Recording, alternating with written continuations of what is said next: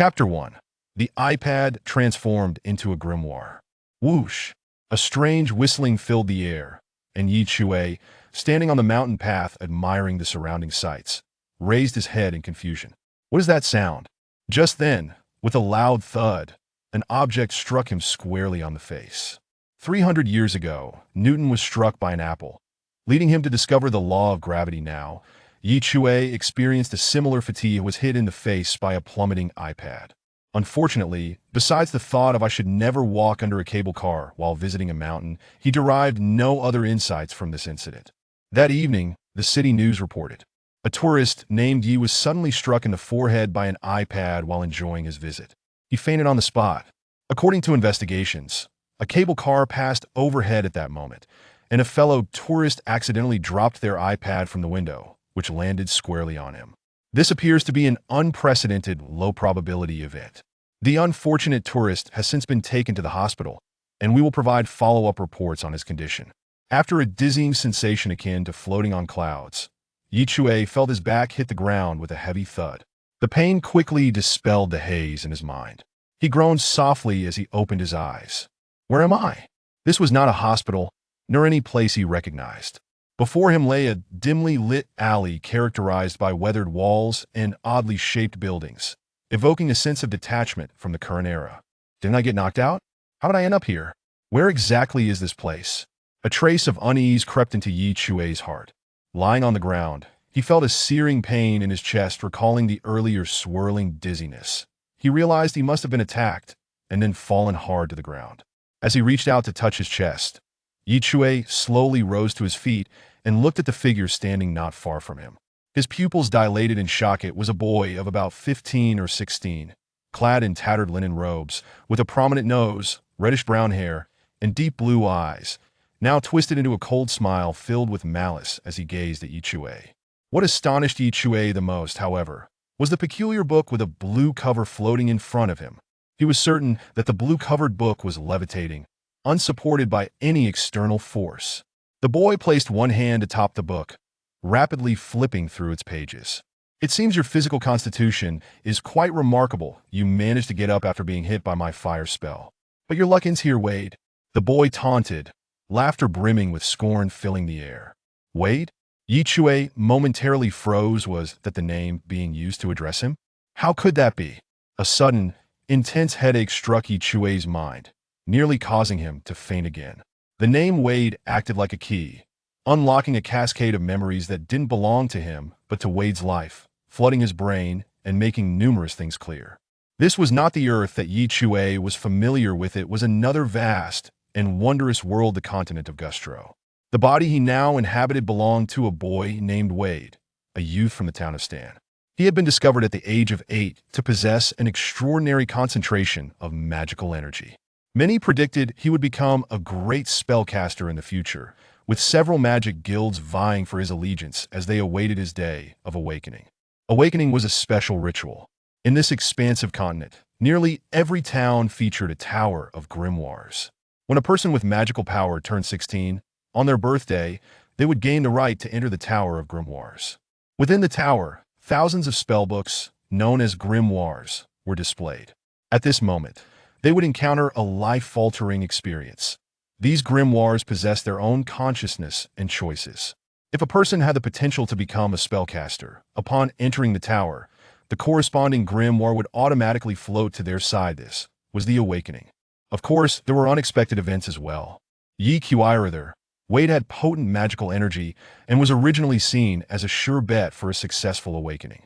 Some even speculated that Wade might acquire a legendary orange-covered grimoire. Grimoires came in 5 colors: white, green, blue, purple, and orange, each representing different levels of power, with orange being the most formidable. It was said that the spells contained within orange grimoires were terrifyingly powerful. However, the shocking reality unfolded that on Wade's 16th birthday, when he entered the Tower of Grimoires and remained there from morning until evening, he emerged without a single grimoire selecting him. This meant the highly anticipated Wade was not destined to become a spellcaster. Disappointment reigned supreme, especially among those magic guilds eager to compete for Wade's allegiance. On his dejected journey home, Wade was suddenly attacked by a boy and met his demise.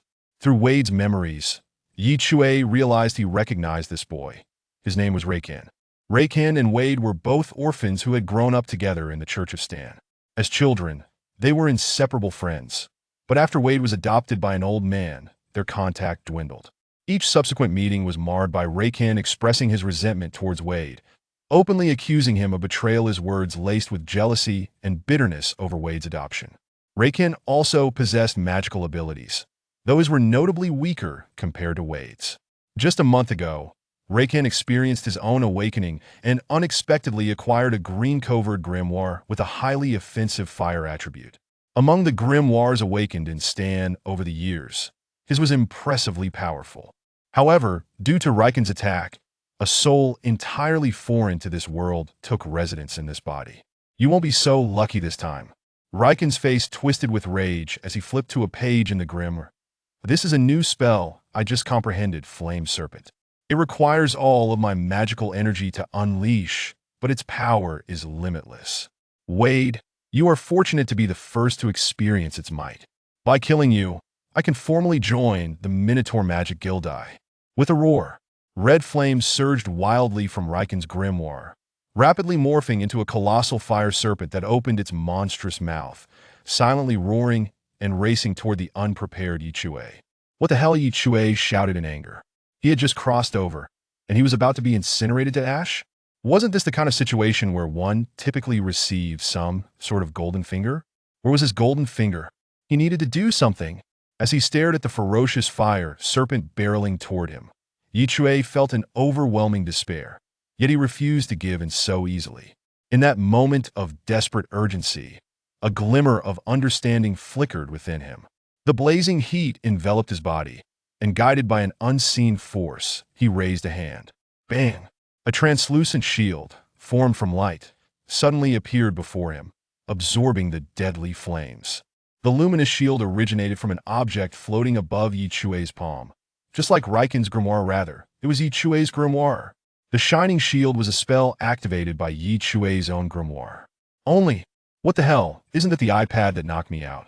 Chapter 2, the most inferior grimoire in history. In the shadows of the street, a group of individuals cloaked in black robes concealed themselves in the darkness, intently observing the clash between Rakan and Chui. Upon witnessing Rakan unleash the spell, Flame Serpent, they instinctively foresaw the gruesome spectacle of Chui being reduced to cinders. The Flame Serpent had directly engulfed Chui's form. However, to their astonishment, Chui remained standing, having summoned his own grimoire. He had acquired a grimoire. This implied that his awakening was not a failure, merely. What a pitiful grimoire it was. Firstly, it bore a white cover, widely acknowledged as the lowest tier among grimoires. Secondly, it appeared thin and diminutive. While size does not solely determine a mage's power, it is a well-known fact that the thicker and larger the grimoire, the more spells it contains, and the more formidable they are. The renowned archmages typically wield tomes of substantial volume. It is said that the most powerful among them, the 12 kings of astrology, each possessed grimoires taller than a man. In stark contrast, Chui's grimoire seemed to be less than half a finger thick. How many pages could it possibly contain? Lastly, Chui's grimoire appeared to be incomplete. The cover should include both the front and back pages, maintaining the same color. Yet, they only glimpsed the white back page of Chui's grimoire, which even seemed incapable of being flipped, indicating that it was a fragmented and incomplete tome. Only the owner can truly perceive all that lies within a grimoire, while others can only discern a vague outline, leading to their misconception that Chui's device resembled a flimsy, tattered book. The quality of such a grimoire was utterly unimaginable. So he has awakened, but deliberately concealed this fact, spoke a middle-aged man's voice from the shadows. Huh. If I were in his shoes, having awakened to such a pitiful grimoire, I would surely keep it hidden. That a grimoire of such dismal quality is hardly worth the awakening. That grimoire likely contains barely any spells at all, chimed in a sultry female voice. It's utterly disgraceful. If it were me, I would rather perish, declared a sharp voice, brimming with arrogance. For the leader to place any hope in this lad, it seems his judgment is truly lacking. Ha ha ha. Chui heard the laughter and glanced at the group lurking around the corner. frowning slightly, that he then resumed his astonished examination of the iPad floating before him, finding it to be the most bizarre occurrence. Though traversing worlds was, in itself, quite peculiar, his finger glided across the screen. The sensation was indistinguishable from that of a genuine iPad. And the pages bore a striking resemblance to those of an iPad, as if it had been adorned with a magical theme. The icons appeared akin to skill icons from a game. A thought struck Chui. Could it be that the applications originally installed on the iPad had transformed into spells? Just like Rookin's Flame Serpent, could he also unleash these spells? This notion filled Chui with excitement. The fact that he had withstood the Flame Serpent might have activated some spell, but he wondered if he could utilize other spells as well. Just as he prepared to experiment, a notification suddenly appeared on the screen. Insufficient mana. Only one remaining. Well, it seemed prudent not to recklessly attempt any spells for now. Chui lifted his gaze towards Rookin, who stood not far away, his expression a mix of shock and fury. Upon meeting Chui's gaze, he snorted coldly, a mocking expression returning to his face. A white grimoire, so small and thin. Haha, I never expected you to have successfully awakened, but this awakening is truly pathetic. Its appearance so bizarre. Ha ha ha. It's downright laughable. Amidst his laughter, Chui suddenly approached him. What are you doing? Rookin's countenance darkened as he hastily flipped through his grimoire. You seek death, with a grimoire like yours. How could you possibly stand against me? His expression abruptly froze. If I recall correctly, you just claimed that your Flame Serpent spell has exhausted all your mana, correct? Chui inquired with a smile. You. Rookin's expression morphed into one of sheer desperation as he swiftly turned to a specific page in his grimoire, attempting to unleash the simplest flame spell. Yet, only a few wisps of flame flickered forth before extinguishing entirely, his grimoire fading as it succumbed to the depletion of mana. My mana, he exclaimed in alarm. Bang! Chui delivered a swift kick to Rookin's abdomen, the depletion of mana evidently causing a significant reduction in the mage's physical strength. Rookin collapsed onto the ground, his grimoire vanishing completely. Remembering Rookin's earlier attack on him, Chui felt a surge of anger and kicked Rookin once more. Had he not urgently summoned the iPad grimoire in that critical moment, the Flame Serpent spell would have likely reduced him to ashes. It was Rookin who sought to eliminate him first, so he ought not to blame Chui for retaliating in kind. After all, he had been minding his own business on the mountain when he was suddenly thrust into this world by an iPad, only to be met with a lethal assault. To hell with it. If he didn't leave Rookin battered, he wouldn't consider it a loss. The individuals concealed in the shadows stood in stunned silence, the raucous laughter abruptly ceasing. Chui's combat prowess was evidently formidable. Rookin, already somewhat frail, became utterly reliant on magical power after awakening his grimoire. Now, with his mana exhausted and being mercilessly pummeled by Chui, he had no means of retaliation, emitting a series of pained cries. Enough! A sharp voice suddenly rang out. Simultaneously, Chui felt a strange wind sweep past him. Just as he sensed impending danger, an icon on the iPad illuminated. A shield icon, beneath which the words Safety Guardian appeared. The protective shield that had previously defended Chui from the brilliance of the Flame Serpent reemerged, clearly. The Safety Guardian application had transformed into a defensive spell within the iPad grimoire. The gust of wind collided with the luminous barrier, causing Chui to stagger sideways. Following this assault, the mana of the iPad grimoire was entirely depleted, vanishing from Chui's grasp, and he felt a wave of weakness. Nevertheless, he sensed that once his mana replenished, he could summon the iPad grimoire at will. He warily regarded the individual who had intervened, a middle-aged man clad in a black robe, adorned with an embroidered bull's head, who was now brandishing a green grimoire. From Wade's memories, Chui recognized him as a member of the Minotaur Magic Guild, named Rhine, who had previously sought Wade's allegiance after his awakening. Given the current circumstances, it was evident that he had completely lost interest in Wade, and Rookin's attack on Chui was likely at his behest. Known for their ruthless decisiveness, the Minotaur Magic Guild's disappointment could easily breed hostility towards Chui. You have astonished me. Exceeding my expectations, Rhine remarked. Stepping forth from the shadows, he was a middle-aged man with flowing white hair, his cold, steely gaze reminiscent of a venomous serpent. "Mr. Rhine," Rookin clamored as he rose from the ground, his eyes fervent with desperation. "You must teach him a lesson, kill him." "Fool!" Rhine suddenly roared in anger, striding to Rookin's side and delivering a kick that sent him sprawling. "The Minotaur Magic Guild does not harbor cowards. You dare ask me to assist you in dispatching someone who merely possesses a white grimoire?" "No, it's just that Rookin scrambled to his feet, his face etched with urgency. 10 days, Rhine declared abruptly.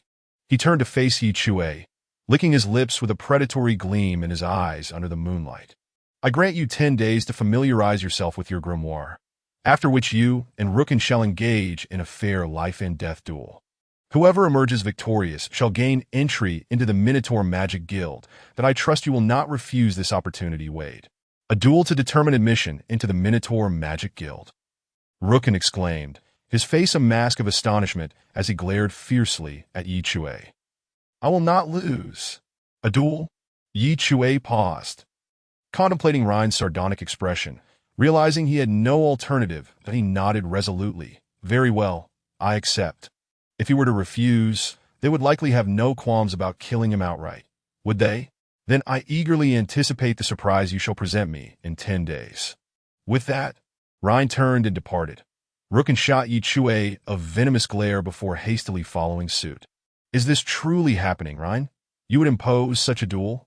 questioned the woman from the shadows. "Although he has just bested Rookin, his grimoire is far too inferior. Allowing him into our guild would undoubtedly lower our standing," another voice protested.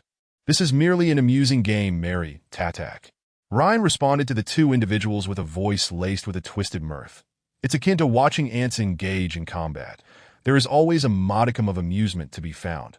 Their figures gradually faded into the darkness of the street. "Just an amusing game? Ants?" Chui sighed, a hint of displeasure etched on his face, that he understood that the iPad grimoire was far from being trivial.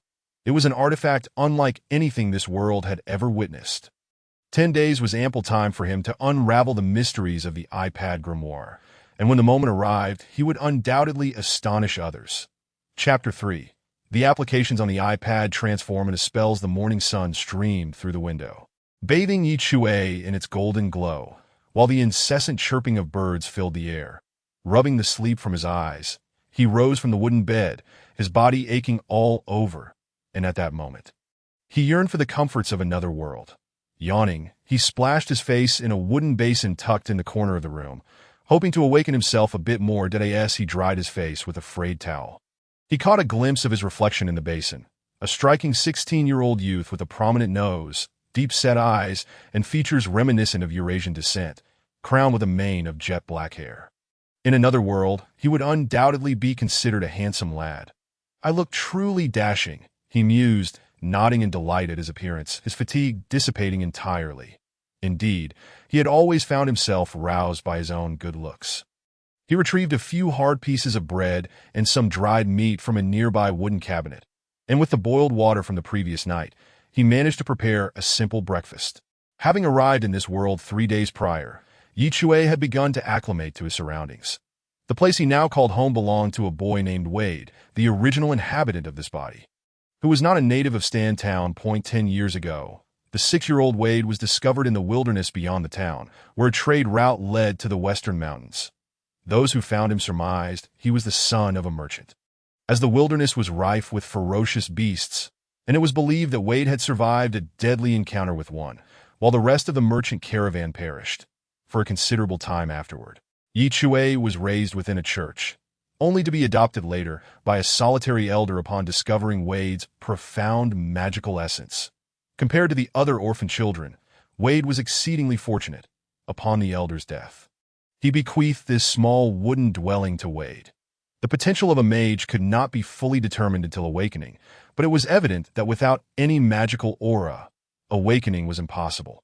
Those possessing such an aura had a chance of awakening. And the stronger the aura, the greater the likelihood that Wade's magical essence was exceptionally potent, leading to the assumption that he would almost certainly awaken, though exceptions existed, and unfortunately, Wade was one such case. As for the iPad awakening into a grimoire, that was likely unrelated to Wade altogether. Having finished his breakfast and tidied up, Chui sat at the wooden table and extended his hand. With a mere thought, the grimoire materialized above his palm. Upon acquiring the grimoire, it fused with the mage's essence, allowing its summoning as long as one possessed magical power, just as he did now. The summoned grimoire could be controlled at will, allowing it to soar freely within a certain radius. Chui cradled the iPad in his hands, akin to playing on a computer in another world, as he began to explore the grimoire's capabilities.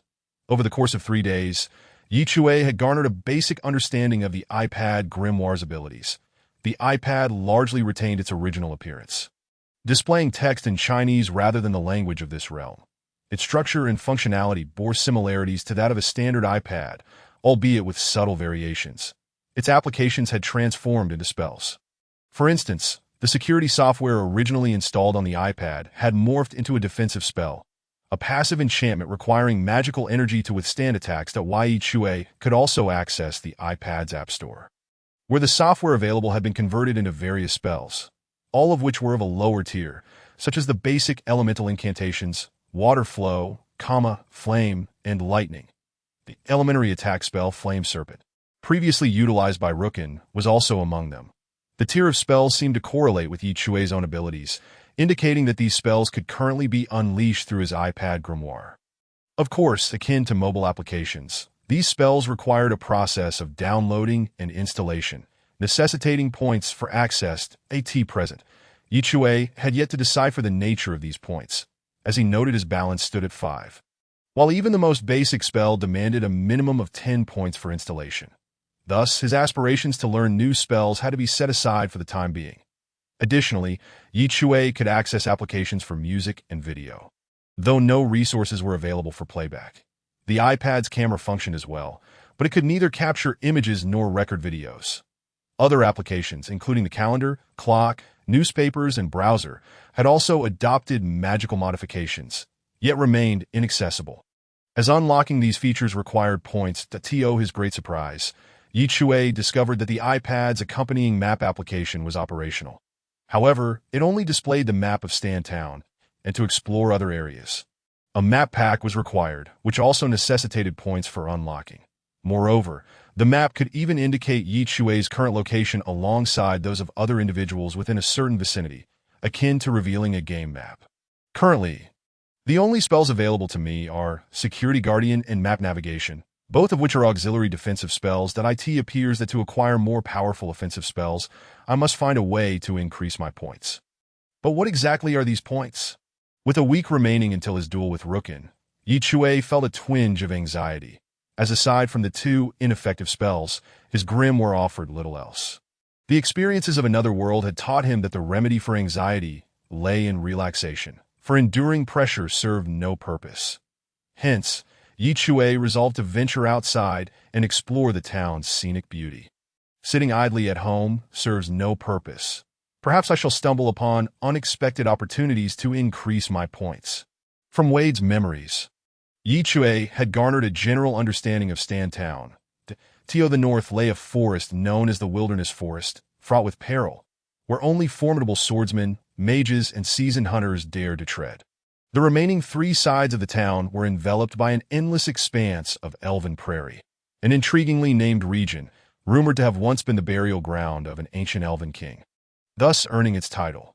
However, to the inhabitants of the present day, the existence of elves had become but a distant legend. In the Age of Legends, this continent was home not only to humans, but also to elves, dwarves, orcs, giants, and even powerful divine beings. Yet, following the event known as the Fall of the Gods 5 millennia ago, all other races vanished, leaving humanity as the sole rulers of this land. The tales of the other races and their deeds could only be found in the grand ballads sung by wandering bards. Though it may resemble a medieval town, it is far cleaner than those depicted in films and television. It is said that towns back then were littered with refuse, with waste dumped directly into the streets. Chui mused, strolling along the pristine thoroughfare lined with sycamore trees casting dappled shadows, the air redolent with the fragrance of irises, that he activated the map navigation feature on his iPad grimoire, observing a small cursor representing his position, along with numerous pulsating dots, each signifying a person nearby.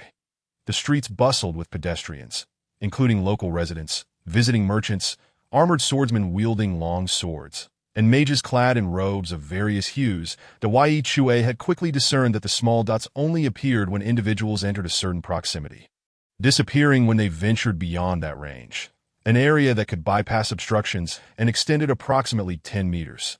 Indeed, in gaming terms, one might call this field of vision. As Chui wandered through Stantown, approaching midday, he suddenly noticed a peculiar dot on the iPad grimoire's map. This dot was situated well beyond the 10-meter range, spanning at least half a kilometer. What in the world is that? Chapter 4. A comedic young woman. Could the grimoire be sensing something? Chui pondered, excitement surging within him as he gazed at the unexpected dot on the map.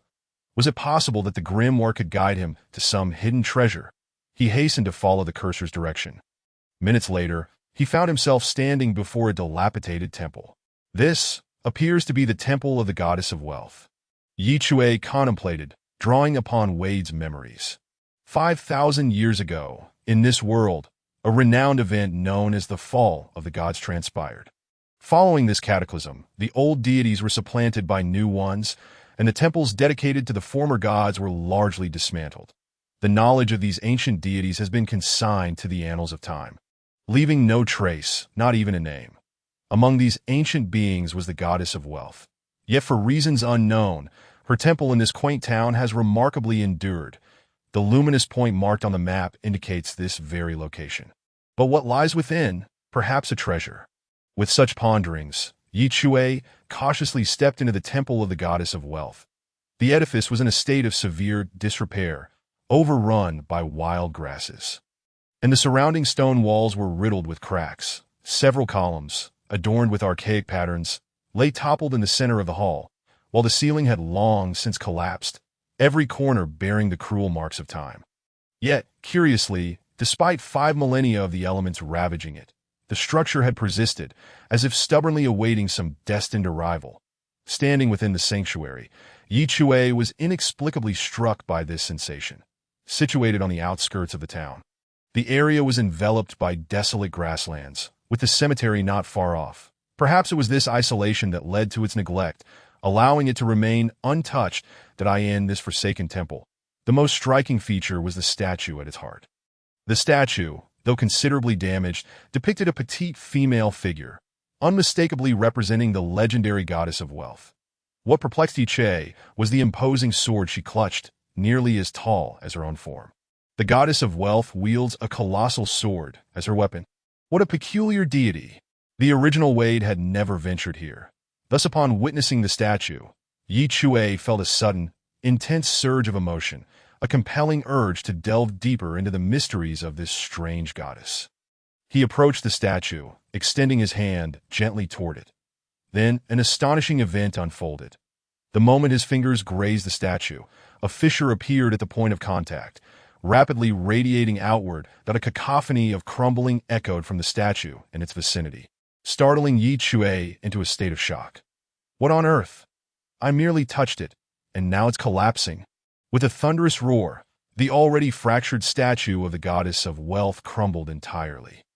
Chui scrambled out from the debris, turning to behold the swirling clouds of dust and the remnants of shattered stone, panting heavily, inwardly fearing that someone might suddenly emerge to accuse him of damaging an ancient artifact and demand compensation. Surely this chaos was not an elaborate scheme to entrap him, was it? Just then, as this thought coursed through his mind, Chui's expression shifted abruptly upon noticing a door materializing in the space before him, a portal suspended amidst the ruins. His eyes widened in astonishment as he beheld this peculiar spectacle.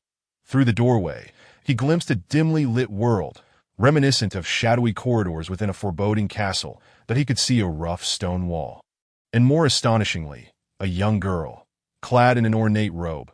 She bore signs of wear, as though she had just emerged from a grueling battle.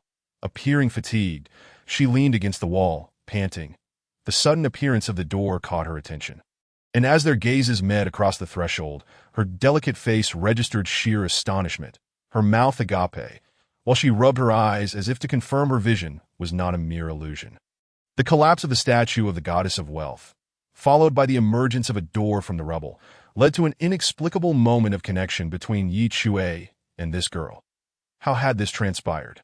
Suddenly, the girl turned her head, her expression shifting to one of urgency. As though something were pursuing her, that a flicker of hesitation crossed her features. But she resolutely took a few steps toward the door. Extending her hand toward Chui, her large eyes reflecting a plea for help. The scene before Chui surpassed his wildest imagination. Even the original Wade would likely have struggled to comprehend the unfolding events. Yet Chui remained composed, and after a brief moment of astonishment, he hastily reached out, crossing the threshold to grasp the girl's hand, pulling her with all his might from the portal. With a thud, Chui tumbled to the ground, cradling the girl in his arms. In that fleeting moment, he recalled scenes from anime where such encounters often occurred. Typically, during a fall, the boy's hand would inadvertently land inappropriately on the girl. However, Chui felt no such allure. Through their contact, he discerned her petite frame, and notably, her chest was remarkably flat. The girl possessed black hair akin to his own, and as she lay atop him, her strands brushed against his face. Their faces were mere inches apart, revealing a strikingly delicate visage that appeared to be around 15 or 16 years old. She let out a soft, surprised gasp. Ouch! Then, the girl quickly scrambled off him, turning to glance behind her. Chui followed her gaze. He watched the door they had just come through slowly begin to close. Finally, he escaped that dreadful place. "Where is this?" she exclaimed, speaking in a language Chui understood, her tone laced with the relief of having evaded danger. She surveyed her surroundings before fixing her gaze on Chui, who still lay on the ground. She instinctively took a step back, adopting a wary stance. "Who are you? How were you able to open the entrance to that underground city?" "What underground city?" Chui sprang to his feet, slightly miffed. "What kind of attitude is that? I just pulled you out of there. And by the way, I didn't open any underground city. The entrance opened of its own accord." "Oh, is that so?" The girl's expression softened a tad. "I apologize. I was a bit too on edge. I've been trapped in that wretched place for several days. Instead of finding treasure, I was pursued and attacked by a horde of magical guardians. My food ran out quickly, and there was no water to drink, let alone a chance to sleep." Ugh, her words tumbled out in a rush, filled with the lament of her unfortunate predicament, as if she could hardly contain her desire to complain. However, her voice abruptly halted as she realized her grievances might not be suitable for a first encounter. She offered Chui an awkward smile and added earnestly, "Thank you for rescuing me, Ditto. My name is Debbie, but I can't disclose my surname for now. It's a fundamental principle for adventurers." "Very well. I shall introduce myself as, Chui." He resolved to share his true name. "Chui?" Debbie paused, her eyes widening in surprise. Without a doubt, this name sounded strikingly unique in a world reminiscent of medieval Europe. And pronouncing this Chinese name in the local tongue proved somewhat cumbersome. Yet, the girl displayed remarkable adaptability, quickly nodding. "What a peculiar name. But I've encountered even stranger names before. I shall remember it. Your kindness in saving me will forever be etched in my memory. The Anjuan family never forgets those who have shown us favor." Chui raised an eyebrow. The Anjuan family. So, your surname is Anjuan?" Debbie's petite form quivered slightly, her face reflecting shock as she gazed at Chui. "Oh no! You've uncovered my lineage. What the heck?" Chui rolled his eyes. "You revealed it yourself, all right." "Oh," Debbie's expression shifted to one of defeat. "I was careless. Since you know my identity, please escort me home, according to the old man's rules. If you capture me while I'm out adventuring without permission, you will receive a reward of 100 gold coins." Chui's eyes widened in disbelief. From her words, it seemed the girl yearned for an adventurous life. Yet her elders disapproved, instituting a reward for her capture whenever she ventured out without consent. Observing Debbie's expectant demeanor, as if awaiting Chui to return her home for the gold, his feelings became rather complex that he pondered a possibility. "Anjuan family? I have not heard of that name. Where is your family located?" Wade's memories contain no records regarding this family. "You have not heard of the Anjuan family." Debbie's eyes widened further, scanning her surroundings once more. "Where are we?" Stan Town, at the confluence of the Elven Plains and the Wilderness Forest, Chui explained. By the gods! Debbie exclaimed in astonishment. I've made it all the way to the north bank of the warm water river. A look of joy spread across her face. The old man surely never anticipated I could run this far. At last I am free. I, Debbie, can finally embark on my adventurous journey without reservation. Haha. The warm water river traverses the continent of Gustro, with Stan Town situated hundreds of kilometers to its north. Her words indicated she hailed from the southern bank of the river. And she beamed with pride, hands on her hips, exuding an air of triumphant defiance. Yet, she suddenly gasped, her body swaying as she collapsed against Chui. Startled, he quickly caught her. What's wrong? Did you sustain any injuries in that dungeon? No, Debbie replied, her once lively face now revealing a hint of weakness. I haven't eaten for 3 days. I'm so hungry, Chui. Although the girl was quite peculiar, he resolved to assist her, but he strained to lift her up, intending to return home. But just as he was about to leave, a thought struck him. Was it merely his imagination, or did this girl named Debbie bear a striking resemblance to the statue of the wealth goddess he had encountered earlier? Chapter 5. The delusional summoner girl inside Chui's modest cabin. The shelves were laden with bread, dried meat, apples, and even a few carrots, all laid out on the table. The girl named Debbie, with her whimsical demeanor, sat beside the table, devouring the food with great enthusiasm. Clearly famished, she paid no heed to the dining etiquette expected in Chui's presence. Perhaps she was simply oblivious to such conventions. From her attire and previous conversation, Chui surmised that she hailed from the Anjuan family, likely a noble lineage. Yet, he observed no semblance of the qualities one would expect from a noble young lady in her demeanor. However, as a soul from another realm, Chui found no disdain for a girl like her. In his eyes, she was vibrant, unpretentious, and endearing. Is there any more food? Surely, your household must have more provisions than this? The girl wiped her mouth, looking longingly at Chui. Well, she was certainly very familiar, treating him as if he were no stranger at all. You've consumed an entire week's worth of my rations in one sitting, Chui remarked, a hint of sweat forming on his brow as he rose to search for more food. Ultimately, he unearthed only a few hard, stale loaves of bread, which had begun to mold from being stored for too long. Nevertheless, Debbie was unconcerned, shoving it in her mouth as she chewed. This bread tastes quite peculiar. Is it a unique flavor of your town, Stan? It has a hint of aged caviar. What on earth is aged caviar? Chui poured her a cup of tea and seized the opportunity to inquire. Might you be a swordswoman, the type that wields a great sword? He recalled the wealth goddess from the temple, who had carried a colossal sword. A swordswoman? With a great sword? Debbie retorted, her expression one of offense. Do I look like such a coarse girl to you? Chui discreetly glanced at the remnants of food scattered across the table, wishing he could solemnly inform Debbie that, indeed, she did. However, her next words piqued his interest immensely. I am a summoner. A summoner? Chui's eyes sparkled with excitement. From Wade's memories, he understood that there were 4 primary paths through which humans could obtain power in this realm. The most common was that of a swordsman, who trained in swordsmanship from a young age without any restrictions on their practice. Naturally, talent was still a requisite for becoming formidable. Next were the magi, who needed magical aptitude and the endorsement of a grimoire to awaken their powers, and their numbers were relatively sparse compared to swordsmen.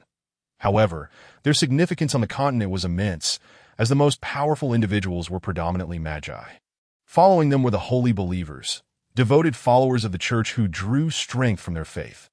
With churches scattered throughout every town and village, as long as there was a church, holy believers would arise, channeling their powers through the recitation of scripture, most of whom were women.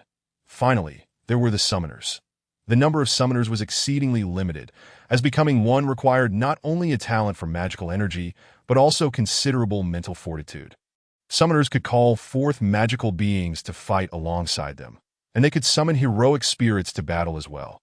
These heroic spirits were the souls of legendary figures from the past, whose spirits remained undying and fused with magical energy, becoming immortal heroes that in the entire town of Stan. There were many swordsmen, magi, and holy believers, but only 3 summoners. all of whom rarely made public appearances. Chui had never witnessed them summon magical beings or heroic spirits. Now, this whimsical girl was declaring herself a summoner. "You are a summoner. Then what can you summon?" Chui eagerly asked. "Seeing how interested you are, I shall demonstrate," Debbie replied, seemingly delighted to show off. She rummaged through a small pouch at the side of her long skirt, producing a light green key. Just as magi relied on grimoires to cast spells, summoners required magical artifacts to perform their summons, and this key was the magical tool in Debbie's possession. From the demon realm, lend me your strength. Fulfill your mission in this world. Freeze everything even quieter than death. Even time itself. You are my familiars. You are. A melodious chant flowed from the girl's lips, and before her, a portal adorned with intricate patterns began to materialize, measuring only about 1/2 meter in height and width. She gently inserted the summoning key into the portal. Chui's breath nearly hitched in anticipation as he widened his eyes to behold the spectacle. Though he had grown accustomed to this world imbued with magic, the act of summoning still held an enchanting novelty for him. He had never realized that summoners needed to chant during their summons. Just then, however, Debbie's incantation abruptly faltered. Her brow furrowed, as if lost in thought. "What's wrong? Is there an issue?" Chui inquired anxiously, wondering if she had indeed sustained an injury in the dungeon. "Oh, I forgot the words," the girl replied, shaking her head dismissively. "Never mind. Let us proceed." With that, she inserted the key into the summoning portal, and with a click, opened the door. Chui was left dumbfounded. You can simply proceed even after forgetting the incantation. This is utterly lacking in rigor. Summoners don't actually need to chant. It merely feels impressive to add a few lines, Debbie explained with a nonchalant demeanor. Chui, is this girl delusional? With the summoning portal now ajar, Debbie called out to it, "Lulu, come forth." In the midst of Chui's eager gaze, a fluffy creature slowly crawled out from within the portal. To call it merely a fluff ball would be an understatement. In terms of shape and size, it resembled a plump, furry cat adorned with azure fur, and its expression appeared rather disgruntled as it poked its head out of the summoning portal. It cast a lazy glance at Chui before turning its gaze back to Debbie. "This is the first magical being I've contracted, Lulu, that don't let its appearance fool you. It's quite formidable. I'll have it demonstrate for you," Debbie said enthusiastically. However, the cat-like magical creature dryly retorted, "I'm not feeling well today, so I have no desire to work." With that, it withdrew into the portal, slamming the door shut with a resounding thud, causing the floating portal to vanish without a trace. Chui. Was that a summoning of a magical being or summoning a lord? Such things can happen occasionally. A brief flash of embarrassment crossed Debbie's charming face as she hurriedly attempted to smooth things over. "I have more formidable summons, but each one comes at a considerable cost, so I cannot demonstrate that for you." "Is that so? What a pity," Chui said, his enthusiasm waning to that moment. Another pressing question crossed his mind. "Debbie, how did you end up in the dungeon? What exactly is that place?" Upon mentioning this matter, Debbie's expression instantly grew serious, her eyes sparkling with excitement. "That dungeon is a divine ruin.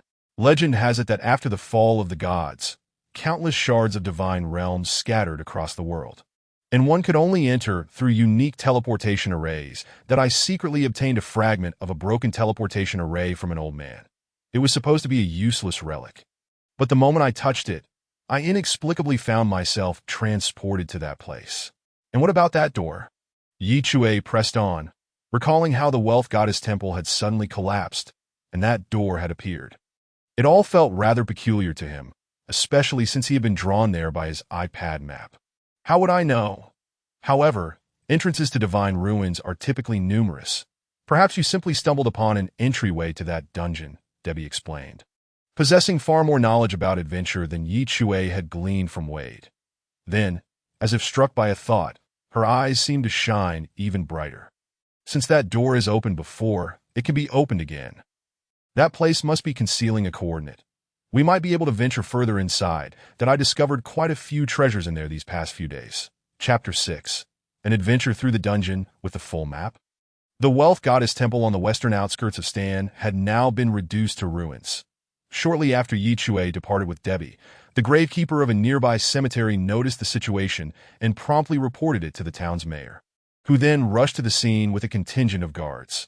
Though the temple of the goddess of wealth may not hold significant importance, this venerable edifice has stood for 5 millennia, or perhaps even longer. Despite prior explorations that revealed nothing extraordinary about the site, its sudden collapse has nonetheless drawn considerable attention.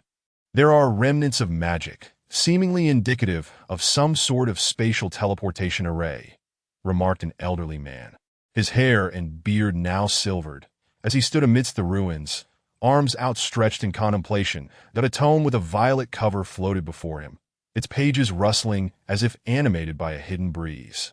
I did not anticipate that a coordinate for a teleportation array would be buried here. I wonder where it leads. Master Merlin, inquired a burly man standing beside the elder, his demeanor respectful. Could this coordinate pose any danger? Clad in iron armor and wielding a massive sword upon his back, the imposing figure exuded a formidable aura, revealing his identity as the mayor of Stantown. Who can say? However, Master Merlin, the old sorcerer referenced by the swordsman, pondered for a moment. My magical tome is attuned to spatial properties, yet I had never before detected the existence of this coordinate that must be deeply concealed. This site, once a temple dedicated to the goddess of wealth, may indeed connect to something extraordinary. He paused, then continued. Cass, this could potentially be a coordinate leading to a divine relic. A divine relic? Cass, the swordsman, inhaled sharply. This small town possesses a coordinate to a divine relic. Master Merlin, is it possible for you to activate it?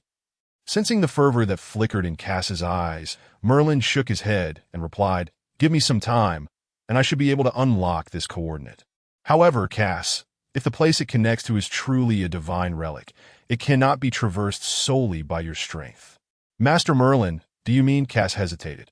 We must summon the major guilds and mercenary groups of the town to enter this relic together, Merlin clarified.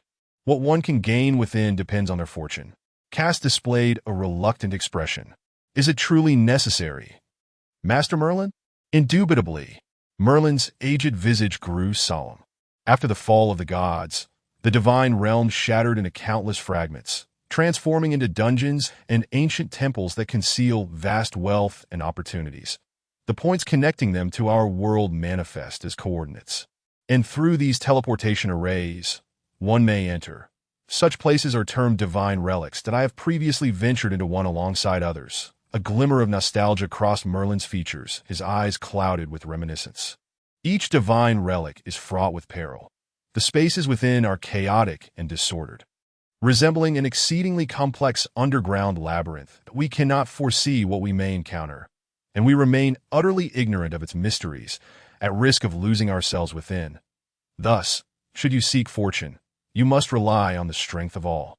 Hearing these words, Cass nodded in resignation, accepting the old sorcerer's counsel, for he understood that before Merlin had come to Stantown to oversee the tower of the magical tome, he had traversed the continent, acquiring vast knowledge and experience, far surpassing the limited perspective of their humble town. Understood.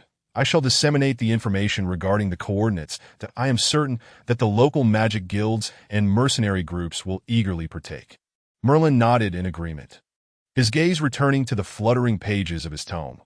Cass dared not disturb him further, quietly descending from the ruins, but he instructed the guards to keep watch over the vicinity, ensuring no one else approached. Before casting one last glance at the old sorcerer, an inexplicable thrill coursing through him. Though he held the title of mayor, he still yearned for the days of his adventures as a mercenary, the prospect of exploring a divine relic, even at the cost of his life, filled him with a sense of fulfillment. Meanwhile, in the wooden cabin of Chui, Debbie, having devoured all of Chui's provisions, expressed her desire for a bath. Having grown comfortable with Chui, she regarded him as a companion for her adventures. Thus, Chui kindly prepared hot water for her. Currently, Debbie was in the adjacent room bathing, her innocent and somewhat oblivious humming drifting through the air. La la la. La la la. It was unclear what song she was singing. Seizing the moment, Chui summoned his iPad magical tome.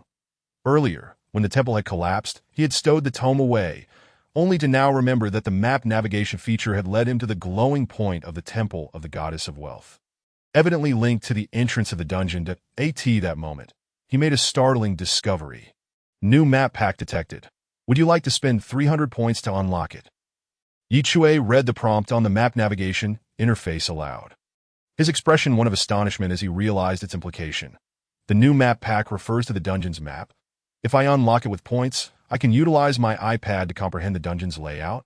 It felt akin to unveiling the entire map in a game. Yet the critical question loomed. What is this points system? Suddenly, the door to the small bathroom swung open, releasing a wave of steam, as the young girl Debbie emerged, still clad in her splendid robe. Its previously damaged areas mysteriously mended. Her cheeks appeared flushed, akin to ripe apples, radiating an endearing allure as she toweled off her damp hair. She exclaimed with delight, "Although your bathroom is small and shabby, it feels so wonderful to bathe after half a month." Huh. Her gaze fell upon the magical tome in Chui's hands. "Is that your magical tome?" Debbie gasped in disbelief that why Chui rolled his eyes at her. "What of it? Haha. I am terribly sorry for interrupting you for so long that if there is nothing else, I'll take my leave now." As she spoke, Debbie promptly turned to exit, as if completely forgetting her earlier camaraderie with Chui. "Wait," Chui interjected. Annoyance etched on his face. "What do you mean? Clarify yourself. Young man, you are ill-suited to be an adventurer. It is better for you to remain an ordinary person," Debbie earnestly advised, casting a furtive glance at Chui's magical tome. "I have never seen such a peculiar and humble tome before. A summoned magical creature that can still malfunction has no grounds to criticize me," Chui retorted, his lips twitching. "I possess other formidable combat spirits, but as I mentioned before, summoning them comes at a great cost. They are incredibly powerful," Debbie countered, her face flushed with embarrassment, as she took hold of Chui's hand, her expression turning serious. "Young man, do you think I survived for half a month in a dungeon without reason?" Her words rendered Chui momentarily speechless. He was aware of the rumors surrounding divine relics. Places said to be rife with danger, housing the lingering resentments of the fallen gods. For Debbie to have survived there for a fortnight indeed spoke of her capabilities. Sensing Chui's expression, Debbie smirked triumphantly, preparing to depart. However, Chui called out to her once more, ready to unleash his trump card. "You just consumed all my provisions and bathed here. Not to mention, I saved you earlier. If we are not companions, you ought to compensate me that I as an adventurer. You wouldn't dare be unreasonable, would you? The Anjuin family is among the wealthiest in the entire empire. I could easily crush you with gold," the young girl declared proudly as she reached for her small satchel, only to suddenly freeze, realizing she had no money to her name.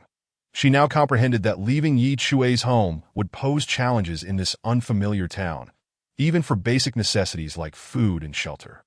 Hence, she awkwardly turned around, offering Chui a sheepish smile. It seems you will soon have a companion for your adventures." Chapter 7. Becoming companions due to shared poverty. Debbie, a noble young lady accidentally transported to the dungeon, currently possessed not a single coin. Although she had always longed for a life of adventure, her previous experiences had been trivial. Now, cast into the unfamiliar Stan town, north of the warm river, she found herself utterly alone and vulnerable. Realizing the value of her newfound friendship with Chui, at the very least, she needed to borrow some funds to return home. Unfortunately, Chui was even poorer than she originally weighed. He had harbored aspirations of becoming a sought-after sorcerer among the magical guilds, resulting in him taking only a part-time job at a leather goods store to procure the essentials for survival. Upon Chui's takeover of Wade's body, he also inherited Wade's empty wallet. Presently, Chui faced a pressing dilemma. All his provisions had been consumed by Debbie, necessitating a means to earn money or risk starvation before his duel with Raken on that afternoon. Chui and Debbie became companions in adventure due to their shared plight of poverty. They resolved to head to the Employment Guild in Stantown, intending to undertake some tasks to earn gold coins, though they first needed to prepare for their evening meal. The Employment Guild, located on Blue Road in Stantown, was an imposing and opulent edifice, adorned with exquisite sculptures in the small plaza outside, including a statue of the legendary warrior, the holy sword master Solon, a tall, stern-faced M&AT this afternoon hour. The guild hall buzzed with life, filled with the sounds of disputes and laughter, populated by various sorcerers clad in colorful robes and armored swordsmen. Directly opposite the entrance stood a massive stone board, where task information flyers were constantly affixed by attendants, sorcerers and swordsmen, along with various organizations and individuals, awaited here to select suitable tasks. Some popular assignments sparked heated arguments, while others languished in neglect. Notably, well-known mercenary teams or magical guilds had long surpassed the need to visit the employment guild for tasks. Those in search of their services would directly approach their encampments. One such renowned magical guild was the Bullhead Magic Guild. The arrival of Chui and Debbie caught the attention of several onlookers. Although Debbie was a stranger, her beauty shone through as she wore an elegant noble robe, a sight that would garner attention wherever she went. As for Chui, he had also gained a degree of notoriety. The news of his awakening the most inferior magical tome in history had spread throughout the Bullhead Magic Guild, becoming almost common knowledge, especially among the insiders of the Employment Guild, who even knew of the duel between Chui and Raikan. That person is Wade. He awakened a tome that is both thin and tattered, and with a white cover. Who would have thought such a worthless magical tome could exist? Frankly, I believe it would be better not to awaken at all. Have you heard? Wade actually wishes to join the Bullhead Magic Guild. In a week, he will duel a candidate from the guild, said to possess a green magical tome. Whoever wins will gain entry into the guild. Is he here to take on mercenary tasks? What gives him such confidence? At his level, what tasks could he possibly undertake? These murmurs reached Chui and Debbie's ears, perhaps intentionally raised for Chui's benefit. Debbie momentarily appeared taken aback. Although Chui had introduced himself by that name, she discerned that the Wade spoken of within the guild was indeed Chui. She discreetly turned her head to glance at him, contemplating the pressure he must have endured recently. After all, he had even lost his name. Do not mind their words. Consider them mere nonsense. Debbie decided to offer some comfort to Chui. He smiled lightly, trying to appear nonchalant. It's all right, At that moment, a voice chimed in. Who is that girl accompanying Wade? She is truly delightful. Indeed, I never expected such a beautiful girl in Stan Town. Others chimed in. Debbie's large eyes widened in delight as she patted Chui's shoulder. They do have a point, after all. Chui replied. What the? Miss, a serving girl approached Chui, her golden hair cascading down her back, her figure striking and her attire quite revealing. However, her charming expression seemed somewhat perplexed, as if curious about Chui's presence there. She inquired, May I assist you? Are you looking to post a task? I would like to accept a task. Chui responded to the blonde attendant. From Wade's memories, he was aware of the procedure for taking on tasks. In such a world, comprehensive registration processes were virtually non-existent. Essentially, one could undertake a task merely by being deemed to possess a certain level of capability, at the very least. One must have recently awakened as a sorcerer or have the capacity to manifest sword energy as a low-level swordsman. But your qualifications, the attendant hesitated. I have awakened as a sorcerer. That should suffice. Shouldn't it? Chui stated. Would you like me to summon my magical tome for you to inspect? The attendant felt a bead of sweat form. Who would want to see your inferior magical tome? She had heard of Chui's infamous awakening, and was concerned about whether he could handle a task, given that mercenary assignments inherently bore certain risks. She wished to dissuade him from such perilous endeavors. Please trust him. You'll be fine, Debbie interjected, smiling reassuringly at Chui. She continued, even if his magical tome is the worst ever recorded, and he appears utterly clueless about combat, as long as he teams up with me, there will be no issues. Chui thought to himself, Miss, I shall take your words as sincere comfort. At that moment, another voice broke through. If you are looking to team up for tasks, why not choose me, Kaimes, instead of this worthless fellow? A brash voice pierced the air. Seemingly a customary occurrence to have a provocateur appear at such a juncture, and Chui turned to face the speaker. Kaimes, a young man in his 20s, tall and slender, draped in a filthy black robe, gazing arrogantly at Chui. Upon meeting Yi Chui's gaze, he snapped his fingers, and a magical tome materialized in front of him, its white cover larger and thicker than Yi Chui's tome. "You are Wade, right? Get away from this lovely lady. How dare you not leave?" Yi Chui's expression hardened. "You, who awakened the most worthless magical tome in history, dare to challenge me? I must teach you a lesson," Kaimis shouted, fully aware that his words would not simply drive Yi Chui away. However, this served well to showcase his prowess to the beautiful maiden. He quickly flipped to a page in his tome. Dance of the Water Serpent. The sound of rushing water emanated from Kaimis' tome. "What the?" Yi Chui cursed, unprepared for such an immediate attack, that he hastily summoned his own magical tome, and upon seeing its appearance, several onlookers erupted into laughter. Indeed, it was a thin, tattered white tome, quite peculiar from Kaimis' tome. The water began to coalesce into a menacing serpent, as thick as a human's thigh, slithering forth and rapidly advancing towards Yi Chui. Hiss! The water serpent launched a terrifying assault. However, just as it approached Yi Chui, a luminous shield materialized before him, intercepting the attack. Yi Chui staggered back slightly, observing Kaimis' increasingly frenzied expression. Realizing that further words would be futile, he needed to devise a strategy to navigate this duel. "Quite impressive. You even possess a defensive spell. But let us see how long you can withstand," Kaimis bellowed, commanding the water serpent to charge at Yi Chui once more. Chapter 8. Installation of the lightning spell. Boom. Yi Chui retreated a few steps. Glancing at the page of his magical tome, the icon previously displaying the remaining battery now indicated his magic reserve. 89 remaining. Safety Guardian is a passive spell that activates solely upon receiving an attack, consuming a corresponding amount of magic based on the opponent's offensive strength. For instance, when Yi Chui first summoned his tome, it absorbed the attack from Raken's Flame Serpent, which had drained an astounding 99 of his magic. Kaimis' assault paled in comparison to Flame Serpent, yet each strike could still deplete 1/10 of Yi Chui's magic. "I can withstand at most 10 of his strikes, without any offensive skills.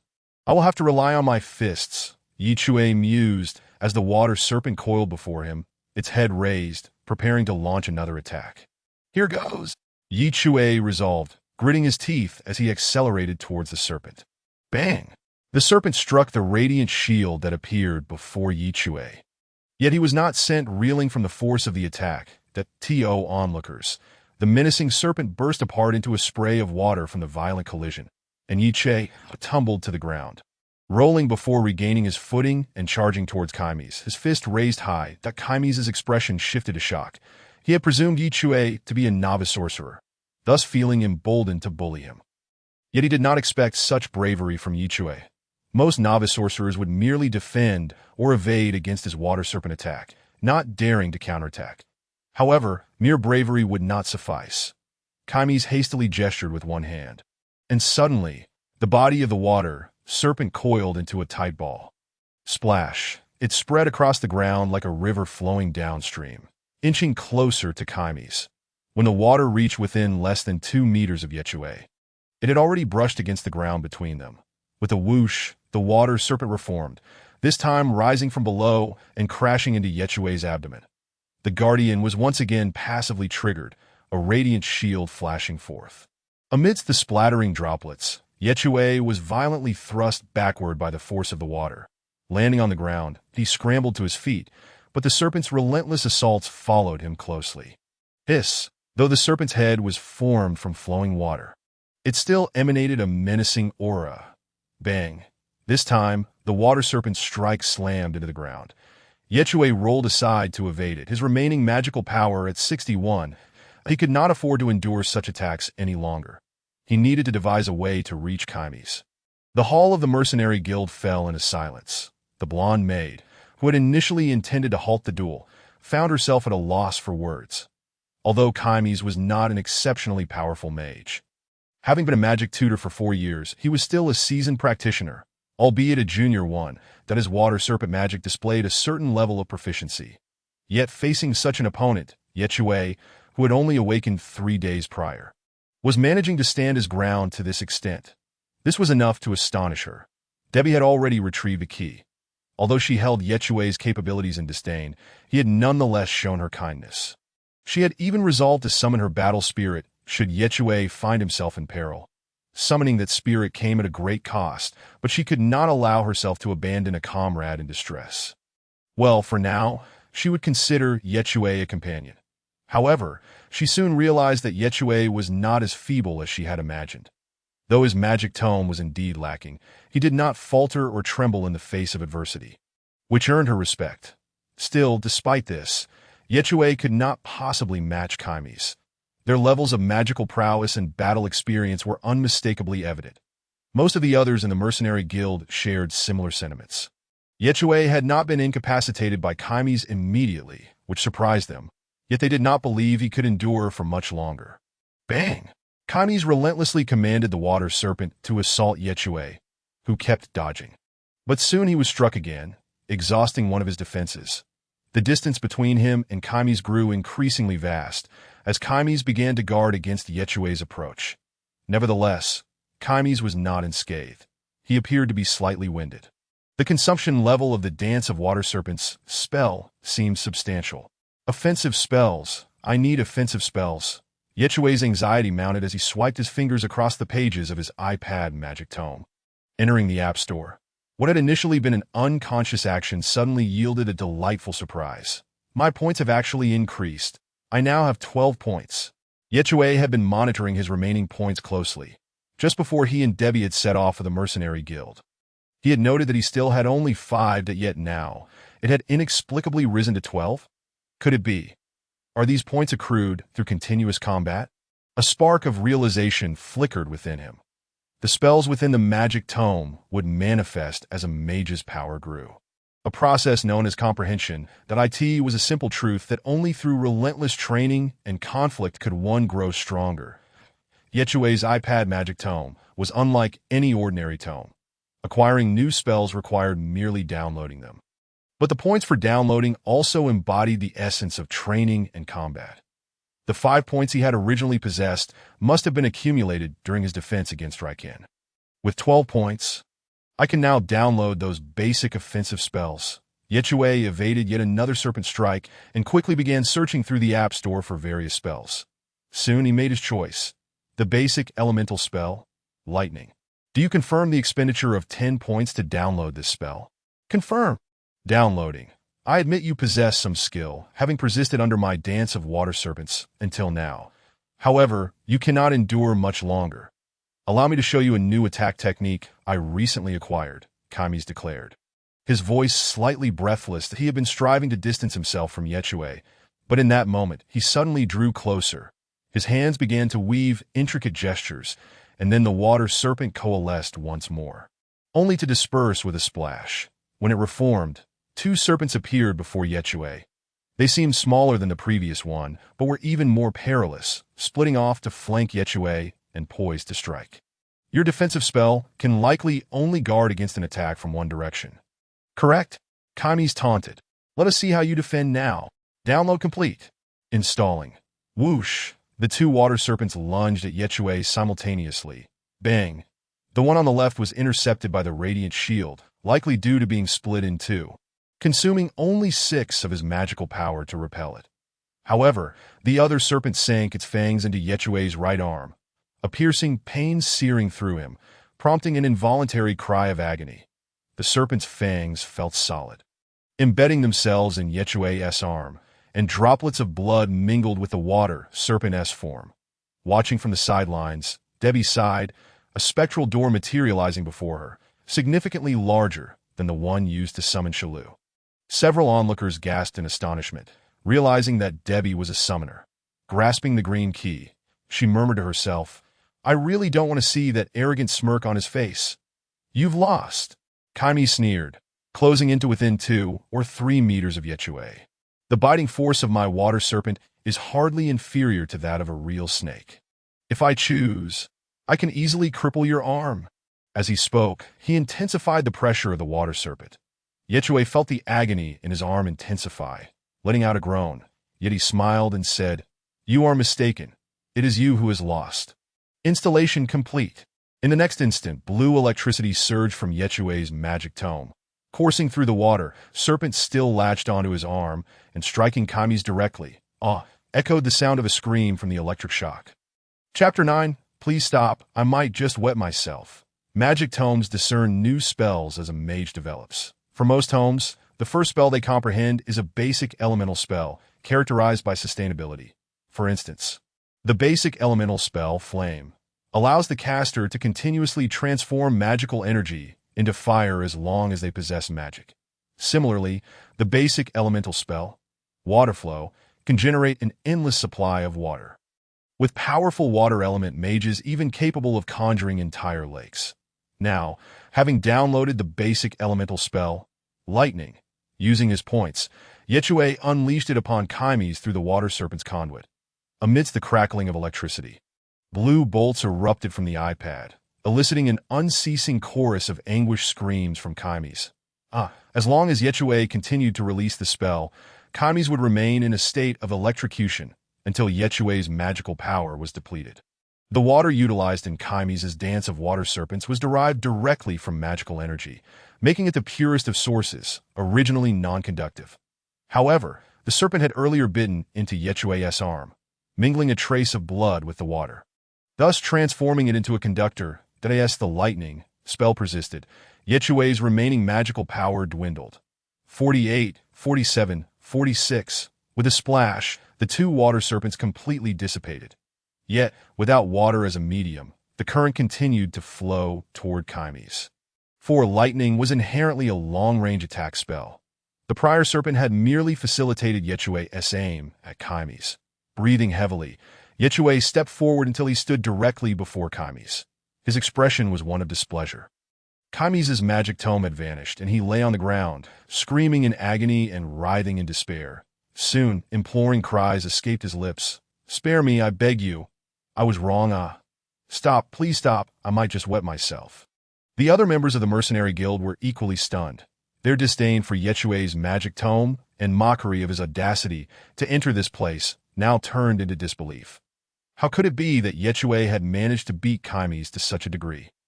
This was not how the narrative was supposed to unfold. Debbie, poised to summon a spirit to aid Yechue, found the spatial portal before her had vanished without a trace. The young girl gasped, her mouth agape, displaying a delightful expression of astonishment at Yechue's unexpected triumph. Moments later, a proud grin spread across her face, her nose lifted in glee. This lad truly lives up to the companions I have chosen. He possesses quite the prowess. The hall was filled with the crackling sound of electricity and the pitiful wails of Kaimes. The golden-haired maid responsible for attending to Yechue suddenly snapped back to reality. Her face, previously marked by shock, now transformed into another form of astonishment. She hurried to Yechue's side. "Mr. Wade, please cease at once.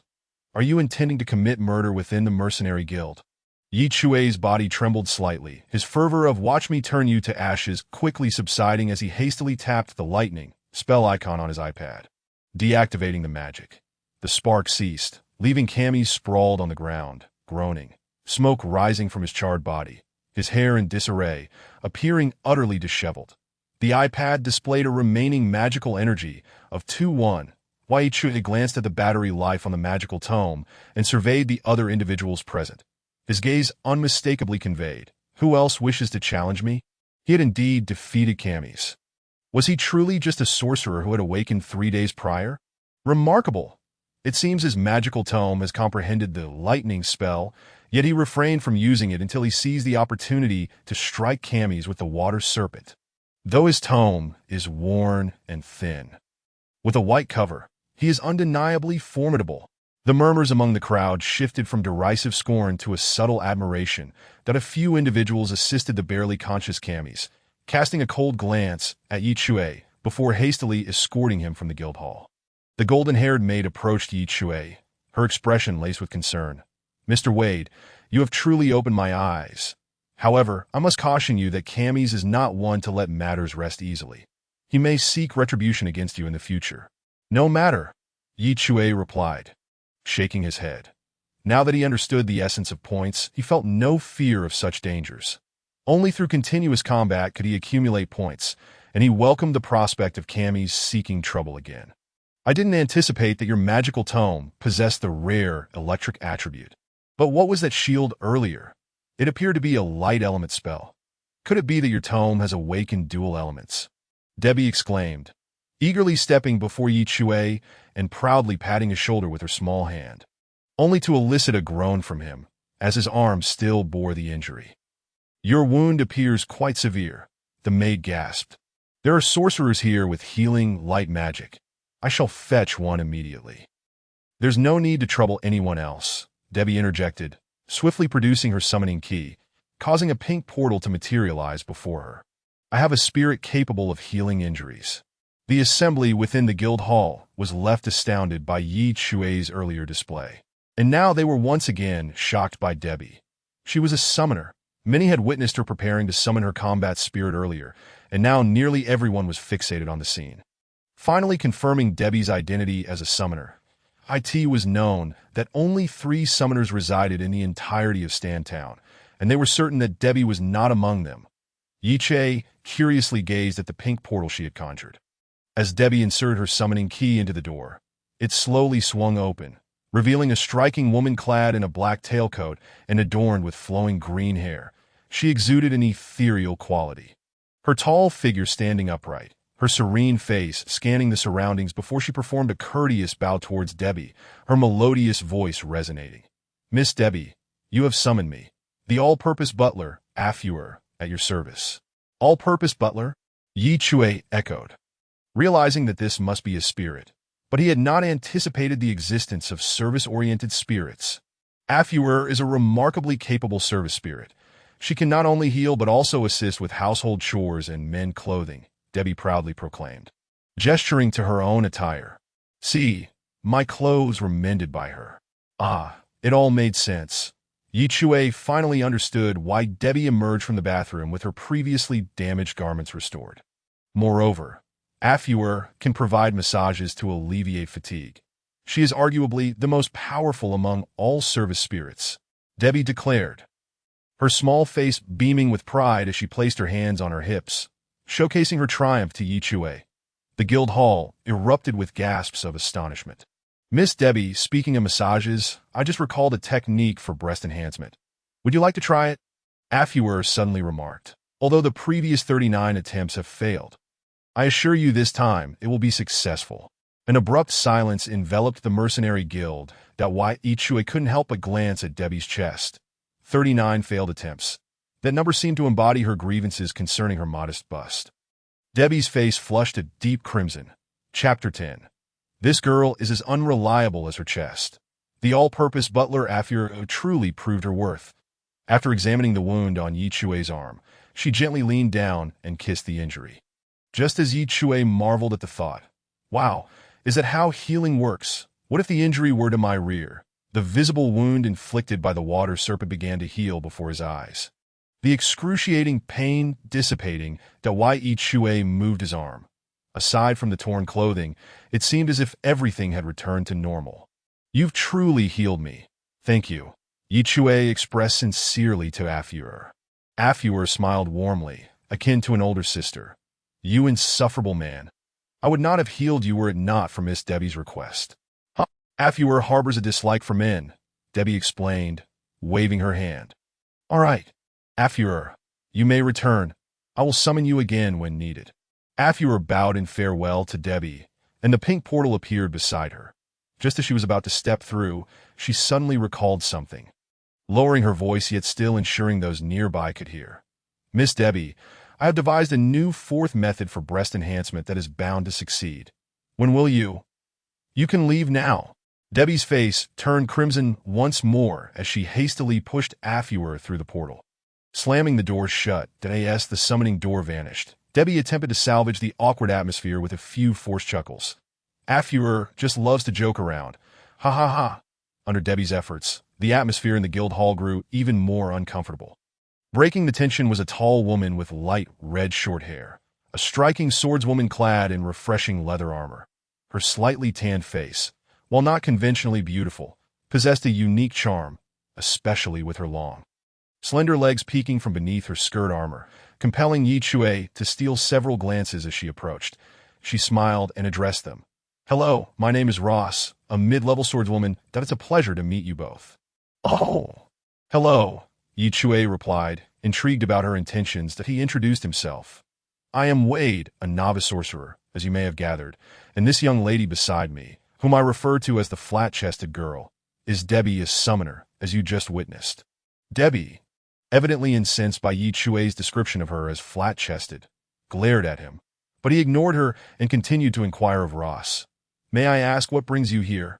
I am delighted to make friends with both of you. Here's the situation. My team has just received a mission. There have been reports of a horde of wolf rats in the Spade Woods near Stantown, that we have been tasked with exterminating them. But we may be short-staffed and wish to recruit 2 more individuals." Ross elaborated. "Since you are here, I assume you are looking to take on a mission? I would like to invite you to join my team. If you agree, we can set off immediately. Wolf rats tend to be nocturnal, so we must camp outside the city until morning. Each wolf rat slain yields a reward of 2 silver coins. What do you think?" Chui and Debbie's eyes lit up immediately. They had originally thought that upon their first visit to the mercenary guild, the tasks available would be simple, such as finding pets or collecting special items, as they had heard many mercenaries began with such minor undertakings. However, they had not anticipated their good fortune in being offered a mission to exterminate ferocious beasts, with a reward of 2 silver coins for each wolf rat. Miss Ross's team is the most reputable in the guild. She would never mistreat newcomers. "This is an excellent opportunity," the golden-haired maid remarked with a smile. "The IT indeed appeared to be a splendid opportunity. However, there was one matter that Chui and Debbie needed to confirm first." They exchanged glances and then asked in unison, "Are you in charge of dinner?" Ross paused for a moment, then replied, "Yes." "Then we accept," Chui said with enthusiasm. Well, it seemed dinner was secured. The elfin plains outside Stantown stretched almost endlessly. In this land, said to have once buried elven monarchs, the horizon was filled with a gentle hue of green, a unique vine grass characteristic of the plains, contrary to the belief that the plains were barren. There were scattered villages, small thickets, lakes, and gentle hills dotting the landscape. That Ross's mercenary team consisted of 4 members, 3 swordsmen and a mage. After Chui and Debbie joined the team, they rode together toward a small grove located over 20 miles west of Stantown. This place was known as the Black Peach Grove, filled with sour black wild peach trees. That it was said that an evil mage had been slain here over a decade ago, and before his death, he cursed the land, turning it into an accursed place that frequently attracted ferocious beasts. That a pack of wolf rats had made it their lair, yet it was unwise to recklessly enter this cursed territory. Clearly experienced in handling such tasks, Ross led the team to a hillside near the Black Peach Grove, waiting for nightfall when the wolf rats would venture out to hunt, allowing them to ambush the pack. By the time they arrived, it was already evening. Ross took out the provisions she had prepared: bread, jerky, and a bag of fresh water. One of her mages even conjured a pot of vegetable soup using a fire spell. And Ross, with a bemused expression, distributed the food to Chui and Debbie. Observing their joyful demeanor gave her the impression that their sole reason for participating in this task was for this meal. "Ross, this task poses little challenge for us, and we aren't short on manpower. Why did you bring them into the team?" After returning to her comrades, a swordsman named Matt inquired. That yes, he spoke. He polished a finely crafted crossbow, though labeled a swordsman. This designation encompassed all weapon users, including those wielding bows and spears. Matt, a crossbow-wielding swordsman, glanced at Chui and Debbie, who were enjoying their food from behind a small mound, his voice filled with confusion. "The wolf rats are dangerous. Although Wade defeated Camus, he is still a novice mage. His lightning spell likely lacks combat efficacy, and wolf rats won't foolishly approach him to be attacked. Moreover, that summoner seems unreliable." Debbie, being a summoner, certainly added value to their ranks. However, after confirming Chui and Debbie's inclusion in the team, Ross had previously asked Debbie if she could summon combat-ready spirits. Debbie had immediately claimed her combat spirit was powerful enough to dispatch the wolf rats in no time. Yet when others eagerly awaited her to summon the spirit, Debbie stubbornly refused, citing exorbitant costs, which sounded rather like an excuse. This girl gave off an impression of unreliability, much like her figure. I did not expect them to contribute much, Ross remarked lightly. Taking a bite of bread. Bringing them into our team is merely to cultivate their friendship. Friendship? Matt and the other two team members looked at Ross curiously. Regardless of Miss Debbie's summoning abilities, she is a valuable summoner. Having her in our team will certainly enhance our standing. As for Wade, while his spellbook may not be impressive, he possesses considerable combat talent and is worth nurturing. Ross turned her gaze back to Chui and Debbie, continuing, recruiting them into our team will undoubtedly prove to be a wise decision. I trust my judgment. I see. The other team members nodded in understanding that Ross's intention behind bringing Chui and Debbie into the team was evidently deeper than it appeared. A fire mage named Harley suggested, once the wolf rats appear, let us purposely leave two for them, to offer them a favor and ensure they don't leave empty-handed. Let us hope they aren't frightened. Wolf rats are quite ferocious.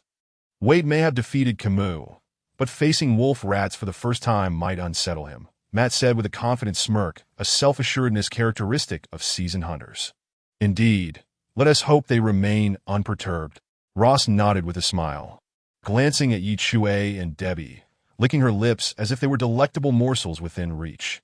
However, a few hours later, these 2-inch delicacies would astonish them profoundly. Chapter 11. Recharge magic for 5 minutes, summoned for 2 hours night, had completely fallen. And the wilderness felt quite chilly. From the depths of the Black Peach Grove, sharp, piercing cries of beasts echoed intermittently.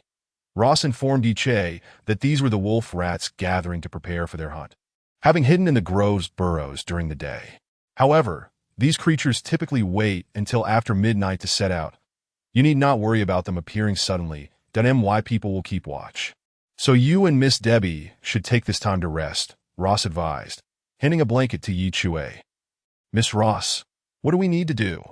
Chui asked curiously. Take care of yourselves. If any wolf rats come near, you will need to defend us. You possess defensive spells, do you not? And Miss Debbie, if anyone gets injured, we shall rely on your summoning magic. Ross replied that it seemed a rather easy task. The sky was filled with stars, casting a faint yet pure light. Chui and Debbie leaned against each other, sitting behind a small hillside. Initially, the beastly cries had instilled considerable psychological pressure, but once accustomed, they were merely background noise.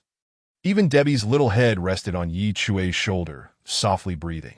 Although this world appeared reminiscent of a medieval European setting, the dynamics between genders were not as rigid as one might think. At least Debbie seemed entirely unbothered by using Chui's shoulder as a pillow, Chui felt little desire to sleep. He glanced down at the girl, her body wrapped in the blanket with only her small head peeking out, a gentle smile gracing his face. Although they had only known each other for half a day, he felt an inexplicable sense of familiarity with her, a peculiar emotion that transcended time and space. It's so cold, murmured Debbie in her sleep, instinctively pulling the blanket closer to herself and emitting a satisfied moan. Chui decided to retract his earlier sentiments that he tugged at the blanket, only to find it unyielding, even in her sleep. The girl clutched the blanket with surprising strength, leaving Chui with no choice but to relent. Sighing quietly, he extended a hand, his thoughts subtly activating, and his iPad spellbook materialized above his palm, emitting a faint glow. My magic power has restored to 97, he noted with satisfaction upon seeing the battery, magic, level on the iPad. Summoning the spellbook consumed power, even without casting any spells. But once the spellbook was absorbed back into his body, its magic would gradually replenish, drawing energy from Chui, akin to charging a device. Moreover, this recharge was remarkably efficient that if no spells were cast. Summoning the spellbook would only deplete one of its magic over the course of an hour, and fully exhausting it would take merely 4 hours to recharge completely. Essentially, it was a matter of recharging 2 of magic in just 5 minutes. Hence the phrase, recharge magic for 5 minutes. Summon for 2 hours. Chui curled up, observing his iPad spellbook, occasionally tapping the screen. During his battle with Camus, Chui's points had risen to 12, that he had spent 10 points to download the basic elemental spell, Lightning. And after defeating Camus, he had gained another 4 points, leaving him with 6 remaining. Once the hunt for the wolf rats commenced, he hoped to accumulate sufficient points to download additional offensive spells. The spellbook possessed fundamental attributes, 9 in total: water, wind, earth, lightning, fire, space, light, darkness, and spirit. Ordinary spellbooks would typically possess 1 or 2 of these attributes, while those with 3 were exceedingly rare. However, Chui had long discovered that his iPad spellbook seemed to transcend these limitations, if he had enough points. He could download spells from all attributes. From Wade's memories, Chui learned that mages proficient in all attributes were referred to as omnipotent mages, a feat that had not been achieved in the 5,000 years since mages first appeared. An omnipotent mage. You say? That sounds quite intriguing, Chui pondered, captivated by the title. However, he now needed to decide whether to download spells of other attributes or continue enhancing his lightning spells. Perhaps I shall install another lightning spell. Let us opt for this basic offensive spell, Lightning Strike, which requires 15 points. I still need 9 more points. Chui ultimately reached a decision. Lightning is an elemental spell that simply transforms magical energy into electricity. Its lethality stems from the inherently destructive nature of electricity itself, while Lightning Strike channels that electricity into an offensive form, thereby increasing its damage and focus. Just as Chui resolved to stow away his iPad grimoire, the voice of Ross suddenly rang out. Be cautious. They are emerging. The resonant roars of beasts grew, increasingly dense and shrill. The Chui swiftly rolled over and leapt up, gazing towards the opposite slope of the hill. Did I end the dimly lit plain? He could vaguely discern figures darting rapidly from the depths of the black forest. They appeared diminutive, yet moved with remarkable speed. These were the wolf rats, a terrifying beast that ravaged the elven plains, wreaking devastation upon countless villages. Their breeding rate was alarmingly high, and the pack emerging from the dark forest numbered at least in the hundreds. So this is a wolf rat.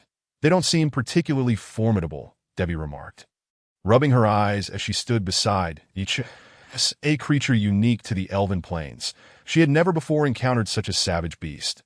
The wolf rat swarm soon charged toward the hillside where they were concealed. Prepare for battle, Ross whispered urgently. The members of Ross's team sprang into coordinated action. First was Ross, who boldly drew her long sword from her waist, letting out a piercing battle cry as she charged forth. Accompanying her was another armored swordsman named Gaten, who hefted a massive iron shield in one arm while wielding a short sword in the other. This peculiar combination was designed primarily for defensive support to complement Ross's advance, effectively sacrificing his offensive capabilities. Ross and Gaten quickly plunged into the throng of wolves, the sounds of combat erupting around them. They bore a magical artifact known as a magic light, which illuminated a certain radius around them. The fire mage, Harley, unleashed the flame spell, igniting a ring of fire around the small hill. The wolf rats, fearful of flames at night, were deterred from approaching, while the archer, Matt, wielded his crossbow, utilizing the visibility provided by Ross and Gaten's magic light to provide range support by shooting down the wolf rats. This quartet of mercenaries exhibited remarkable synergy, their formation having been honed through countless trials. Then there were Chui and Debbie. What should we do? Chui asked Matt, a mix of tension and excitement in his voice. Whoosh! Matt released an arrow, replying gravely, just stay alive. Huh! Matt flashed a grin at Chui, saying, don't worry, Miss Ross assured us that we will each receive 2 wolf rats at the end. There is no need to fret about coming away empty-handed. Oh! Chui and Debbie exchanged glances, suddenly grasping Ross's true intent in recruiting them into the team. She had invited them, viewing them as newcomers she wanted to protect, but this was far from what Chui had envisioned.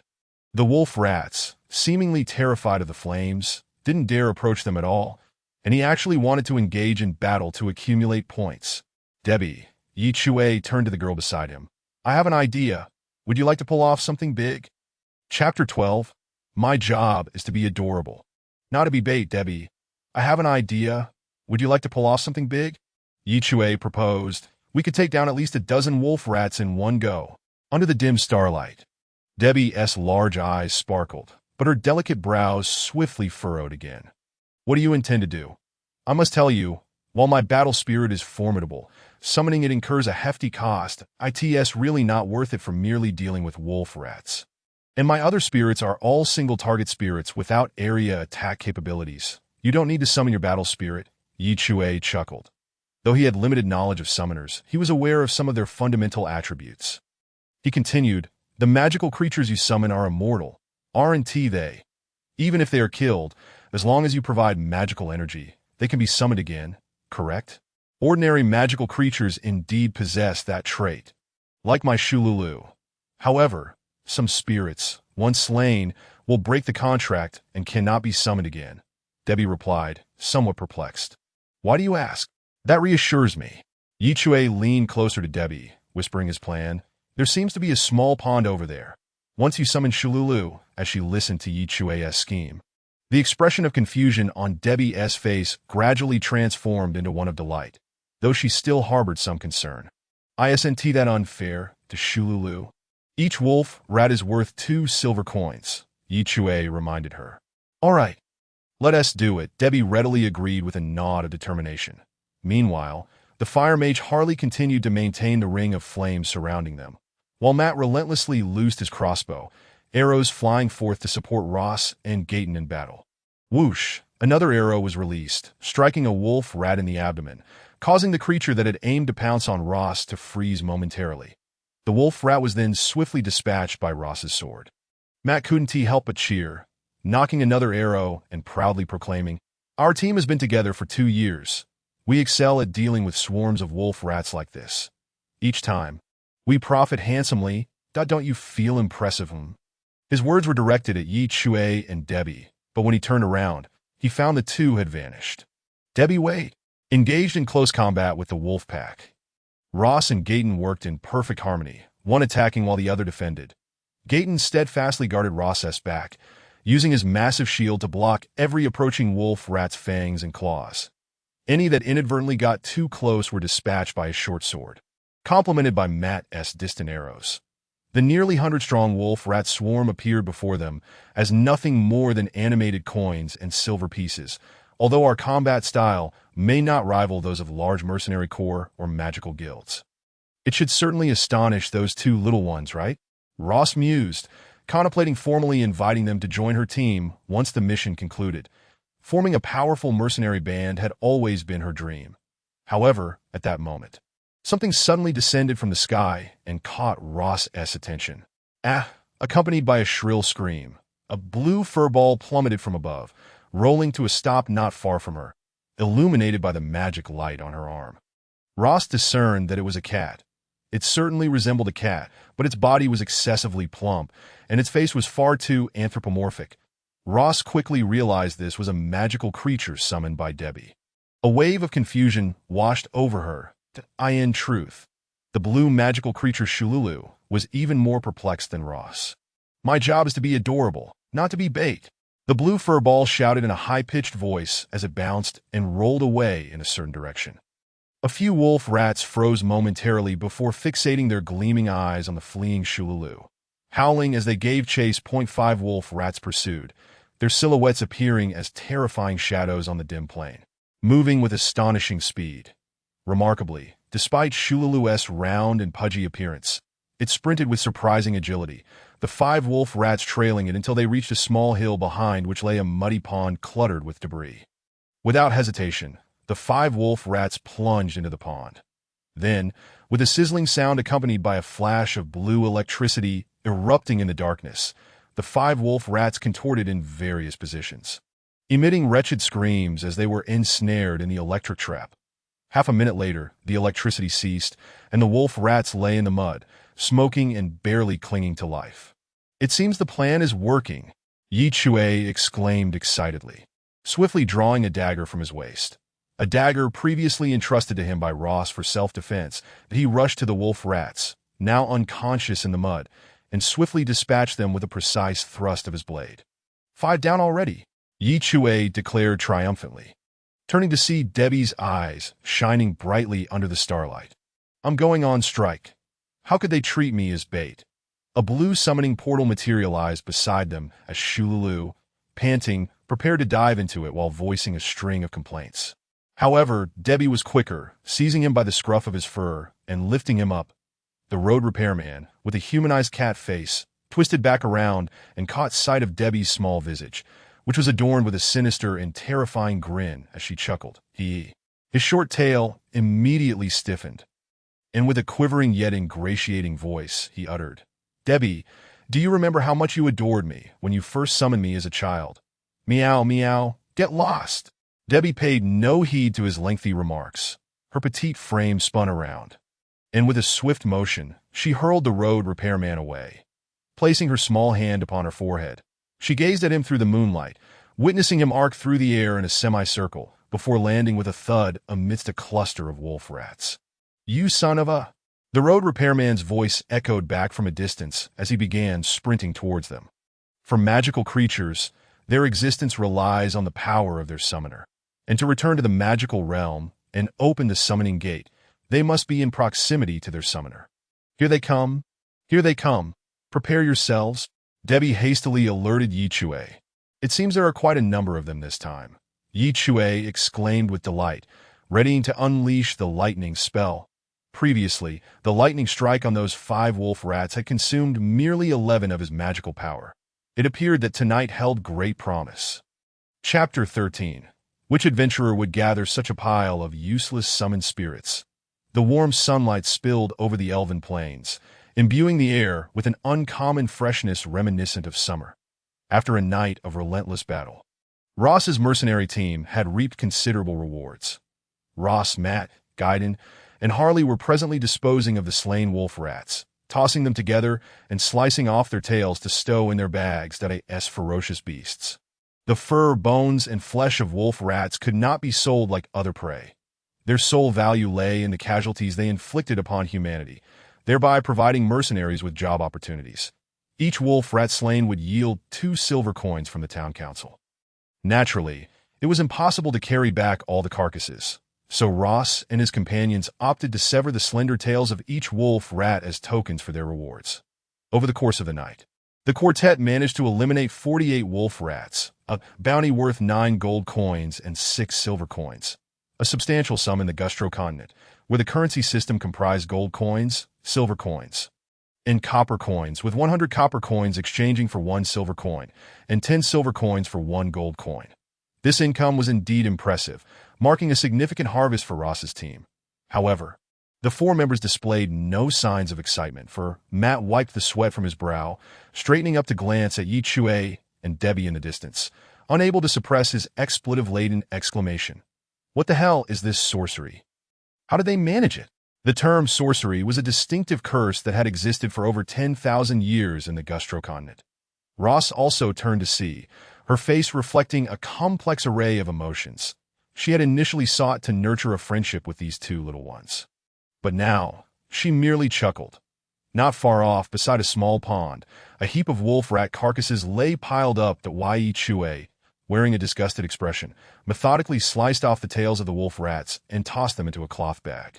Debbie sat cross-legged a short distance away, her small face beaming with a hee-hee smile as she massaged the weary road repairman, who had been utterly exhausted from the previous night. The poor creature now gazed at Debbie with an expression that suggested he felt utterly disillusioned with life, his once fluffy and pudgy form appearing considerably leaner. However, Chui had devised this plan with the knowledge that for magical beings, death was not truly the end, that he and Debbie had approached the plan with the understanding that the road repairman could potentially perish at the hands of the wolf rats. Yet he had surprisingly endured throughout the night, prompting a commendation. "You truly possess a talent for being bait." After returning the road repairman to the magical realm, Debbie sprang to her feet, her cheeks flushed with excitement. "Did you count them? How many are there?" 42, Chui replied, lifting the heavy cloth bag that was oozing black blood, his expression radiating joy.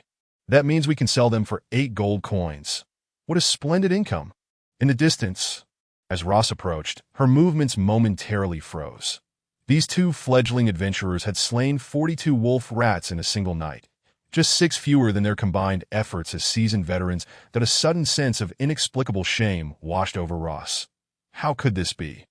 Hadn't they been promised the title of young fresh meat? Miss Ross, just as she prepared to turn away, Chui waved enthusiastically to greet her. "What an exhilarating night, so. How should we divide these tales?" "Divide them? Ross blinked in surprise. Of course. We're a team, right? We should share equally, shouldn't we? Chui asserted matter-of-factly, glancing at Debbie, who nodded in agreement. That a faint blush crept onto Ross's slightly tanned, beautiful face, and she felt a wave of embarrassment wash over her. No, my friends, these are your rewards. You two can split them as you see fit. She had initially contemplated giving each of them 2 wolf rats to foster their camaraderie. She thought 2 wolf rats would amount to 4 silver coins, which would be quite a decent income for novices. This realization made her wish for a hole in the ground to hide in. How could she still face them and suggest splitting the spoils? Had it not been for you and Gaiden drawing the attention of the majority of the wolf rats, our plan might not have succeeded. Chui quickly interjected, stating the truth.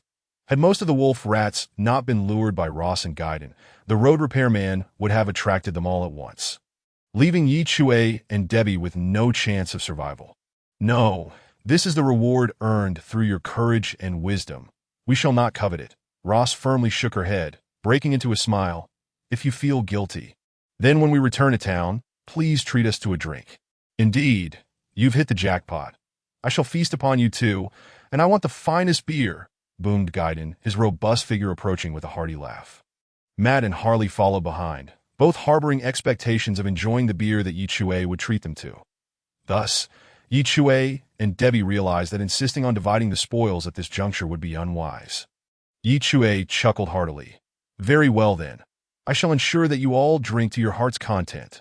Upon returning to Stantown, after Chui and Debbie had bathed and refreshed themselves, they re-entered the mercenary guild, where Ross had already delivered the wolf rat tails to the town council in exchange for their due compensation. That a bag containing 8 gold coins and 4 silver coins was placed into Chui's hands.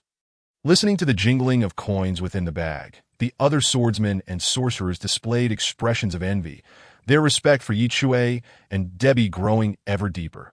Harley had embellished the events of the previous night, and several individuals even approached Chui apologizing. I'm sorry for mocking you yesterday. Even if you awakened the most useless spellbook in history, it cannot diminish your prowess as a remarkable sorcerer. Thank you. Chui accepted their apologies, taking them at face value. The guild hall was spacious, furnished with numerous tables and chairs, and a bar in the corner where mercenaries could enjoy a drink or partake in a modest meal while awaiting tasks. Chui and Debbie, adhering to their agreement, generously spent 2 silver coins to procure a barrel of fine West Mountain beer, allowing everyone to indulge in a hearty celebration. Though it was still morning, this did not dampen their enthusiasm for drinking, and the hall quickly filled with a lively atmosphere. Haha, since everyone is in such high spirits, allow me to demonstrate my summoning magic. After downing a glass of beer, Debbie, her cheeks flushed, proudly announced. Her words captured everyone's attention. Harley and Matt had previously doubted Debbie's reliability, believing she could not summon any formidable spirit, but their perspective shifted as they eagerly anticipated her performance. Chui, too, was filled with curiosity. Could it be that Debbie was finally poised to summon her so-called battle spirit, which was said to have an exorbitant cost? Ding, ding, ding. Then, accompanied by Debbie using her green summoning key to unlock a colorful summoning portal, a clown clad in a ridiculous costume suddenly emerged from within. Behold, the life of the party spirit, the joyful clown, Debbie enthusiastically introduced to the crowd. The clown proceeded to perform a series of comical antics, causing the guild hall to fall silent momentarily before erupting into fits of laughter. Meanwhile, the corners of Chui's mouth began to twitch. He recalled that this girl had mentioned a desire for adventure. Yet her family had been so concerned that they had offered a bounty to retrieve her. Now, Chui comprehended it was not unreasonable for her family to feel that way. Had he been in their shoes, he would have done the same. What kind of adventurer would go about summoning such a plethora of useless spirits? Chapter 14. Companions for further adventures and exploits. Here is your lunch. A golden-haired maid placed a tray of food on the table within the mercenary guild hall. Smiling at Chui and Debbie, now known to him as Silas. Thank you.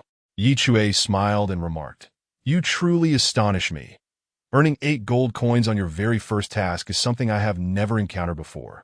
Shilisi, holding a tray, spoke with a hint of admiration. If you require anything further, do not hesitate to summon me. I am at your service." After Lisi departed, Chui and Debbie gazed at the array of food upon the table, both swallowing hard in unison at the sight of the large, sizzling steak, a whole roasted chicken, glistening baked potatoes, soft and sweet lemon bread, and 2 generous cups of warm milk. Though not extravagant, it was indeed a splendid feast, prompting both Chui and Debbie to dive into their meal without a hint of hesitation. The guild hall buzzed with lively chatter as Debbie's summon joyful clown performed comical antics atop a table, evoking waves of laughter. In the remote stand town, clown performances were a rare spectacle, and with a barrel of beer Chui had procured for sharing, it appeared that they had seamlessly integrated into the mercenary community within the guild.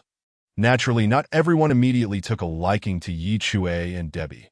After savoring a bite of the crispy, delectable black pepper steak, Chui inadvertently glanced up to see Kaimes and his companions lurking in the corner of the guild hall. Kaimes, still sporting his disheveled hair from being knocked out by Chui the previous day, wore an increasingly cold expression. Upon meeting Chui's gaze, he made a slicing gesture across his throat with a finger, his lips curling into a sinister smirk, before leaning in to whisper something to his companions. Chui averted his eyes and speared another piece of baked potato with his fork, bringing it to his mouth. "That Kaimes doesn't seem like the type to let things go easily," Debbie observed, her cheeks puffed out with food. "Now that Ross, Matt, and the others are our friends, should we seek their assistance to handle this matter? I imagine that with a few gold coins, many would be willing to teach Kaimes a lesson. Why seek help from others?" Chui replied, seemingly unconcerned, shaking his head. "If they wish to trouble me, let them come to. I am in need of combat, after all, for in just 6 days, I shall face Riken in a duel." Debbie furrowed her delicate brows. "From what you say, Riken seems to possess some skill. Are you certain you can manage? The only spells you can currently use are the light shield and lightning, correct? To defeat a fire mage like him, you will need to master additional spells. And given that you have only awakened for 3 or 4 days, that seems unlikely." As she spoke, Debbie shook her head, clearly skeptical of Chui's chances, her expression tinged with concern. "Young lady, you must have faith in your companion," Chui replied, popping a piece of cut lemon bread into his mouth. After a few chews, he grinned and continued, "I must inform you that my grimoire has now comprehended the spell, Lightning Strike." "Really?" Debbie exclaimed, her eyes wide with surprise, momentarily forgetting to chew her food as her cheeks swelled. "Are you joking?" "I assure you I am not," Chui said with a chuckle, summoning his iPad grimoire and opening the App Store. Glancing at his remaining points, 27, each wolf rat he had slain contributed 0.5 points, and with a total of 42 wolf rats defeated, he had amassed 21 points, along with the original 6 points. Totaling 27, it felt akin to gaining experience from monster hunting. After a night of usage, upon vanquishing the final wave of wolf rats, Chui's grimoire had completely expended its magical energy, which he subsequently replenished within himself. Now fully charged, he deftly followed his plan from the previous night, locating the basic attack spell, Lightning Strike, to begin downloading and installing it. "You really have comprehended? Lightning Strike, hurry and demonstrate it," Debbie urged excitedly after swallowing her food, but quickly glanced around cautiously. No, not here. Although she had a playful demeanor, she was no fool and understood the need to keep Kaimes unaware of Chui's newfound spell to avoid further trouble. Leaning closer, her eyes sparkling, she said, "You managed to comprehend a new spell so quickly. The quality of the grimoire determines the speed of spell acquisition, and the mage's own talent plays a role as well. Yet your grimoire is rather mediocre, and you have still managed to master 3 spells in just 3 days. Chui chuckled. The power of the iPad grimoire undoubtedly surpassed ordinary expectations. Mastering spells was merely a trivial matter. Given ample opportunities for battle, he could excel in any role. Suddenly struck by a thought, he retrieved the pouch of coins that Ross had given him, extracting 4 gold coins and presenting them to Debbie. After deducting the cost of the beer and this delightful meal, we shall split the remaining 8 gold coins. Pausing, Chui earnestly added, "You intended to save for your return journey, did you not? For gold coins should suffice." Debbie hesitated for a moment, pocketing the coins. Her gaze flickered over the bustling guild hall before returning to Chui, and it seemed she had finally made up her mind, her face lighting up with pride. For gold coins are hardly enough. I, Debbie, have just begun my adventure. Why would I return so easily? If I don't earn treasures worth 1,000 gold coins, I would be the laughingstock of the old man. Chui was momentarily taken aback, bursting into laughter. Indeed, indeed. And let us not forget about that dungeon. There must be something valuable within, and we need to devise a plan to explore it that I believe my grimoire can reveal the entire map. Reveal the entire map? Debbie's eyes sparkled with excitement, though I don't quite understand what that entails. It sounds impressive. Thus, what began as a mere arrangement of earning enough gold to part ways evolved into a partnership of adventuring together for more exploits. After finishing their sumptuous meal, Chui and Debbie left the guild hall, arm in arm, humming a cheerful tune. The summoned spirit, joyful clown, also bid farewell to the crowd before vanishing into a colorful portal. Chui exchanged glances with his companions, stealthily exiting the guild hall. Miss Ross, the archer Matt remarked, having noticed the unfolding scene, hurriedly addressing Ross, who was leaning against the counter, sipping her drink. It's of no consequence, Ross replied, taking a swig of her drink, licking her lips with a smile. Haven't you realized? Those two youngsters are no ordinary individuals that if Chui seeks trouble, he will ultimately be the one to suffer. I can only hope he does not end up losing his life over this. Chapter 15. The Angry Clown's 5 Forms. La la la la. La la la la. Chui and Debbie linked arm in arm, saying cheerfully as they left the mercenary guild hall, appearing carefree. Chui and his two companions hurriedly followed, trailing the pair as they left Blue Road Street, turning onto the adjacent Queen Street, and walking along the river through the town until they reached the southern outskirts, where the foot traffic had dwindled.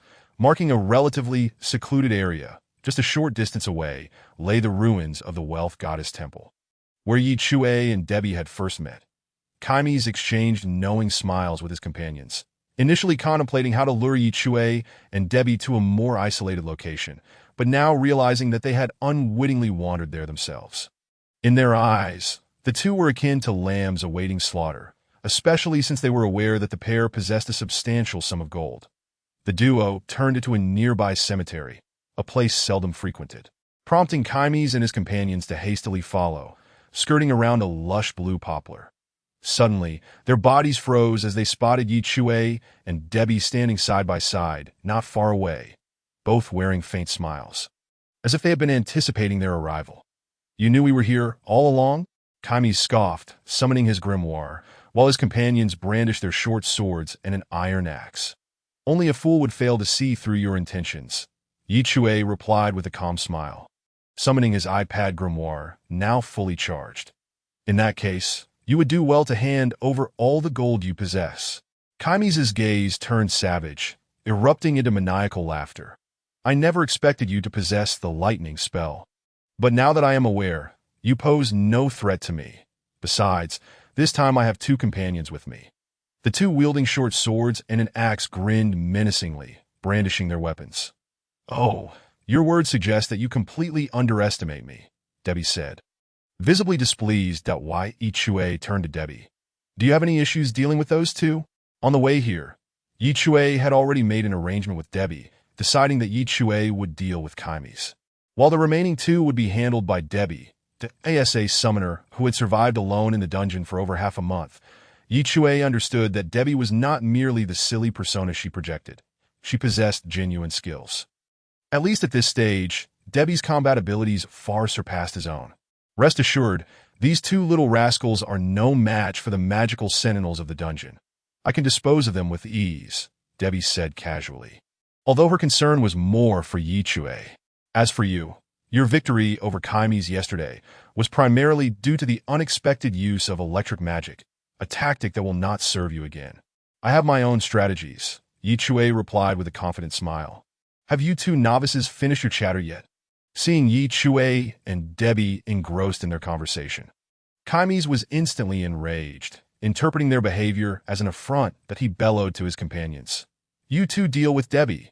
Though she is a summoner, she can only conjure a haphazard assortment of useless creatures. So there's no need to fear. He's such a beautiful young lady, I'm quite interested, chuckled the man wielding an iron axe, his gaze unabashedly roaming over Debbie.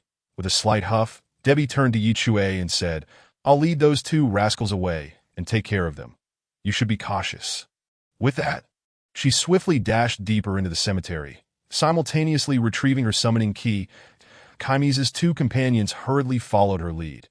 After running for a short distance, Debbie came to a halt, a door materializing beside her. This summoning door had been demonstrated in the guild hall earlier. It was a colorful portal that as Debbie unlocked it with her key. A comical clown emerged from within. "Ah!" Rascal number one immediately broke into laughter. "Miss Debbie, summoning a clown for entertainment at this moment. What is your intention? Need it be said?" Rascal number two chimed in, clutching his sides in mirth. "She must want to amuse us to death with the clown's antics." Debbie cast a glance at the standoff between Chui and Kaime's before turning her attention to the two rascals. Her small face lighting up with delight. "I didn't properly introduce my clown spirit back in the guild hall. Failing to showcase all of one's summons is an essential quality of a successful adventurer. Allow me to reintroduce him to you now." The two rascals were momentarily taken aback. What was there to introduce about a spirit meant for entertainment? What you see now is the joyful clown. He is a party clown, capable of performing the most hilarious entertainment acts in the world, Debbie declared with a smile, while the joyful clown followed suit, executing several ludicrous gestures and emitting silent laughter. Had it not been for the current atmosphere, his antics would have been utterly amusing. "Next, we have the sad clown," Debbie continued. The once cheerful visage of the clown morphed into a frown, his shoulders slumping, instantly exuding an air of sorrow. The sad clown is a spirit for funerals. His weeping can evoke feelings of grief and can, to some extent, sap the will of his enemies, causing their spirits to wane. The two rascals grew tense at this revelation. But fear not, his weeping consumes considerable magical energy. Although we are in a cemetery, I will not permit him to weep indiscriminately, Debbie quickly assured them. "I haven't finished introducing my clown spirit yet. So, what exactly do you wish to convey?" The two rascals were left bewildered by Debbie's words. Debbie extended her small hand, wiggling her 5 fingers. "The clown spirit has 5 forms: joyful, sad, angry, mad, and terrifying. Each form possesses unique abilities, and now I shall introduce you to..." The sad clown's eyes suddenly ignited with fervor. His brow arched, and his red mouth stretched wide, transforming his comical face into one of rage, his previously slender body swelling with muscle, evolving from a mere twig into a muscular figure. Debbie chuckled softly, then proclaimed, "The combat spirit, the angry clown." "Oh!" The angry clown let out a furious roar, charging toward the two rascals with clenched fists. Chapter 16. What the heck? Such a good opportunity went awry. As the roar of the angry clown echoed, Chui and Kaime's had already commenced their magical confrontation. Kaime's cast a water-type spell. His signature incantation was Dance of the Water Serpent. Under his command, a massive water serpent slithered down from his grimoire, coiling and hissing as it initiated an assault on Chui, reminiscent of the previous attack in the guild hall. That Kaime's grimoire, with its white cover, was notoriously known as the lowest tier.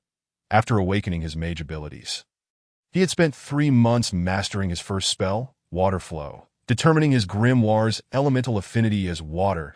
It took nearly a year more to grasp his second spell, Dance of the Water Serpent. Few mage guilds or mercenary groups would welcome a mage with such a lowly grimoire, forcing him to linger in places like the Mercenary Guild for the next 2 to 3 years.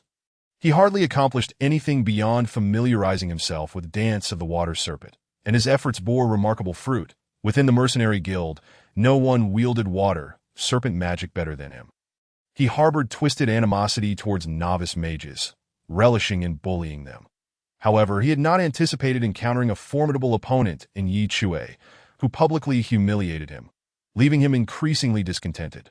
Electric spells can propagate through water, but they also have numerous weaknesses.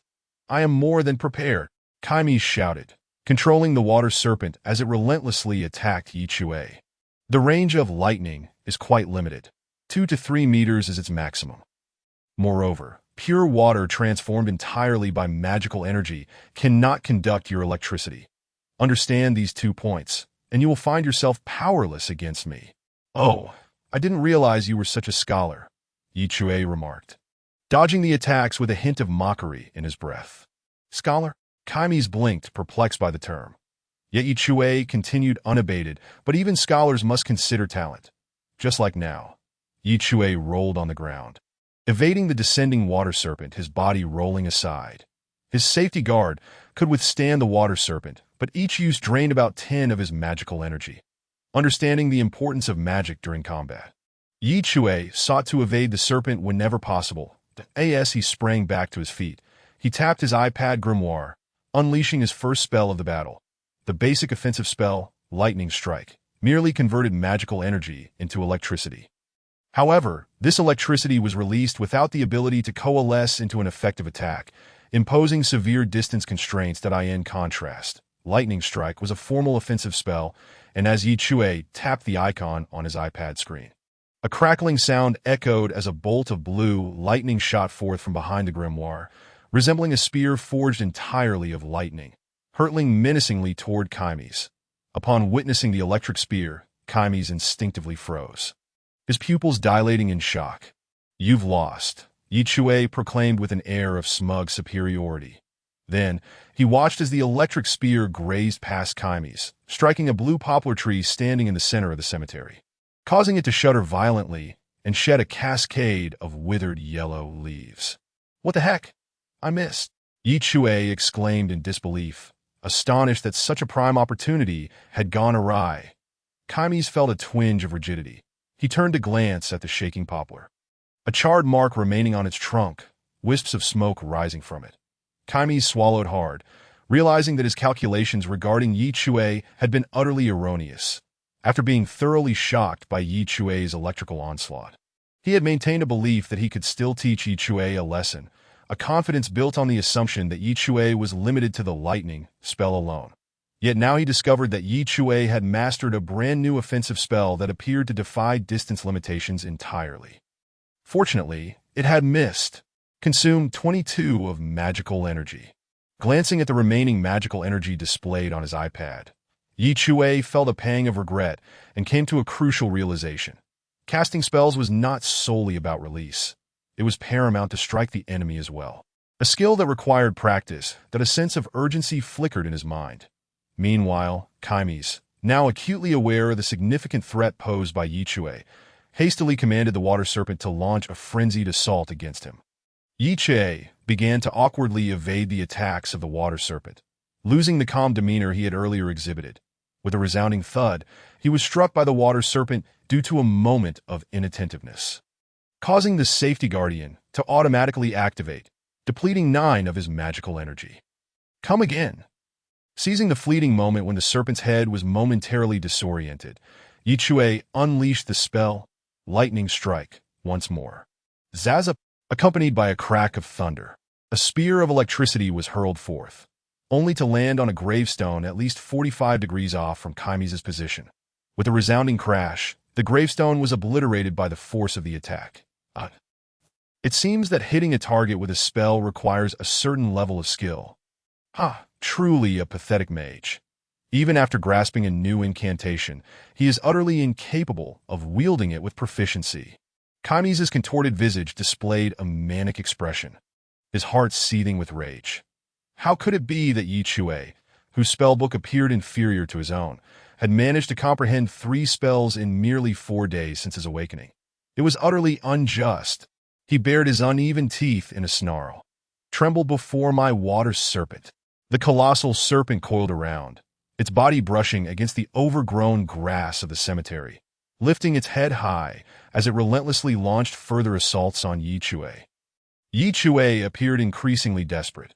He pointed his finger toward the App Store, eager to install a new spell to navigate this crisis. Having previously installed Lightning Strike, he still possessed 12 points. And after engaging with Kaimes for a while, his points should have increased sufficiently to acquire another attack spell, preferably one that did not demand high accuracy. However, in his current state of panic, his finger missed the App Store icon and inadvertently struck the camera icon instead, directing him into the iPad's camera function. The screen transformed to display what the rear camera captured. The camera of the iPad spellbook could indeed be activated, but taking photos or videos required a hefty sum of points to unlock.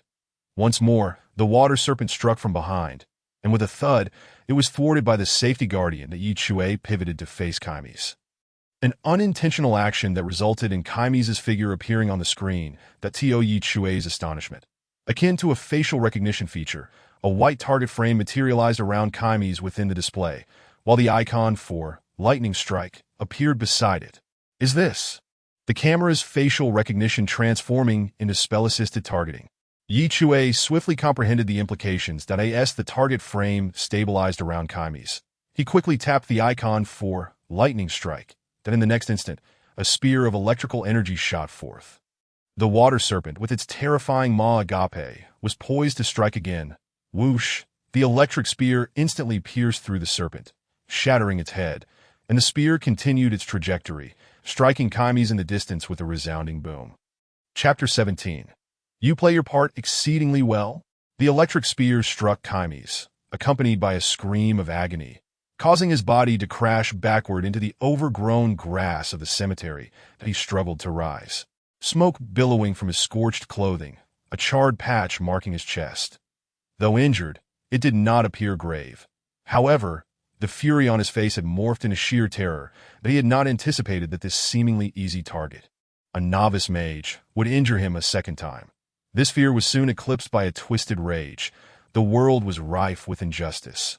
After 3 years of arduous training, he found himself outmatched by someone who had merely become a mage 4 days prior. Most infuriating of all was that this individual did not possess any extraordinary talent. Even the quality of his spellbook was inferior to Kaimis' own. Unfair, so utterly unfair, Kaimis muttered, his body trembling from a laying of fear and anger. Suddenly, he screamed, swiftly sweeping his hand across the spellbook. The water serpent, struck in the head by Chui's lightning strike, began to coalesce anew. Yet this time, it did not launch an attack on Chui, but instead returned to Kaimis' side. The serpent's massive form coiled around Kaimis, lifting him off the ground and propelling him toward Chui with alarming speed. Simultaneously, Kaimis drew a sharp dagger from his waist, shouting, "I will kill you. I must kill you." Ouch, so there are such techniques at play. Chui expressed mild surprise as he maneuvered the water serpent to shield himself, utilizing its strength to enhance his own agility. He relinquished the serpent's remote control attack, opting instead for a close-quarters assault with the dagger, an approach Kaimis had likely honed over the years. Within the serpent's embrace, Chui floated in all directions, the serpent's body distorting his opponent's vision, making it increasingly difficult for Chui to land a spell at least. That was what Kaimis believed, that he assumed that Chui's earlier lightning strike had shattered the serpent's head and struck him purely by chance, just as the previous day, when Chui had inadvertently zapped him. But how often does luck play such a role in this world? Chui swiftly adjusted his spellbook, aligning Kaimis' figure within the frame. On the iPad screen, the white target frame floated around Kaimis' body, capturing and locking onto him. When Kaimis was merely 2 or 3 meters away, the camera finally secured a complete lock that Chui tapped the screen lightly. Zaza! Lightning strike was activated, and another electrical spear soared from the iPad. Boom! The water serpent entwining Kaimis was obliterated once more. While water is not conductive, that rule only applied to the spell lightning. Lightning strike was not merely about releasing electricity. It represented an offensive spell, and the moment the electric spear departed from the iPad spellbook, it acquired a tangible form, effortlessly shattering the serpent and striking Kaimis yet again, accompanied by screams and the spattering of blood.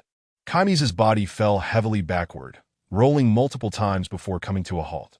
The already battered water serpent he had summoned dissipated into a puddle within the cemetery, and his spellbook vanished due to the depletion of magical energy in his injuries. Struggling to rise, he attempted to summon his spellbook anew, only to cough up blood. As he fearfully raised his gaze, he found Chui standing before him, that peculiar, disheveled spellbook hovering ominously above his head.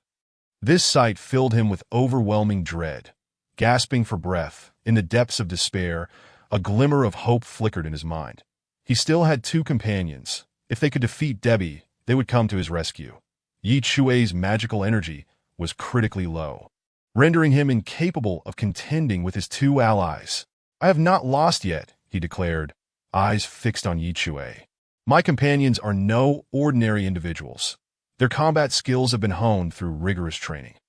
That summoner girl stands no chance against them. Just then, bang, bang. Two figures were suddenly hurled into view.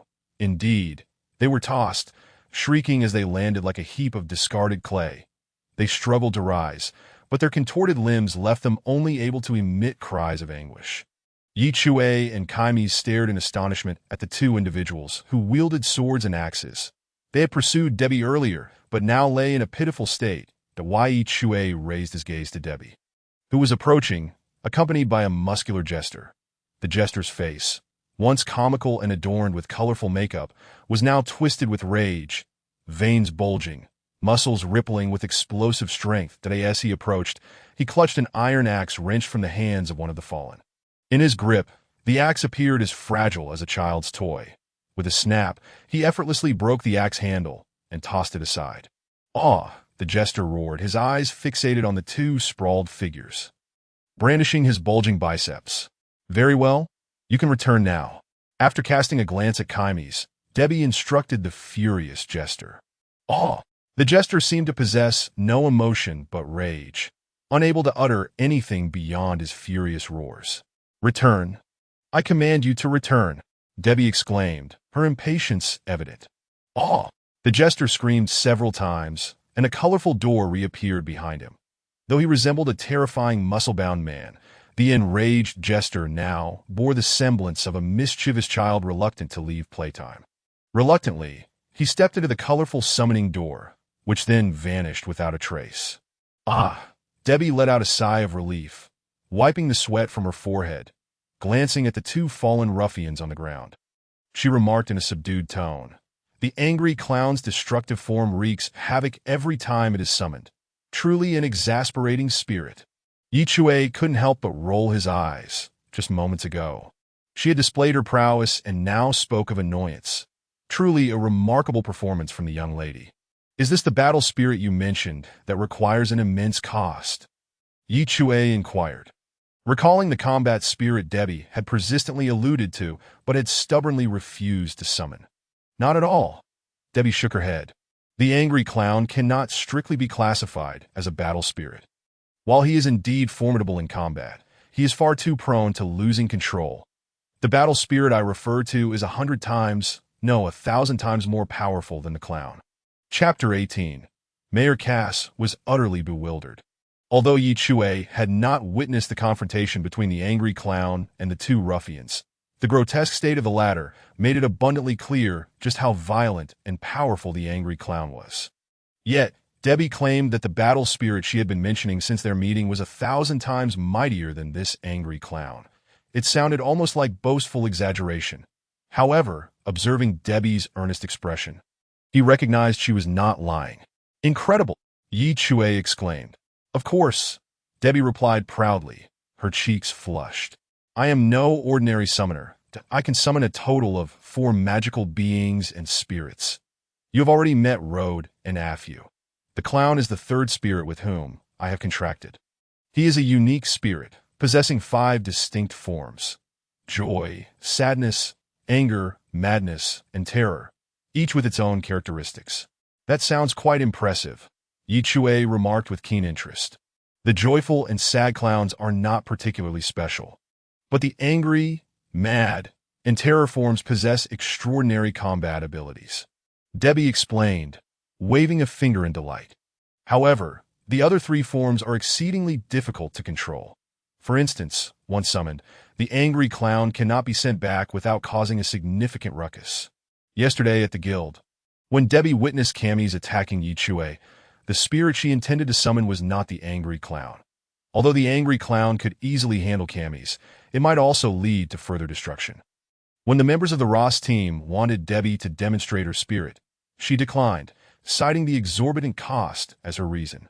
Indeed, quite a ruckus, Chui mused, glancing at the 2 ruffians sprawled on the ground. His curiosity further piqued. "What about the mad clown and the terror clown?" "I currently cannot control those 2 forms. They are exponentially more powerful than the angry clown that I once attempted to summon the mad clown." "And the experience?" Debbie's face paled slightly as she shook her head vigorously. "It was terrifying, far too terrifying that I shall never summon the mad and terror clowns again. It appeared that Debbie had been left with psychological scars by her own summoned spirit. Hearing her descriptions only intensified Chui's interest in the battle spirit she claimed to be 1,000 times more formidable than the angry clown. What about the fourth one? What does the fourth battle spirit you can summon look like? That spirit, Debbie pondered, tilting her head and surveying her surroundings. I doubt that all the magi, swordsmen, and clergy in the entire Stand Town combined could defeat him. Wow! Chui exclaimed, unable to contain his astonishment. Is it possible that my golden finger isn't an iPad? But you! What golden finger? iPad. Debbie blinked, shaking her head earnestly. My fourth battle spirit is said to possess limitless power. At least, I have never witnessed any limits to its strength. However, as I mentioned earlier, the cost to summon him is exorbitant. Far beyond what an ordinary person could bear. You keep mentioning the cost. What exactly is it? Chui inquired, curiosity evident in his tone. It is just as Debbie was about to respond, a sudden thud echoed as something fell to the ground. Both Chui and Debbie paused, realizing the gravity of the situation, and hurriedly turned to see Cammy's lying nearby, his eyes wide open. The noise had come from his collapse, and now he lay stiff. Foam seemingly escaping his mouth. Clearly, he had fainted from the fright of their discussion. They had been so engrossed in their conversation that they had entirely forgotten Cammy's presence. Such amusing little ones, a voice suddenly exclaimed from nearby. Both Chui and Debbie turned, startled, realizing they had not noticed anyone else in the vicinity. Was it possible that Cammy's had accomplices? They both tensed, directing their attention to a large tree. Perched on a branch of the blue poplar was a man clad in iron armor. Wielding a great sword that he was robust, in his 30s, exuding a rugged aura. With a hearty laugh, he leaped from the branch and landed before Chui and Debbie. You are... Chui recognized the man. Quickly recalling his identity from Wade's memories, he turned to Debbie, saying, Cass Pente, the mayor of Stand Town, and the most powerful swordsman in the town. Oh, Debbie responded, exchanging a glance with Chui, confronting the town's mightiest swordsman. The wisest course of action was to avoid conflict, if reading each other's minds. Debbie turned to Cass and flashed a sweet smile. Mr. Mayor, may I inquire what brings you here?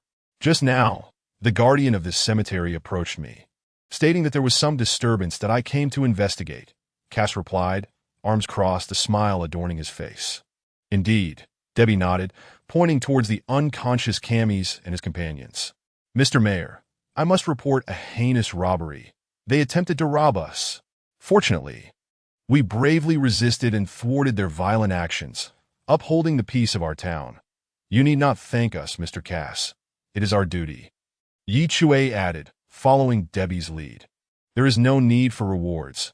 We do not seek such things. However, these three ruffians, Mr. Mayor, must be dealt with appropriately. Debbie insisted. It would be best to imprison them to set an example for the other residents of the town. Mr. Cass, since you are here, the responsibility for these three ruffians falls to you. The credit is yours, Chui continued. Debbie raised her little fist. You can easily handle these three ruffians, Mr. Mayor. Wow, how impressive. That is settled then. It's clear you are quite busy, Mr. Cass, that we shall not disturb you any longer, Chui said, taking Debbie's hand. Goodbye, Mr. Mayor, Debbie waved, preparing to leave with Chui. Meanwhile, the mayor, listening to their enthusiastic back and forth, wore an expression of utter confusion.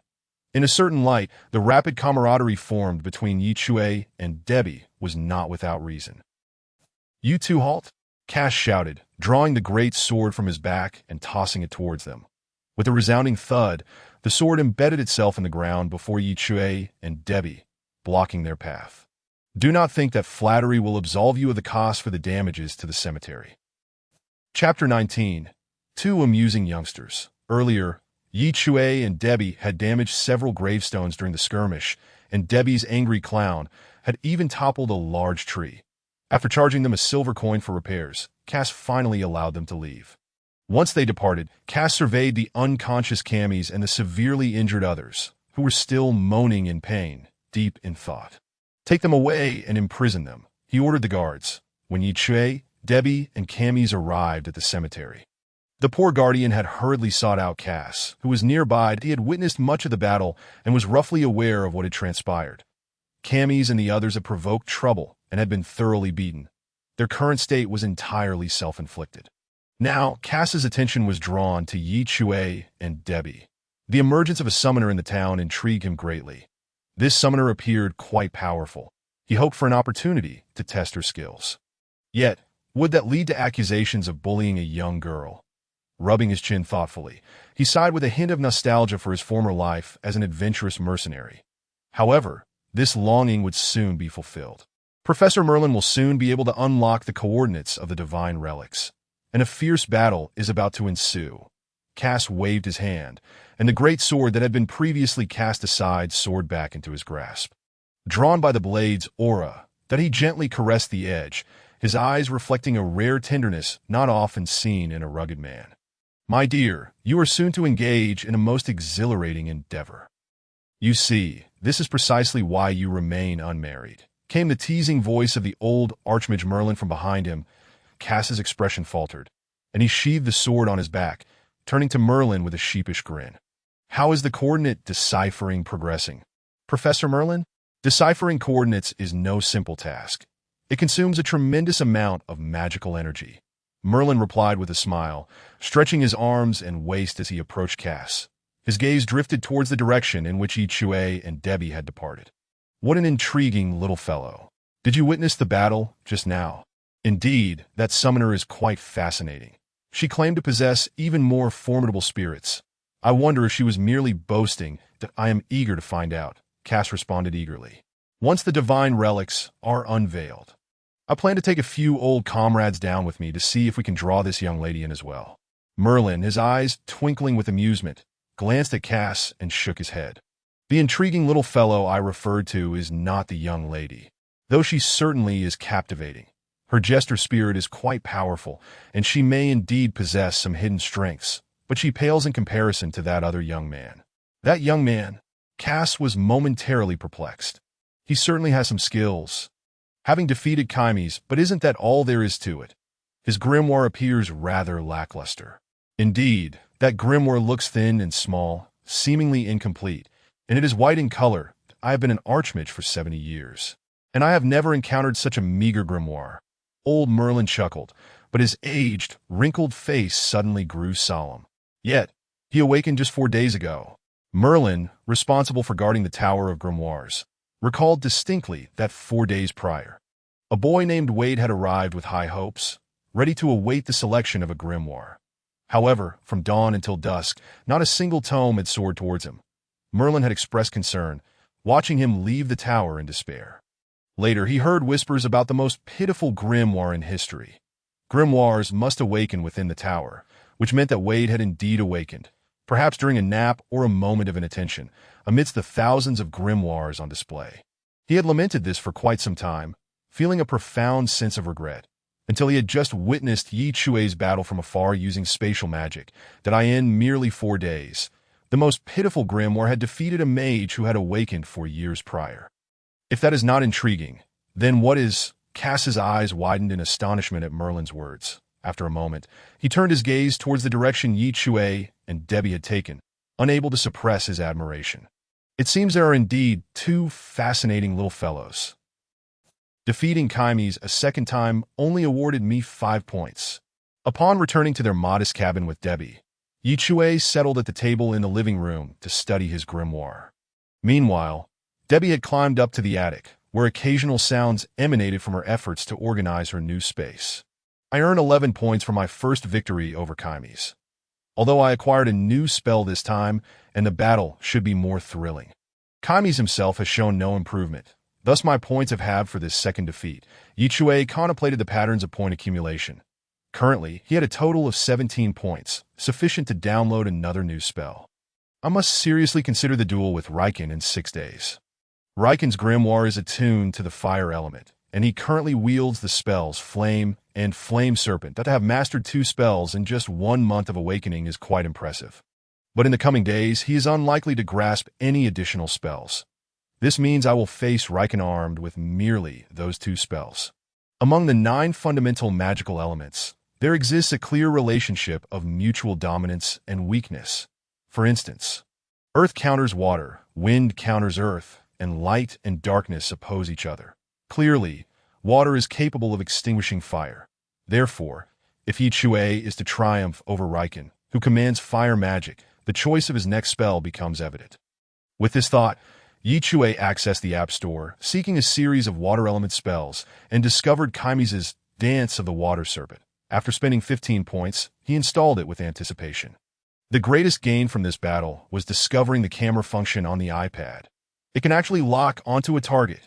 This is akin to a spell in its own right, isn't it? He activated the camera, aware that for an archmage, possessing powerful spells alone does not equate to strength point. One must also possess the skill to unleash those spells. Having a gun does not make one invincible. One must first be able to hit the target. However, to proficiently utilize target lock, I will need some practice, he mused. Speaking of practice targets, Chui chuckled and called up to Debbie in the attic. Debbie, may I borrow your Shirulu for a bit? Chapter 20. The innate quirkiness of the young girl as evening descended. The western sky blazed with crimson hues that Chui and Debbie ventured to a nearby dilapidated mansion to practice their spells. Debbie produced her summoning key, opening a portal to summon a cerulean. Fluffball-like Shirulu. Clearly, the unpleasant experience of being used as bait the previous day still lingered in Shirulu's mind, as it cautiously crawled out from the portal, casting wary glances at Chui and then at Debbie. Meow, with a small, chubby paw, Shirulu adorably scratched the air, its big eyes blinking at Debbie in an endearing manner. Miss Debbie, do you find me adorable? Meow meow he. With a mischievous grin, Debbie grasped the fur on Shirulu's back and tossed it aside. Off you go. Shirulu emitted a series of startled cries as its body landed awkwardly against the adjacent wall. Let's get started, Debbie beckoned to Chui. He had already summoned his iPad grimoire and activated the camera, watching as Shirulu slid down the wall that a twinge of sympathy tugged at his heart. After all, it is your summoned familiar. Isn't this a bit harsh? I almost feel guilty using spells against it. Debbie rolled her eyes at him. Shirulu is a phantasmal familiar. It does not exist in reality, but is a magical creature born from my imagination. Its abilities are entirely tied to my whims. As long as I do not wish for its demise, it shall never perish. When it appears to be in pain, it is merely acting out the role I have assigned to it. Ah, I see. Chui's understanding shifted with Debbie's explanation. So, what does it mean for your imagined creature to go on strike? Debbie's cheeks flushed slightly as she stammered an explanation. Shirulu is a magical being I created when I was 8. I thought that a magical creature that contradicts its master would be the cutest. All right, I understand now. Chui nodded, realizing that the girl's quirky charm was indeed innate. Thanks to Debbie's reassurances, he temporarily set aside the concern of whether his treatment of Shirulu was too harsh. He began to regard Shirulu as his target, honing his spellcasting techniques that, of course, Chui refrained from using excessive force. The potency of spells could often be adjusted according to one's intent. When Riken had used Flame Serpent to attack Chui, he had unleashed all his magical energy in a fit of long-held resentment, leading to his eventual depletion of power and Chui's counterattack. After installing Lightning Strike on his iPad grimoire, Chui discovered that its power could be adjusted across 3 levels, the most powerful requiring about 50% of his magical energy, the mid-level consuming around 20%, and the lowest level merely 5%. The spell he had employed against Kaime's had been of mid-level potency, while the lowest level merely generated a thin bolt of lightning. Not enough to be fatal. Meow. My primary role is to be adorable, you scoundrel. As this lament echoed, Shirulu began to dash around the derelict mansion, while Chui continuously captured its movements with the iPad grimoire, unleashing spell after spell in an effort to familiarize himself with this style of combat. With a crackle and a thunderous roar, the dilapidated manor stood in silent witness to its own decay. The tattered furniture lay strewn about, and the walls bore the scars of past destruction. Occasionally, the anguished cries from the roadworks pierced the air, draining the last vestiges of magic that lingered within. Ultimately, Chui, his complexion slightly pale, departed this forsaken place alongside Debbie, feeling quite content with the success of their recent practice. Once you master the rhythm of target locking, you can achieve perfect accuracy. In the coming days, as long as my magic is replenished, I shall practice once more. Alas, this training does not enhance my points.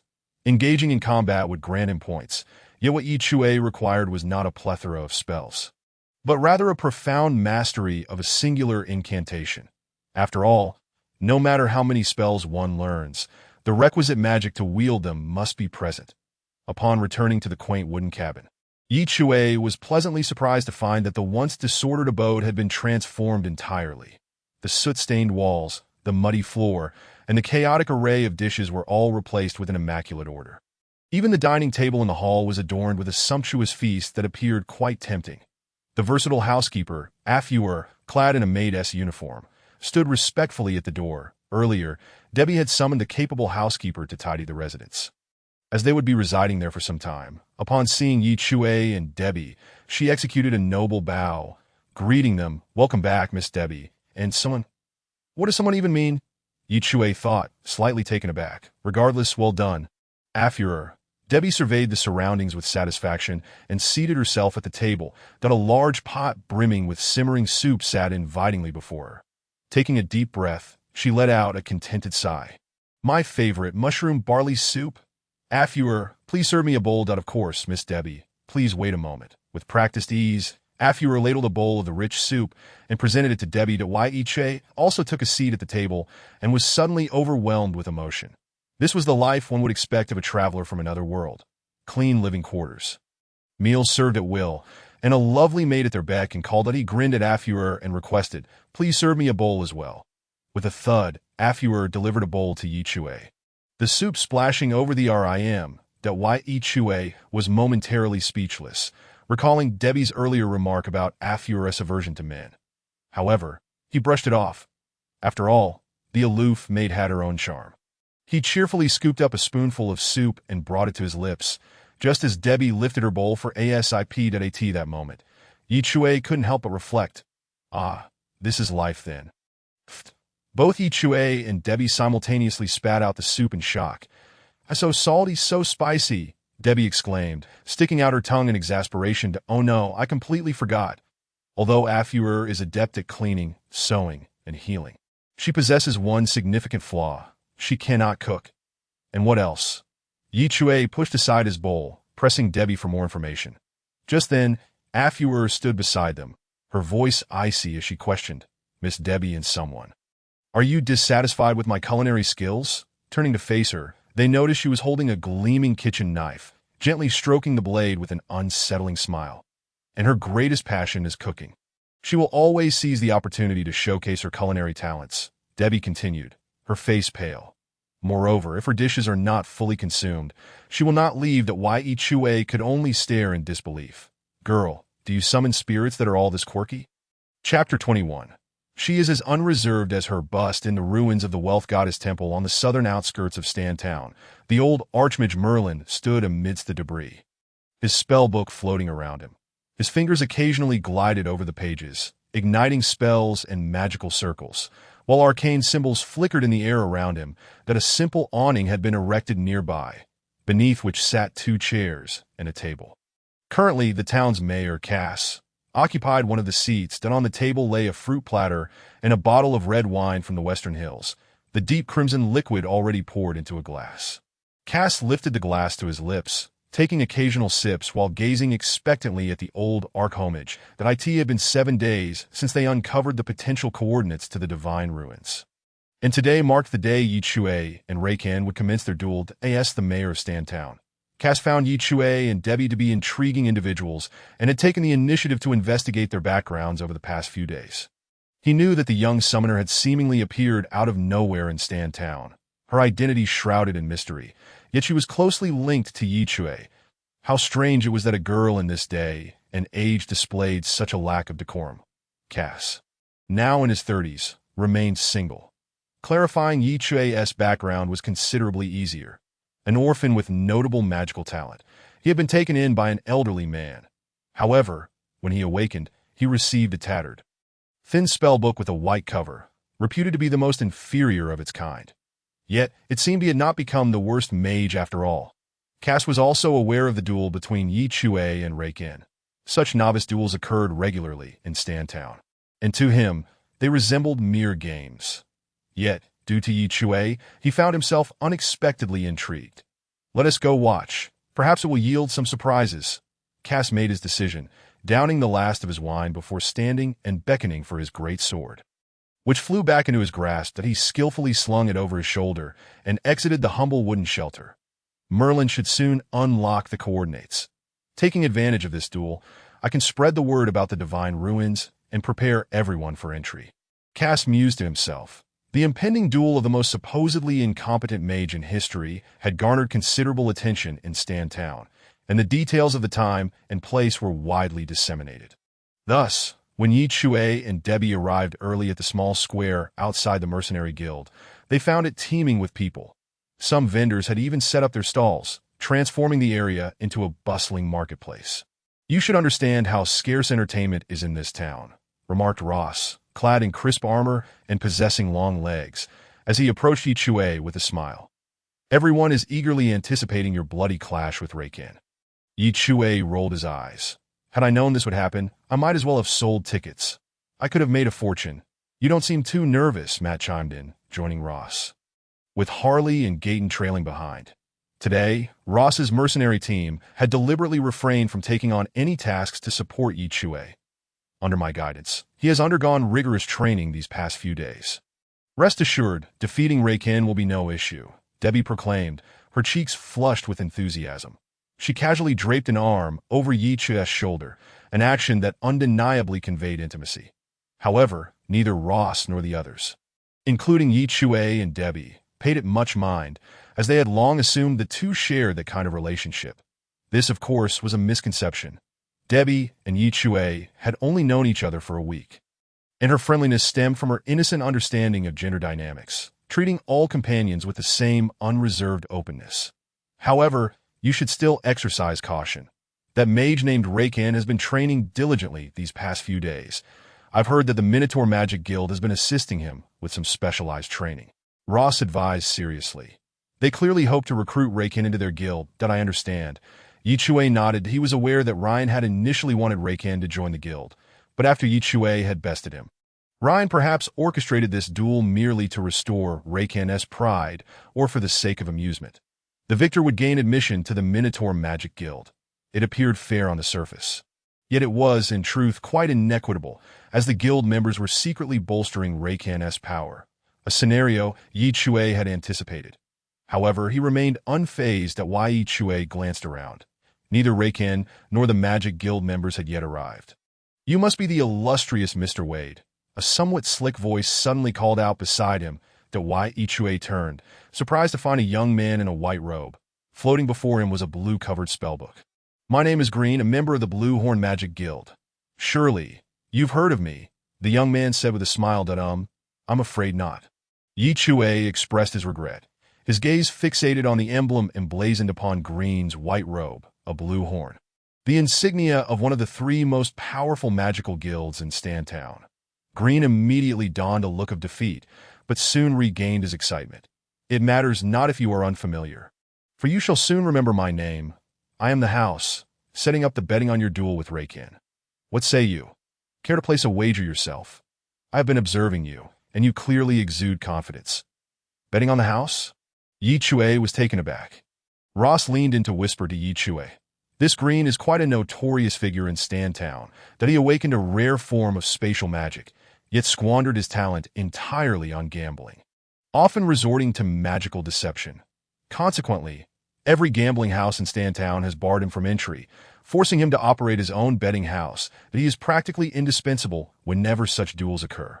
"Ah, I see," Chui nodded, observing Green's expectant demeanor and thinking to himself, what an eccentric fellow he is.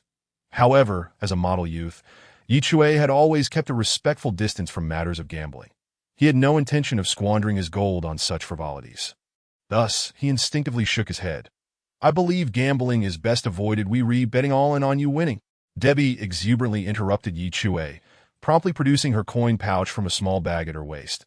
"Let us put all our gold on the line. Oh, by the way, what are the odds?" "Young lady, could you exhibit a modicum of discretion?"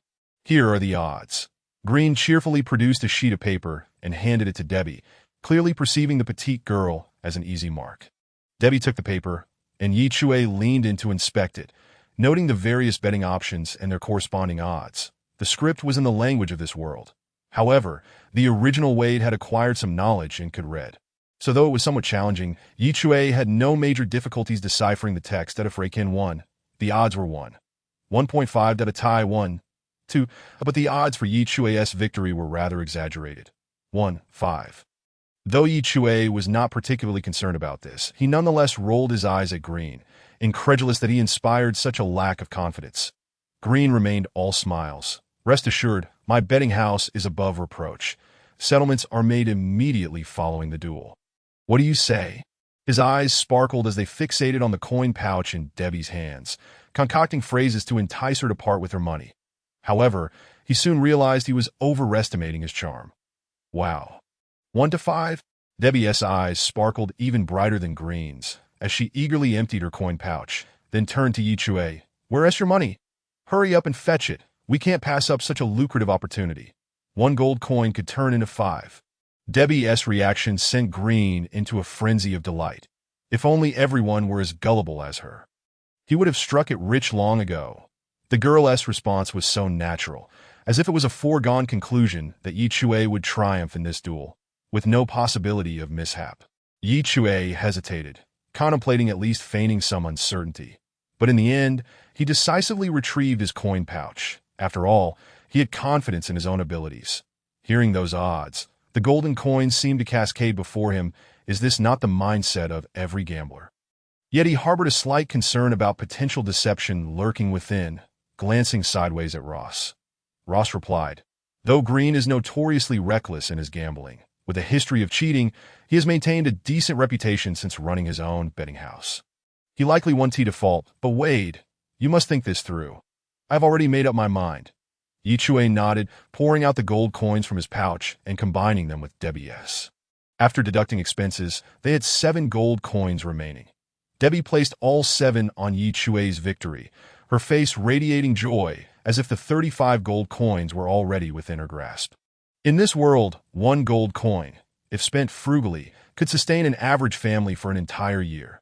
35 gold coins would undoubtedly comprise a fortune. Green summoned a quill from his magical tome, a tome of spatial magic capable of storing various items, as he recorded the betting information for Chui and Debbie, secretly reveling in his good fortune. Regardless of the form of gambling, the house always profits, though it requires skill. Prior to the duel, Green had already conducted his research and predicted the outcome, setting the odds accordingly. Chui was indeed formidable, having bested even the seasoned mage Chimes, but what did that matter? Reikin, though recently awakened, possessed far greater talent than Chimes, boasting superior combat prowess. Most importantly, Reikin was the chosen one of the Bullhorn Magic Guild, making this duel, ostensibly to determine who could join the guild, a foregone conclusion. Reikin would win. Naturally, this outcome was anticipated by many, thus when placing bets, they would inevitably wager on Reikin's victory. Consequently, Green had set the odds for the other 2 outcomes higher to entice them to take risks. And to balance the potential income disparity, he deliberately approached Chui and Debbie to encourage them to bet. From their expressions, it was evident they were brimming with confidence. Since they were confident, they would not mind betting more, and indeed the outcome unfolded as Reikin had foreseen. The 2 promptly wagered 7 gold coins, a substantial sum in such a small gambling affair, which would surely yield him a significant profit. Had Chui and Debbie shamelessly bet heavily on Reikin's victory, Green would certainly have refused. Ross, Matt, and several others exchanged glances, feeling somewhat helpless. While they held great confidence in Chui, gambling is inherently uncertain. They huddled together for a brief discussion, and ultimately, Ross turned to Green. We typically abstain from gambling, but today we shall make an exception in support of Wade. With a flick of her wrist, she tossed a gold coin to Green. We bet on Wade to win. In such wagers, it was customary to stake merely 1 or 2 silver coins. So the fact that Ross and her companions placed a gold coin was already a show of considerable support. It seems I may incur considerable losses this time, if our esteemed young Master Wade emerges victorious. I shall owe you 40 gold coins. Green feigned a pained expression as he accepted the coin, though it appeared exceedingly insincere that moment. Someone nearby remarked, "The Bullhorn Magic Guild members have arrived. Among them is the very Reikan. I believe." Chui turned to look, and indeed spotted the first person he encountered upon his arrival in this world. The youth named Reikan this moment. Reikan's expression was somewhat grim, his gaze directed toward them. Chui sensed an aura of coldness emanating from him, prompting him to smile and wave amicably. Clearly, Chui's reaction left Reikan feeling somewhat bewildered, and then glanced at the individuals accompanying Reikan. A middle-aged man with white hair whom Chui recognized as Ryan, the vice president of the Bullhorn Magic Guild, followed by two others. Though Chui did not know them, he recalled they were the same two who had lurked in the shadows on the night he first arrived. He remembered Ryan calling them by name, Mary and Tatak. Mary was a woman exuding a certain sultry allure, clad in a revealing low-cut gown, while Tatak was a man with yellow hair, emanating an aura of madness. Given that this duel was to determine who could join the Bullhorn Magic Guild, it was effectively initiated by the guild. Upon Ryan's arrival, he did not linger, but proceeded directly to the center of the arena, swiftly outlining the rules of the match. The victor shall gain eligibility to join our Bullhorn Magic Guild. This duel is to the death. No holds barred. That is all. He turned to Chui, a glimmer of amusement in his eyes, his smile devoid of warmth, tinged instead with a teasing cruelty akin to that of a game. You may begin. After casting one last glance at Reikan, he made this proclamation. I believe in you. You will not lose, Debbie encouraged, patting Chui on the shoulder. Chui smiled, heartened by the girl's faith in him. Then she suddenly leaned closer, her silver teeth biting down firmly as she clenched her small fist. Threatening Chui, we have staked everything. If you dare to lose, I will have you prepare your dinners for an entire month. Goodness, how ruthless. What happened to trust? Do your best, urged Ross and the others. In the days preceding this, Chui and Debbie had become quite familiar within the Employment Guild, and since the duel was set to take place in the small square outside the guild, most of these people were present, offering Chui sincere blessings and encouragement. Yet, they resolutely proceeded to green to place their bets on Reikan's victory.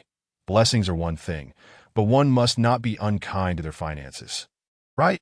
Ultimately, Chui may not be as utterly pathetic as they initially believed. He is indeed quite clever and has, in some inexplicable manner, triumphed over Chimes. However, such attributes hold little significance in the context of this earnest and serious duel. As the mayor of Stantown, Cass, stealthily arrived, Chui and Reikan stood face to face.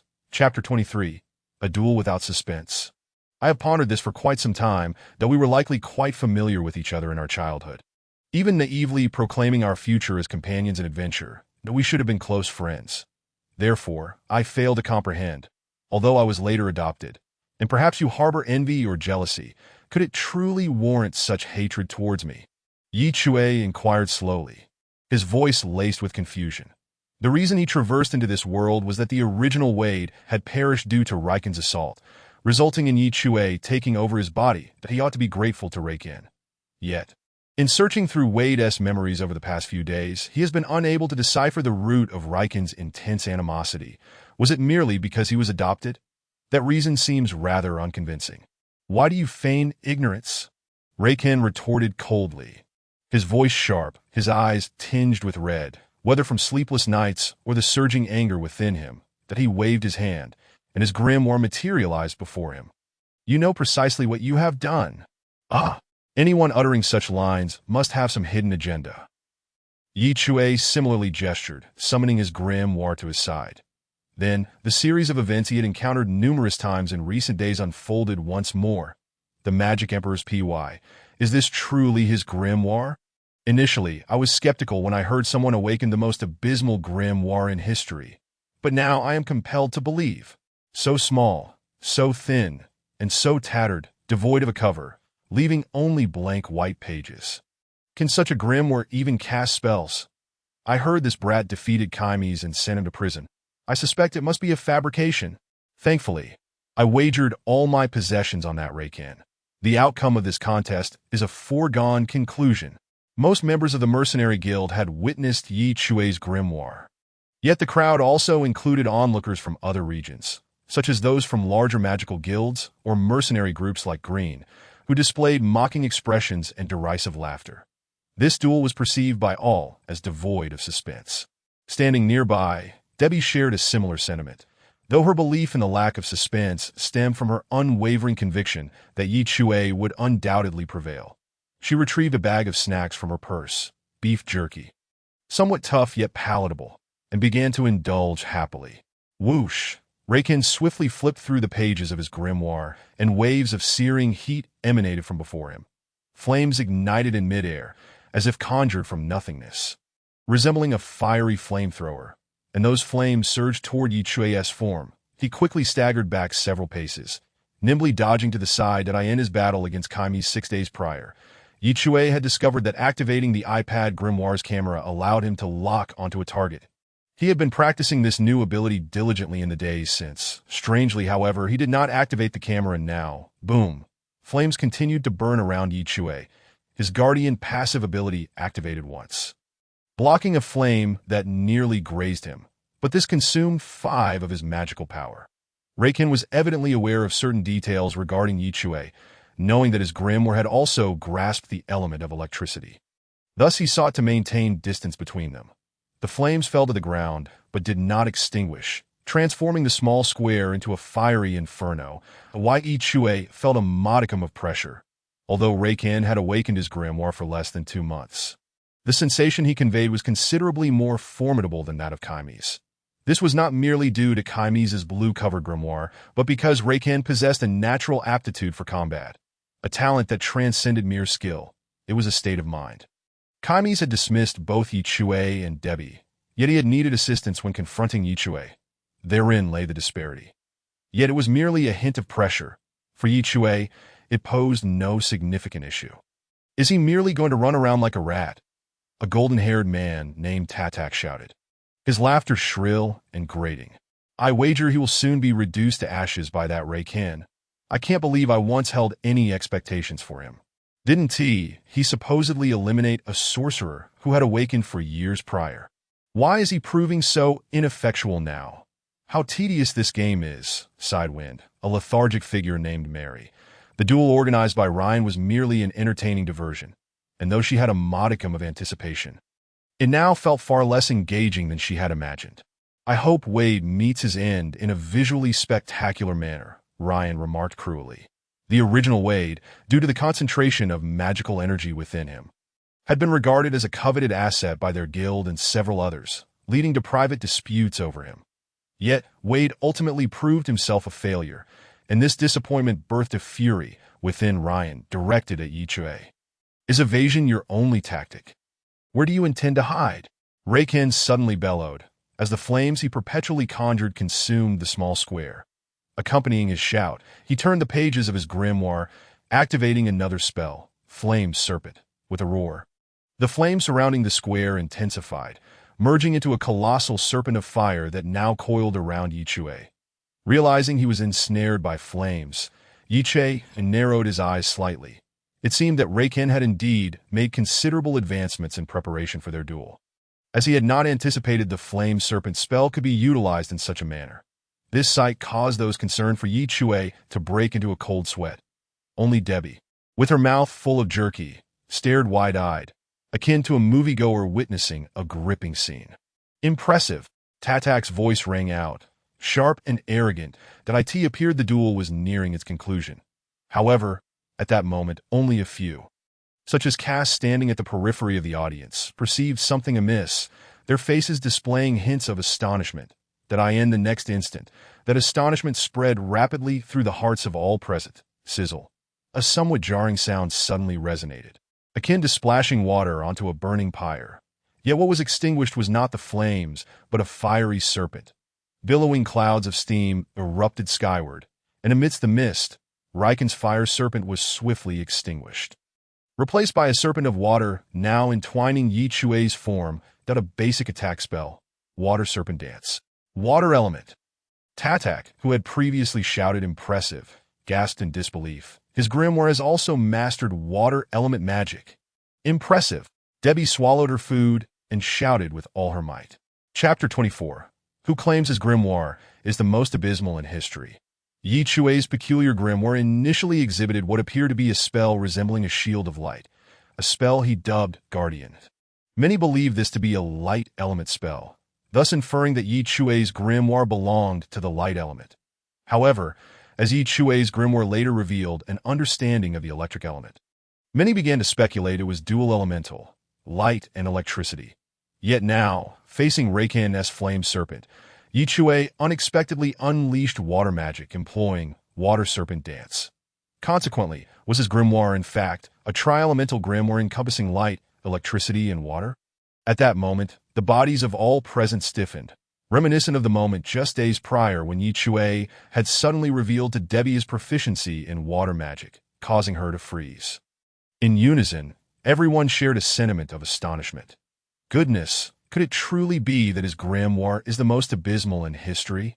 Among the crowd, Ryan, Mary, and Tatak displayed especially shocked and incredulous expressions that Tatak's mouth gaped open as if he had forgotten to close it.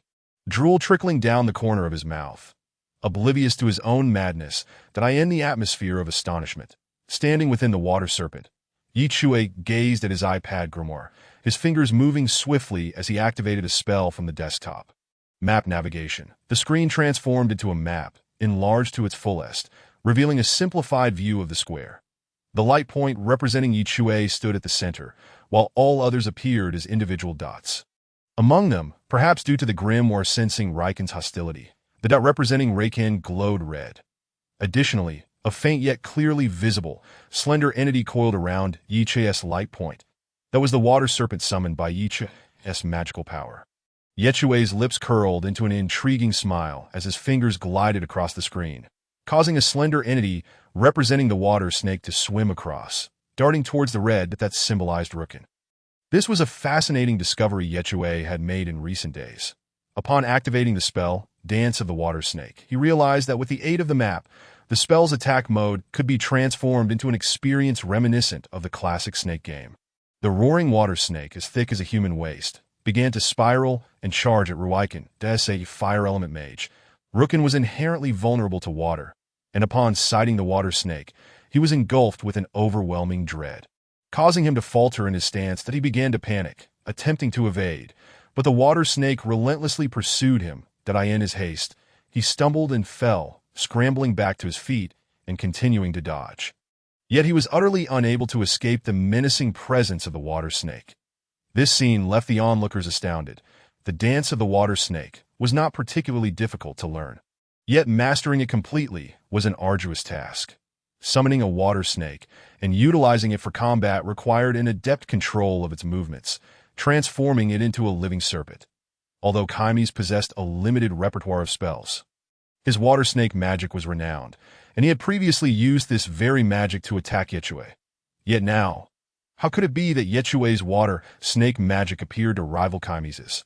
The most incredulous aspect was that Chui, while wielding this magic, had not once glanced at Rukin.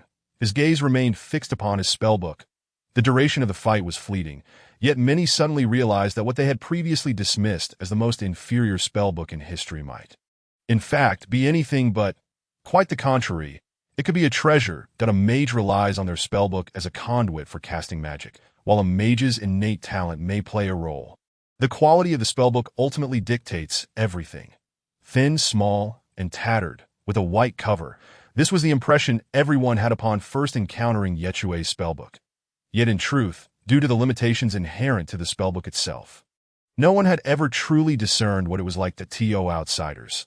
The spellbook only captured a vague outline, but now everyone felt an undeniable allure, although the spellbook remained a mere blur to them.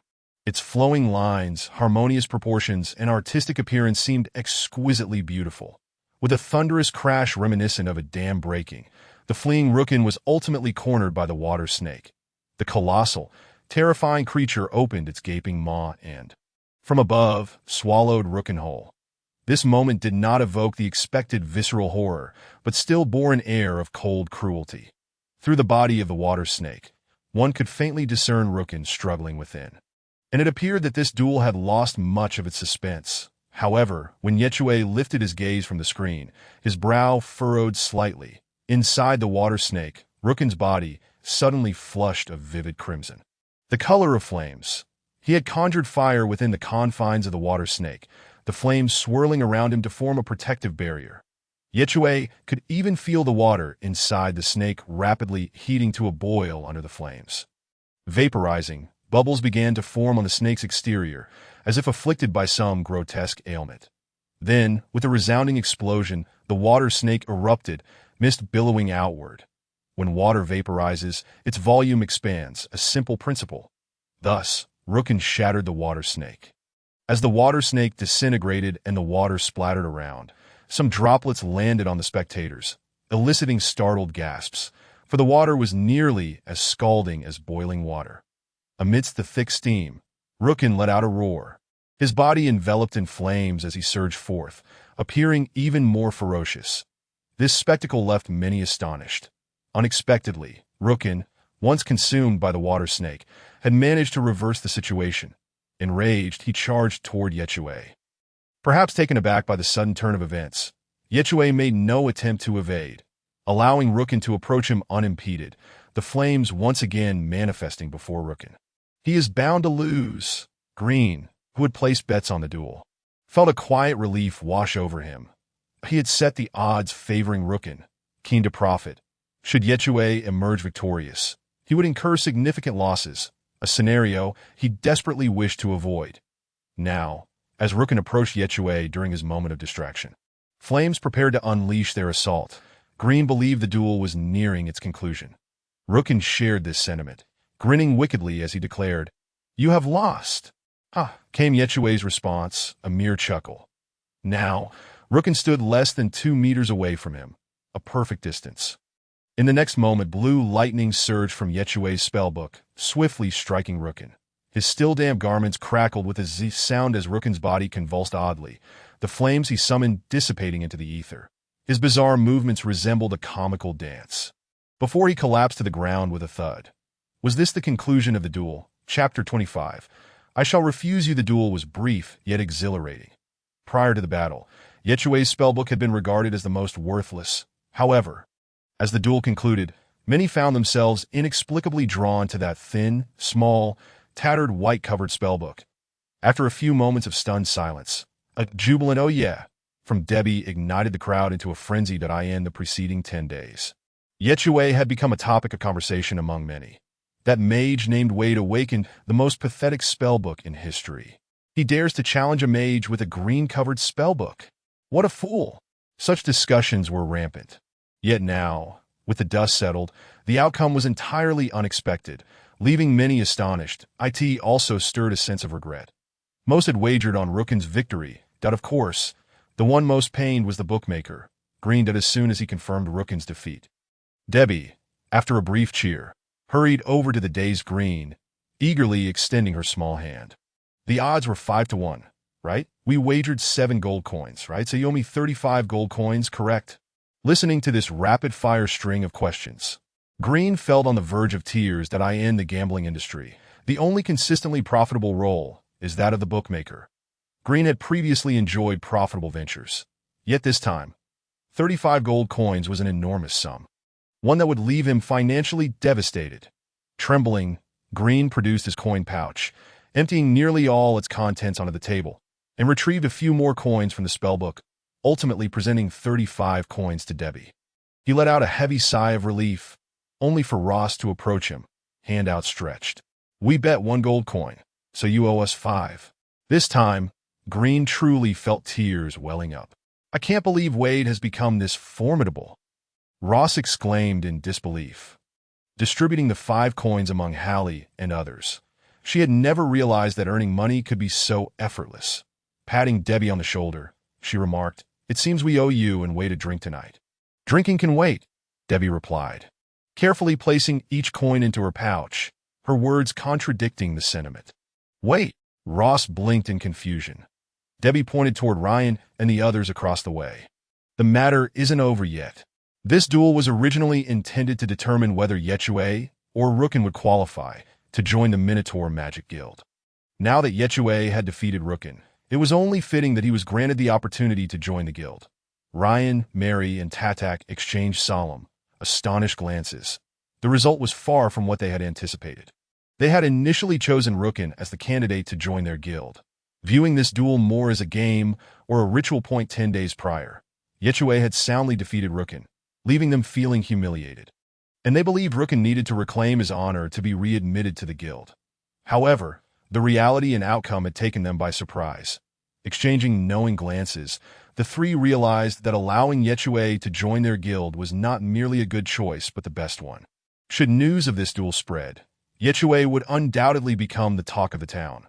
With the tri-element spellbook and the combat prowess he had displayed, although the quality of the spellbook was somewhat lacking. It was not an insurmountable issue.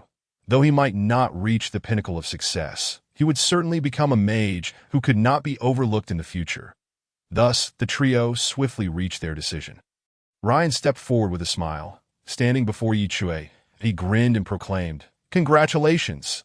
You have emerged victorious in this duel, and thus you are now qualified to join the Minotaur Magic Guild. Do you not feel honored?" Ryan's tone brimmed with pride. He conveyed to Chui that he was eligible to join them, and it was only natural that Chui would eagerly accept their invitation. Filled with joy and gratitude, he extended his hand towards Chui. And no one would suspect that Chui would refuse at such a moment. After all, this was the Minotaur Magic Guild, one of the three major magic guilds in the town. The opportunity to join was exceedingly rare. Who would turn down such an offer? "However, I decline," Chui replied with a smile. The square fell silent for a few seconds, only to erupt into chaos once more at a refusal. Chui had audaciously turned down the chance to join a prestigious magic guild. Surely, they must have misheard. Ryan's expression shifted to one of acute discomfort, feeling deeply insulted. Mary and Tatak, after their initial surprise, wore expressions of malice as they quietly stepped out to stand behind Ryan. Meanwhile, Debbie emerged, clutching her money pouch as she approached Chui's side. Debbie had long anticipated Chui's victory in this duel. She also understood that joining the Minotaur Magic Guild was of little significance to him. He simply did not covet such an opportunity. "You dare to refuse our invitation?" Ryan's face contorted with rage, his spellbook materializing beside him. "This is an affront to our guild. From the moment you proposed this duel, you have been coercing me that if I had declined your challenge 10 days ago, you would have certainly killed me. This duel was nothing more than a game, as you yourself stated." Chui replied calmly and earnestly. "Now that the game has not unfolded as you wished, you are displeased. Yet I shall refuse you, for it brings me joy. This is the outcome I desire. You will come to regret your choice." Ryan's robes and his flowing white hair billowed ominously, his face twisted with a savage expression. Just as one duel concluded, another battle seemed poised to commence. The onlookers gazed in stunned silence, bewildered by the audacity of Chui and Debbie in openly challenging a major guild. Should they be astonished by their boldness, or ridicule their overreach? Chui glanced at the interface of his iPad spellbook, noting that he still had 61 of his magical energy remaining.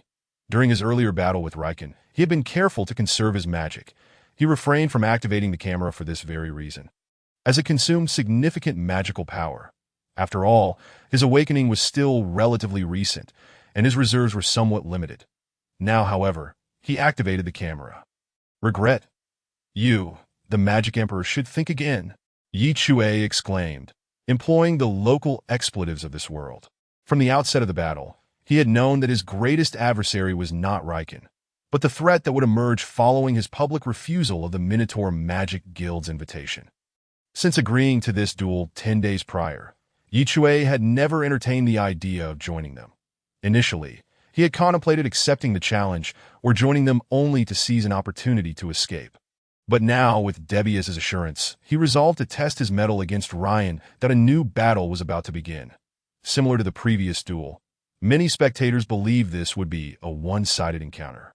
Wade is actually preparing to face Ryan in a duel. Has he lost his mind? Chapter 26. She was momentarily dumbfounded. Ryan was a middle-aged man, which implied that he had been a practitioner of the spellbook for a considerable length of time. Perhaps even longer than Chui had been alive. Many were aware that he was a wind elemental mage, renowned for his wind magic throughout Stantown. He was a formidable and perilous wizard. And as the vice president of the Minotaur Magic Guild, it had been ages since anyone dared to openly defy his will, let alone challenge him. Moreover, his challenger was a mere novice who had only awakened 10 days prior. While this novice might possess certain unique qualities, having recently defeated another fledgling mage, what did that truly signify? Wade is actually preparing to face Ryan in a duel. Has he truly lost his senses? The crowd, including those who had previously regarded Chui as a mediocre mage, were left in disbelief. Even Cass, the town mayor who had witnessed Chui's victory over Kaimes and held him in high esteem, found the situation utterly astonishing. "Do not interfere. This boy is mine to handle." Ryan sneered coldly, his eyes narrowing like those of a venomous serpent, emanating a sense of danger. Mary and Tatak exchanged glances and retreated a few steps. Regarding Chui as though he were a corpse, Riken, who had previously collapsed, struggled to his feet, his face a mask of shock as he processed the earlier events, filled with a sense of defeat. He cast a lingering glance at Chui before joining the crowd of onlookers. The battle commenced swiftly to Ryan's spellbook, adorned with a green cover, rustled ominously as a tempest began to swirl around him. His black robe, emblazoned with a Minotaur insignia, billowed dramatically, causing those nearby to sense an impending danger and step back. Swish. The air seemed to warp, and a crescent-shaped blade of wind shot towards Chui. This was the Wind Elemental Attack spell, Windblade. With a resounding thud, a luminous shield materialized before Chui, intercepting the Wind Blade's assault. Guardian Chui stumbled slightly, then deftly tapped the screen, unleashing a bolt of lightning that surged towards Ryan. This was the low-tier spell, Lightning Strike. Consuming 5 of his magical energy to end Chui's field of vision, the white target box on his iPad spellbook had completely locked onto Ryan. However, as the electric spear approached, Ryan shifted ever so slightly, effortlessly evading the strike. Crack! The lightning struck the ground, scorching the stone surface and sending up tendrils of smoke. Wind elemental magic can greatly enhance a mage's speed. It appears to be true. This is the basic support spell, Wind Walk, Chui remarked, a hint of admiration in his voice. After activating the cameras, target lock, and following days of practice, he had honed his aim to perfection against the gaunt figure that Debbie had forced him to chase. Yet he still found himself unable to strike Ryan, who wielded wind magic. Observing the traces left by Chui's attacks, Ryan's eyes flickered with surprise.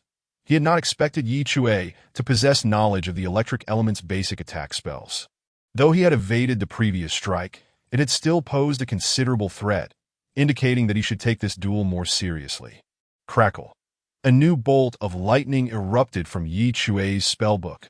But Ryan, as elusive as the wind itself, dodged it once more. Yet no one deemed Chui's attacks futile, for many recognized the precision with which he executed his spells. Had his target not been Ryan, who was bolstered by the Wind Walk spell, the strikes would likely have been far more effective. Of course, evading did not equate to being invulnerable. If one could not dodge, they could still block. Chui's assaults, while seemingly modest in power, astonished spectators with his control over the spells. Understanding the intricacies of powerful magic was akin to wielding a weapon. Strength did not stem from possession, but from proficiency in its use. To successfully strike another with a spell required diligent training. Yet Chui had only awakened 10 days prior. Not to mention the multitude of spells he had already mastered. His accuracy alone was remarkable. How had he achieved this? Challenging Ryan is still an incredibly reckless endeavor. I remain unconvinced that he stands any chance of victory. Yet the manner in which he fights is utterly astonishing. This youth is no ordinary individual. Muse, an experienced mage, genuinely impressed. Mary and Tatak exchanged glances once more, their concerns for Ryan non-existent. After all, as the second in command of the Minotaur Magic Guild, Ryan had every reason to dispatch Chui easily. Their astonishment lay solely with Chui, tinged with regret. Such a promising talent. Yet he had chosen a path toward destruction. Mary, exuding an aura of dominance, suddenly turned her gaze towards Debbie, who stood beside Chui. Debbie positioning herself next to him, she had effectively aligned herself against the Minotaur Magic Guild. News of a young summoner emerging in Stantown had reached her ears. Summoners were typically powerful and noble. Yet this girl seemed to fall short of that reputation. especially considering that only Cass and Merlin had witnessed the battle in the graveyard involving Chui, Debbie, and Chimes. What the onlookers had seen of Debbie's summoning abilities amounted to little more than a comical display featuring a jester spirit within the guild hall, a performance that was reportedly quite amusing. Others had observed her quarreling with her magical pet in the streets, or being chased by her spirit butler wielding a kitchen knife and bowl. P.S. Debbie's daily antics, that in summary, she exuded an air of whimsical unreliability. Such a summoner, of course, held no cause for alarm in the presence of Mary. With a subtle exchange of glances with Tatak, she gracefully waved her hand, summoning a spellbook with a blue cover that appeared beside her. With a seductive smile, she advanced towards Debbie. The novice attack spell daze struck unexpectedly. Debbie, who was intently observing the battle between Chui and Ryan while absent-mindedly continuing to munch on beef jerky, suddenly sensed something amiss. Turning her head to see Mary approaching, the young girl instantly wore a contemptuous and triumphant smile. You are a mental mage. Among the 9 magical attributes, the mental attribute is relatively rare, and mental mages are often the most perilous. Debbie swallowed her food with difficulty, looking at Mary with an air of haughty superiority as she continued. While mental spells may pose a significant threat to others, being exceedingly difficult to defend against, they are mere childish play for us summoners. Our minds are as solid as a fortress, unassailable. We will never fall prey so easily. Then, with a thud, Debbie's body swayed and toppled to the ground, emitting a series of loud snores. Mary was momentarily taken aback. She had merely launched a light attack, and this summoner girl had already succumbed? Chapter 27. Young lady, please rise. This is not how you play the game. Summoners have the ability to conjure spirits and magical creatures to fight on their behalf, and the prerequisite for becoming a summoner is a formidable mental strength. Hence, Mary had been cautious in her attack against Debbie, in her understanding. Even if Debbie was a rather foolish summoner, incapacitating her should not have been an easy feat yet. Was it truly this simple? Gazing at the girl sprawled on the ground, seemingly in a deep and sweet slumber, Mary found it hard to accept. Hey, don't joke around. I was gearing up for a proper fight. At that moment, a loud bang resounded as Chui was violently hurled through the air, crashing heavily onto the ground. He had been knocked over by a fierce gust of wind, unleashed by Ryan. Despite Chui's repeated attempts to attack, he had yet to inflict any damage on Ryan. Yet his persistence had evidently begun to irritate Ryan. For a mage of Ryan's stature, being forced to dodge Chui's spells was a rather humiliating experience. Thus, he resolved to retaliate with full force, unleashing a powerful wind element spell that sent Chui sprawling to the ground. Chui let out a cry of pain, and as he struggled to rise, he caught sight of Debbie, lying nearby in a blissful slumber. That moment, it felt as if 1,000 beasts roared within him, and he nearly shouted, "This is outrageous," to express his frustration. He had dared to act so boldly before Ryan primarily because Debbie had boasted that her battle spirit could easily dispatch such opponents. Had he known she was so utterly useless, he would have simply surrendered. Young lady, please rise. This is not how you play the game. Chui's expression twisted in anguish and rage as he glanced at Mary, who was initially a flamboyant and aloof mage. However, upon meeting Chui's gaze, she suddenly found herself at a loss for words, instinctively offering an explanation. I only attacked her slightly, and she just fainted. Such an explanation only served to highlight her ineffectiveness.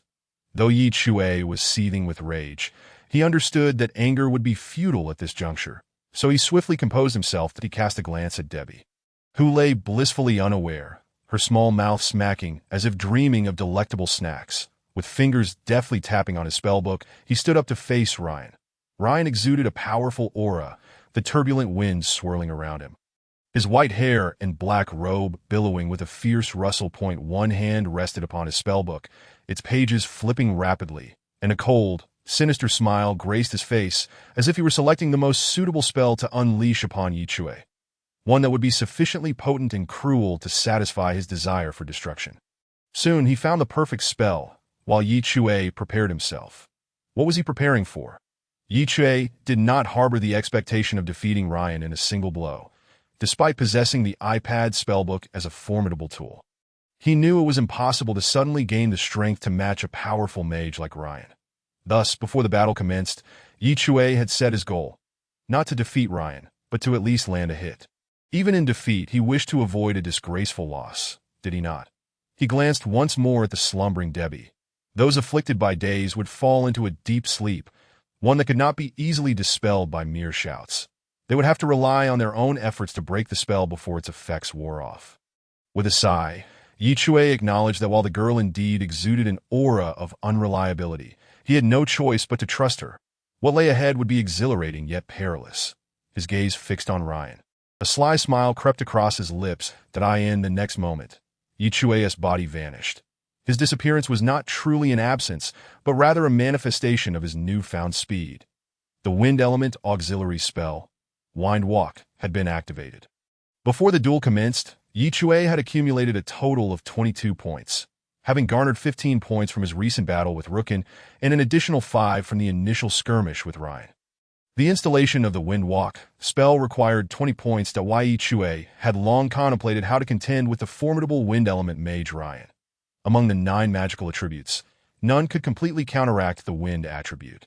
Thus, he had previously prepared to install Wind Walk, aiming to enhance his speed significantly and strike unexpectedly.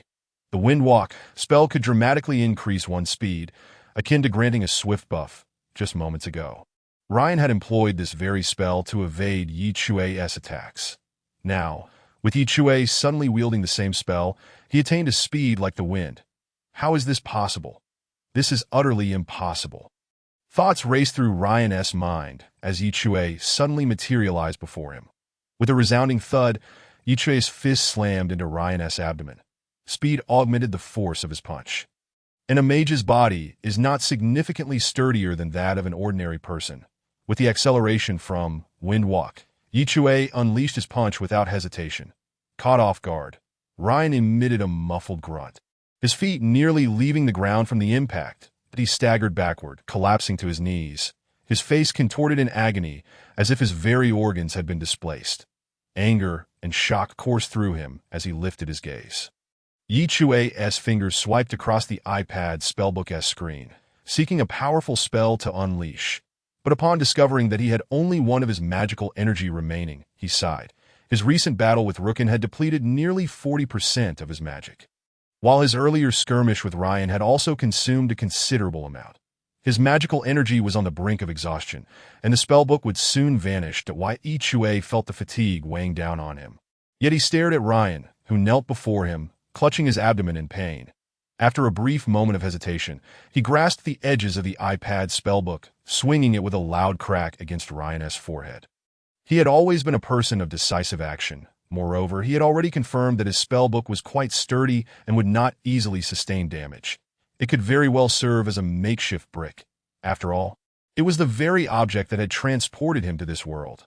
Thus, with only one of his magical energy left, he struck Ryan's forehead with the spellbook as if it were a brick, then raised his foot to deliver a kick to Ryan's side, commencing a brutal onslaught of punches and kicks that moment. Everyone present was utterly bewildered. Had they ever witnessed such a violent mage before? Chapter 28. For heaven's sake, have you had enough sleep? In the square before the mercenary guild, Chui relentlessly pummeled Ryan with fists and feet, his demeanor exuding unspeakable ferocity. Yet the onlookers felt as though they were caught in a surreal dream, utterly unable to believe the scene unfolding before their eyes. Ryan, a mage of considerable renown in Stan Town, was being mercilessly beaten by someone who had awakened merely 10 days prior? Who would believe such a tale if they had not witnessed it themselves? Moreover, young man, you are a refined mage. How can you behave so violently? What astounded them most, leaving them in disbelief, was Chui's spellbook. Light element, electric element, water element, and now wind element. Good heavens, he is not merely a triple element mage, but a quadruple element one? How can one be so extraordinary? You are bound to have trouble making friends with such prowess. Perhaps due to their overwhelming shock, nearly everyone stood frozen, as if stripped of all ability to act. Ryan, too, appeared dazed, utterly incapable of mounting any defense. That moment, a sharp, frenzied shout rang out. Stop this at once. It was Tatak, the golden-haired man brimming with a wild aura. who had been the first to react. He swiftly drew forth his spellbook, its cover of vivid green, flipping it open to a specific page to unleash a spell that I end the next moment. A resounding boom echoed as Chui felt a fiery explosion erupt beside him. His body was struck by an immense force, violently hurled away and crashing heavily to the ground that a ringing buzz filled his ears. This sudden sensation transported Chui back to his childhood and his previous life, when a mischievous friend had ignited a firecracker right next to him, leaving him startled and plagued by a lingering buzzing in his ears for quite some time that he attempted to rise from the ground, only to realize with dismay that his right arm felt as though it had been severed, completely devoid of strength, blood flowing profusely from the wound, while an excruciating pain surged through his heart. The iPad magic tome had vanished, re-entering his body, and he gasped sharply, struggling to sit up, his eyes wide as he regarded the assailant. Tatak. Is this an explosion? A fleeting thought crossed his mind, and Chui's expression transformed into one of utter astonishment. Explosion magic. There are 9 elemental attributes in magic, which serve as the foundational elements. For most magicians, mastering a single element is the norm, yet some tomes can awaken dual or even triple attributes. And beyond. When a magician reaches a sufficiently high level, they can fuse multiple attributes, creating an entirely new hybrid attribute. For instance, wind and water can combine to form ice magic, while earth and water can meld into swamp magic. And explosion magic is, in essence, a fusion of fire and electricity. Among the 9 elemental attributes, fire and electricity are inherently the most aggressive magical elements, and their fusion naturally yields tremendous power. Tatak was indeed an exceedingly rare explosion magician. The spell he had cast against Chui was an explosive incantation. Suddenly, a chilling and furious roar erupted. The voice belonging to Ryan, he rose from the ground, his once meticulously arranged white hair now disheveled. A gash on his forehead bleeding profusely, one eye red and swollen, rendering him a picture of utter disarray. As a powerful and highly esteemed magician, this appearance was nothing short of a disgrace to him, igniting an unprecedented fury within. Had he been injured by other, more formidable magicians or swordsmen, he would have accepted it without reproach. Yet the fact that he had been harmed by a novice magician he deemed beneath him, whom he regarded as mere ants, was utterly intolerable, unforgivable, indulgent. The magic tome floating before him rustled ominously, its pages flipping with a crisp, terrifying sound, as a tempest began to swirl around his body. Those standing nearby struggled to maintain their footing. The once bright sky darkening ominously, Ryan advanced step by step toward Chui, his face a mask of cold cruelty in the wind. To deal with a magician who has only awakened 10 days prior. Ryan is actually employing intermediate magic, someone exclaimed in shock. Those concerned for Chui, such as Ross and Harley, wore expressions of anxiety. Yet, faced with Ryan's impending assault, they, as mere swordsmen and magicians, were powerless to intervene. Meanwhile, standing on the outskirts of the crowd, the town mayor, Cass, grasped the hilt of his great sword behind his back, a flicker of hesitation crossing his face. Though he was the mayor, he did not hold the highest authority in town. The leaders of several guilds and mercenary groups wielded considerable influence. If he intervened now, it would be tantamount to severing ties with the Minotaur Magic Guild. Chui's prior assault on Ryan had been rather excessive, and the guild would undoubtedly regard Chui as an enemy. If he rescued Chui, he would have to face the ire of the Minotaur Magic Guild. However, what did it matter? Cass resolved to take action. Ryan, propelled by the raging winds, approached Chui, the howling gales transforming into terrifying, invisible hands, seemingly capable of tearing flesh to shreds. Chui was utterly defenseless, his complexion pale and body weak, casting one last glance at Debbie. For heaven's sake, have you finished sleeping?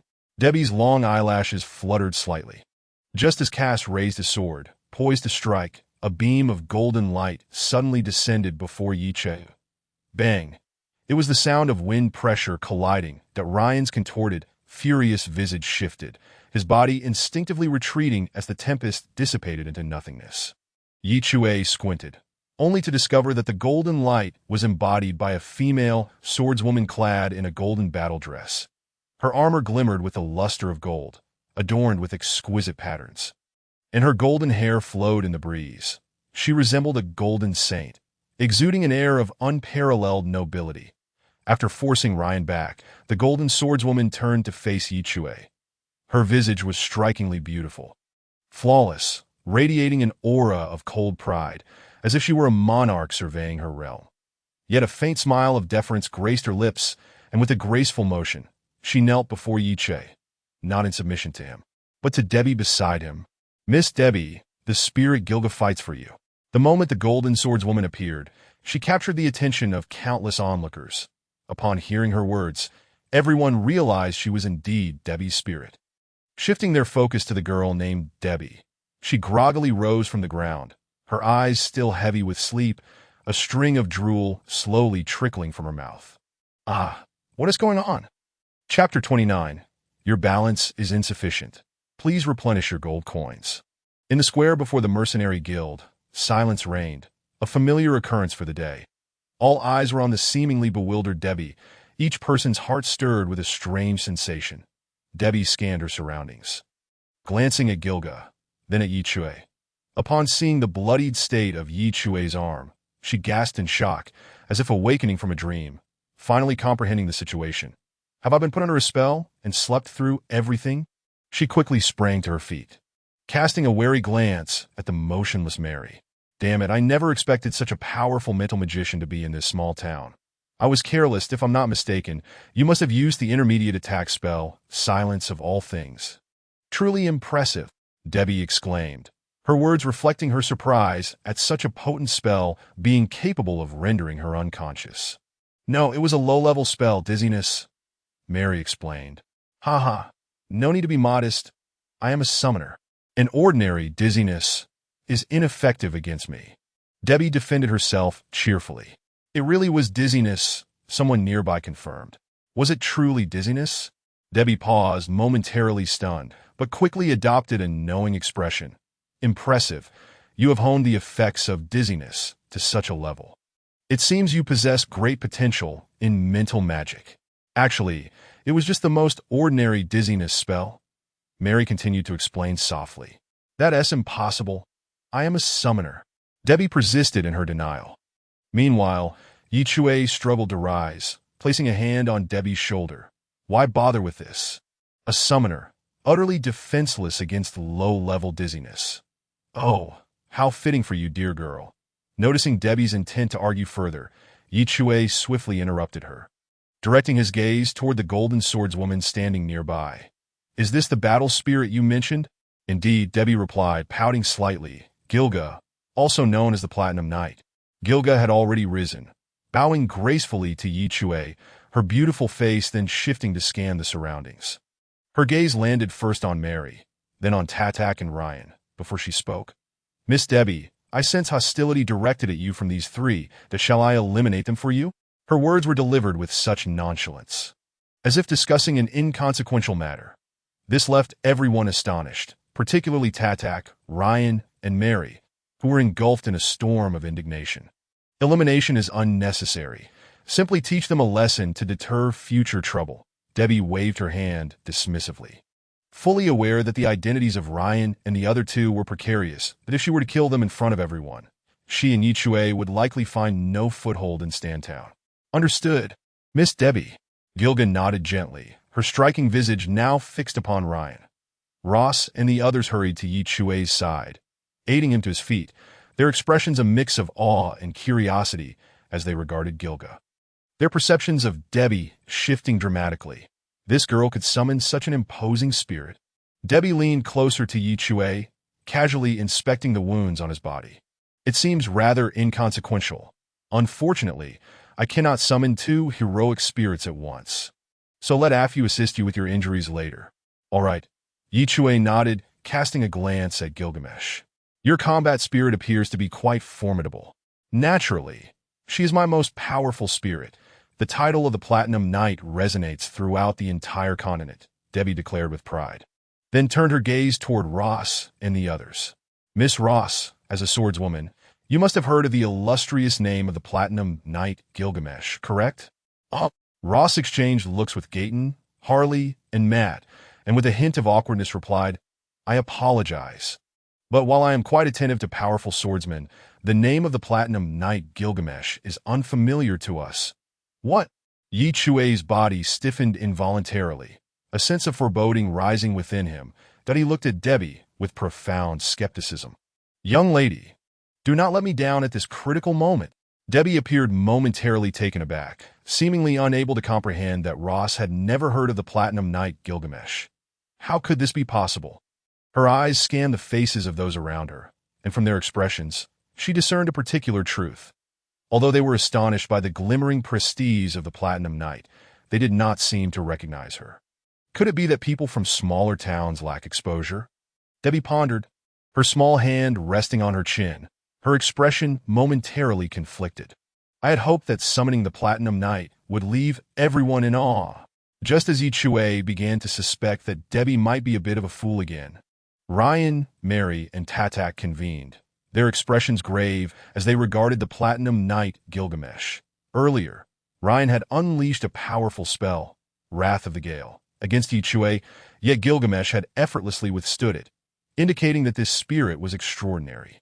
"This spirit appears to be quite troublesome. We must join forces," Ryan resolved, surveying their surroundings. Unfortunately, only the three of them belonged to the Minotaur Magic Guild. Numbers had never posed a concern for them. Tatak and Mary nodded in agreement, and the three cautiously stepped forward, warily eyeing Gilgamesh, ready to unleash their spells. That why Chui felt a surge of anxiety, whispering to Debbie, "Is your spirit really capable? Youth, please have a bit of faith in your partner. The DOI seem like an unreliable person to you." Debbie retorted, crossing her arms dismissively. "It's precisely because you seem so much like that I lack confidence," Chui earnestly explained. Debbie's mood soured, and with a snap of her fingers, she commanded Gilgamesh, "Go and deal with those three. But do it in a stylish manner, understood?" "Yes, Miss Debbie, at your service." The golden-haired swordswoman bowed in a peculiar manner before turning to face Ryan and the others. With a swift motion, she drew her golden longsword. In that moment, the air was still, yet her golden locks danced wildly, and her glittering golden battle attire rustled with a regal aura enveloping her. Her eyes, resolute and cold, met those of her three adversaries. "Ha!" she bellowed, her golden attire seeming to radiate even more brilliantly, emanating a radiant sword light, that in an instant, Gilgamesh transformed into a humanoid golden beacon. Then, this beacon began to flicker, much like a faulty light bulb struggling for power. It flickered twice before the radiant light surrounding Gilgamesh abruptly extinguished. "What is happening?" Curiosity gripped everyone, and they hastily turned their attention to Debbie. Gilgamesh's elegant brows furrowed slightly as she glanced at her hand.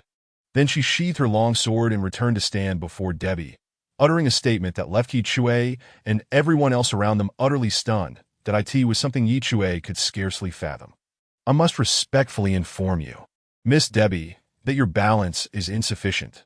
Please replenish your gold." Chapter 30. This is the distinction between ordinary players and whales. Upon hearing Gilgamesh's words, nearly everyone in the Mercenary Guild Square was left in a state of shock. Bewildered by the phrase, "Your balance is insufficient. Please replenish your gold," Chui found the words oddly familiar, reminiscent of insufficient balance. "Please recharge." Yet what did this mean? He glanced at Debbie, recalling her numerous mentions of costs. Could it be that this so-called cost referred to gold? But weren't heroic spirits summoned through the mage's magical power? What need did they have for gold? As these doubts swirled in Chui's mind, Mayor Cass, standing nearby, suddenly had a revelation, exclaiming, "Could it be that this spirit wields golden sword energy?" His words were not loud, yet they attracted the attention of those nearby, who finally noticed Mayor Cass standing among them. One onlooker eagerly inquired, "Mayor Cass, what is golden sword energy?" "Golden sword energy? I have heard of this formidable power, but this is my first time witnessing it in action." Cass, having traveled widely as a mercenary, was well versed in such matters. He recalled a rumor he had once encountered, his expression reflecting a mix of awe and excitement. "This is an extraordinary power that transforms gold into sword energy." "Gold can actually be transformed into sword energy? How is that possible?" gasped the others nearby, Why? Chui echoed their astonishment that he had listened to Debbie explain that Gilgamesh wielded golden sword energy, yet he found it hard to believe, although he had begun to accept the wonders of this magical world. Certain fundamental concepts still clung to him from another reality. Gold was merely a material. How could it be transformed into power? Gold contains ancient power. Do you know how gold is formed? It originates from the dominion of the ancient gold dragon that once ruled this continent thousands of years ago. The dragon's breath transformed matter into gold. Later, when humanity rose, gold became the medium of currency. Yet the essence of the dragon's breath within gold has never dissipated. Only a select few can extract this power and channel it into their own strength. Debbie explained swiftly, having retrieved a handful of gold coins from her pouch. Preparing to recharge Gilgamesh. The sight was undeniably peculiar to Chui, who listened as Debbie continued. The one who discovered the power hidden within gold was none other than the goddess of wealth among the ancient deities over 10,000 years ago. Chui's body trembled slightly. His expression one of surprise as he recalled the temple of the goddess of wealth located on the outskirts of Stantown, where he had first encountered Debbie. By the way, the goddess of wealth shares my name. Debbie did why father chose this name for me, believing it would bring good fortune. And indeed, after that, his fortunes began to flourish rapidly. Nowadays, the name of the Anjuan family is virtually known to all south of the Warm Water River. As she mentioned this, Debbie's expression became one of pride and elation. Miss Debbie, indeed, shares many similarities with the ancient goddess of wealth, which is why I chose to serve her. The Silver Knight, Gilgamesh, interjected, seemingly wishing to clarify to Chui that despite her haughty demeanor, this spirit was quite amiable. That as she spoke of Debbie's resemblance to the goddess of wealth, her eyes inadvertently flicked down to Debbie's chest. Chui recalled the small and flat statue of the goddess from the temple, and suddenly understood. Debbie seemed oblivious to Gilgamesh's gaze. She had already presented a handful of gold coins toward her. However, Gilgamesh did not accept them, expressing with a hint of exasperation, "Miss Debbie, please do not pretend to forget. The last time you summoned me, you already owed me 33 gold coins. According to our contract, any debts must be repaid upon your next summoning." "I had forgotten about the debt. My memory is quite poor," Debbie said sheepishly, her expression one of defeat as she met Chui's astonished gaze, instantly adopting an innocent demeanor and handing her entire pouch of coins to Gilgamesh. "Here are 35 gold coins. The extra 2 are for summoning you this time." She then explained to Chui, "You see, I told you the cost of summoning her is considerable."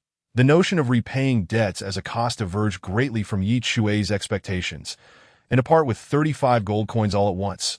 Wasn't this Gilgamesh a sword-wielding spirit that could lead them to financial ruin? Taking the pouch of coins, Gilgamesh held it in her palm, and suddenly, a blush crept across her stern visage. Her golden hair billowed, as if she were channeling some form of power, to Chui and the others' astonishment. Streams of golden mist began to pour forth from the pouch, the very essence of gold transformed into ethereal vapor. Golden mist surged forth, gradually merging with Gilgamesh's form. This process evidently brought her immense pleasure. As she involuntarily emitted soft moans, her body trembling ever so slightly to Chui's body stiffened. His right arm, previously injured, throbbed with pain, the blood flowing freely, tormenting his spirit. Yet at that moment, he seemed to completely forget the agony in his arm. Could this be the benefit of spending money? Soon, Gilgamesh shimmered with golden radiance once more, her expression swiftly transforming into one of cold pride. She turned and slowly approached Ryan, Tatak, and Mary, swiftly drawing her long sword from her waist. "My adversaries, I apologize for the delay. Let us resume our duel." Ryan and his companions had remained in a state of stunned disbelief, only now regaining their senses. They exchanged glances, having never heard of the legendary golden sword energy. Yet Gilgamesh still exuded an overwhelming sense of threat. Upon hearing her words, they resolved to give their utmost effort. "Intermediate attack spell, Raging Wind's Bite," Ryan shouted as a tempest of furious winds coalesced around him. It was as if a massive, tooth-filled maw had opened above, poised to devour Gilgamesh whole. Tatak and Mary synchronized perfectly with Ryan. Upon witnessing his attack, Tatak hastily sprang into action, his grimoire flipping open with a rustle. He crouched low, placing his hand on the ground, as orange, vein-like patterns spread from his fingertips, rapidly extending to Gilgamesh's feet. Intermediate attack spell, Erupting Earth. Simultaneously, Mary unleashed a spell to disorient the mind. Mind's Captivation. The trio's assault launched in near-perfect unison, a testament to their habitual teamwork.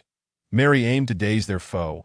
Tatak targeted the ground beneath her, while Ryan prepared a strike from above that end the face of such a coordinated assault. Few could hope to escape or resist. The onlookers gasped in astonishment. Mayor Cass's expression turned grave as he pondered what would happen if he were in the line of fire. The answer did not seem promising. While he might manage to escape, it would surely come at a cost. But what of the spirit-wielding golden sword energy? A brilliant golden light burst forth. A roar akin to that of a mighty dragon echoed, the sound of the golden swordsman's blade resonating. The golden sword energy sliced through the howling winds above, severed the ground that was about to explode, and even disrupted Mary's mental magic. That golden sword energy shone as brilliantly as the sun, forcing many to instinctively squint their eyes. When they reopened them, they beheld Ryan, Tatak, and Mary sprawled on the ground, evidently injured, their faces pale and incredulous as they gazed upon the golden figure before them. The Platinum Knight stood, gripping the golden longsword, as if a Valkyrie had descended. With a single strike, she had vanquished the trio. Holy moly! Chui. This was the stark distinction between an ordinary player and a wealthy one. Chapter 31. Seamlessly shifting between foolishness and brilliance. A natural talent. Today's duel was initially a trivial contest, a mere skirmish between two novice mages to determine who would gain entry into the Minotaur Magic Guild. Yet the outcome defied all expectations, fraught with twists and deepening conflict, as three formidable mages from the guild found themselves vanquished. Tatak, the explosive mage, had once been arrogant and reckless, but now his countenance was etched with profound fear. Mary, once clad in a refreshing outfit, now appeared tattered and disheveled, her expression one of bewilderment as she looked at Debbie. She could not comprehend how this girl possessed such formidable prowess, able to summon such a powerful spirit. Yet why had she been utterly defenseless against her day's spell? It was all too perplexing. Ryan gasped for breath, a picture of disarray, still nursing wounds inflicted by Chui, the esteemed vice president of the Minotaur Magic Guild. He could not accept his defeat in such a manner. His grimoire had vanished, drained of magic, and he lay powerless on the ground, but he had not yet surrendered the fight. "Gold! I have gold!" he suddenly shouted. Looking at the Valkyrie-like Gilgamesh, he retrieved a pouch of coins from his robe, the sound of clinking coins ringing out. "You need gold. I can offer you gold." He had realized that Gilgamesh required gold to channel her power, and both Debbie and Chui had already surrendered their wealth to her, but he still had funds. The vice president of the Minotaur Magic Guild. His hoard of gold was no trifling sum. At that moment, Ryan's eyes gleamed with fervor, thinking he might just gain a powerful battle spirit in return. Yet soon, he recognized the absurdity of his actions. "Are you insulting me?" Gilgamesh looked down upon the beleaguered Ryan. "You, the vanquished, dare to use gold to enslave me. What worth does gold, tainted by your filthy bloodline, hold in becoming my strength?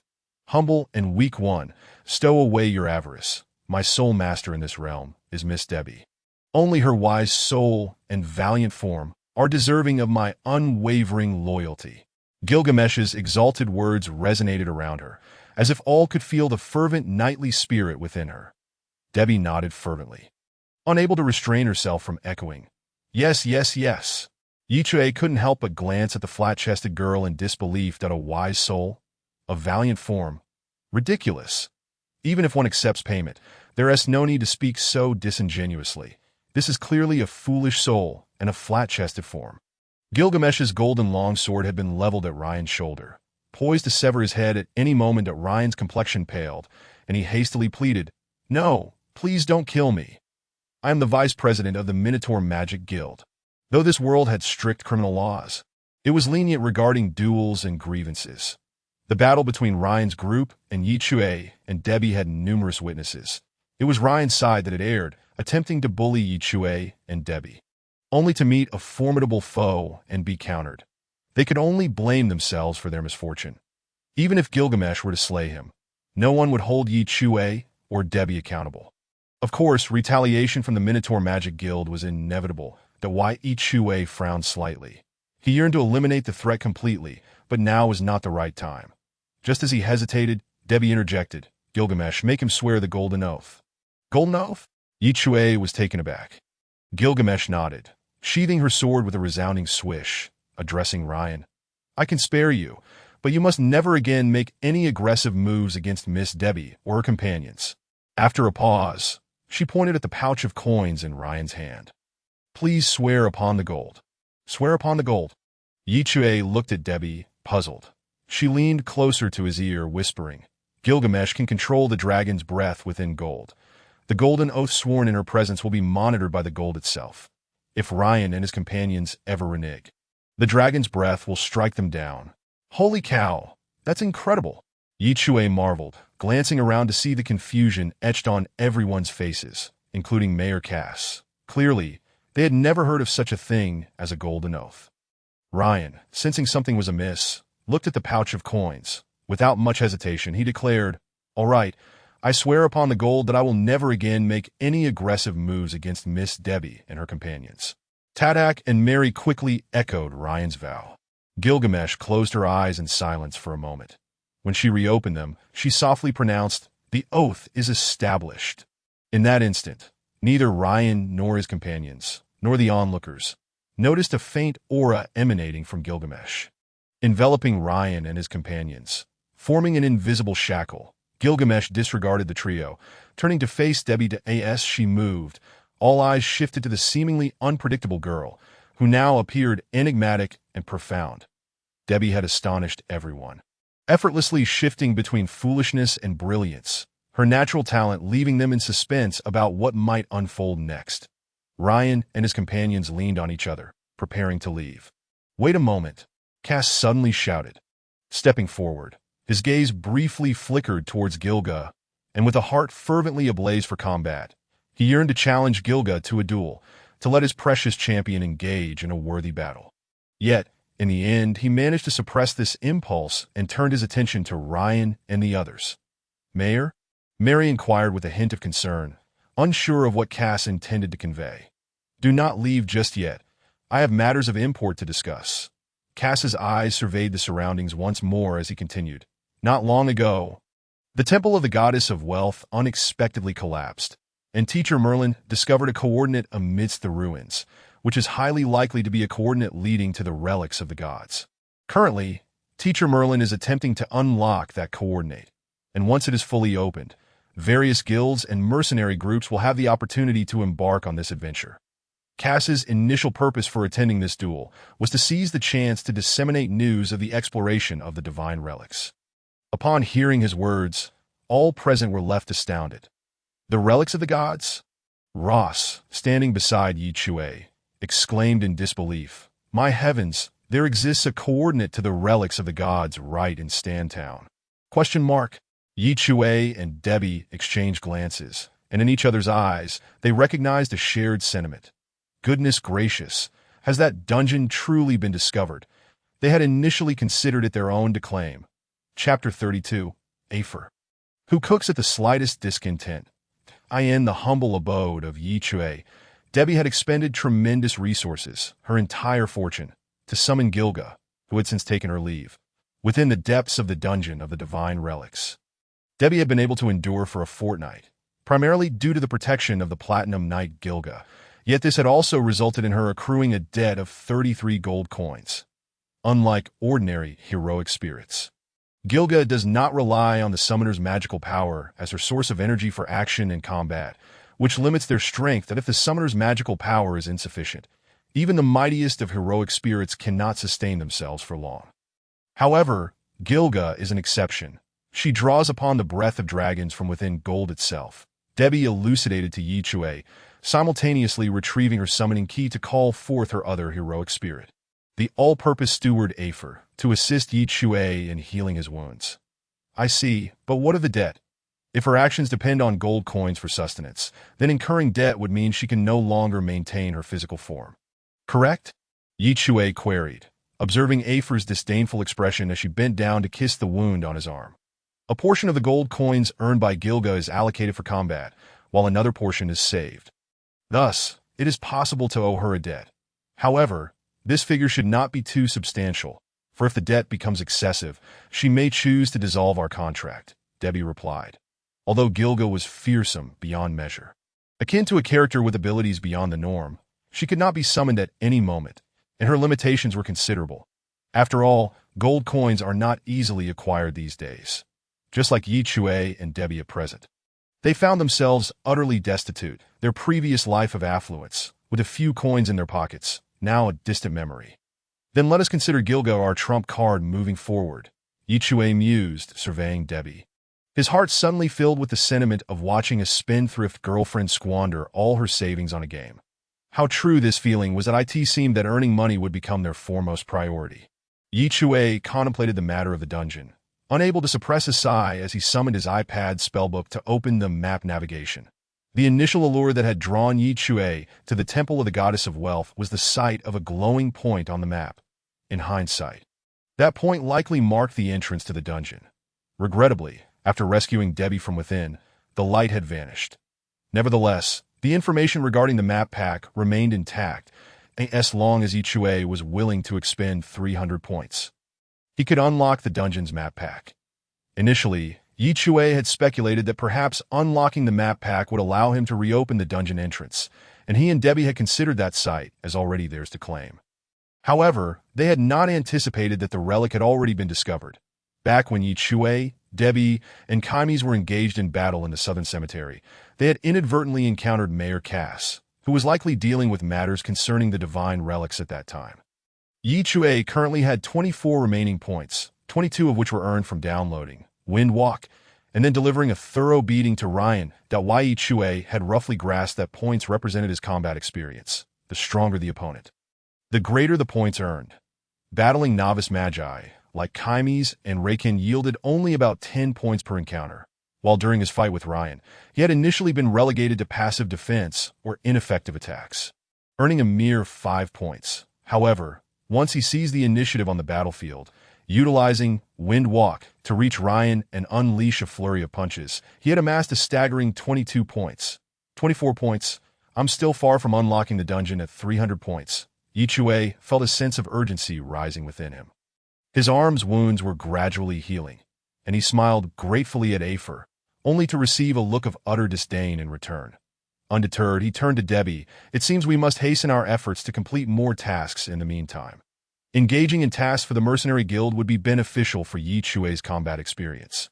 While the gold rewards would serve Debbie's interests, Debbie nodded in agreement. We must make haste.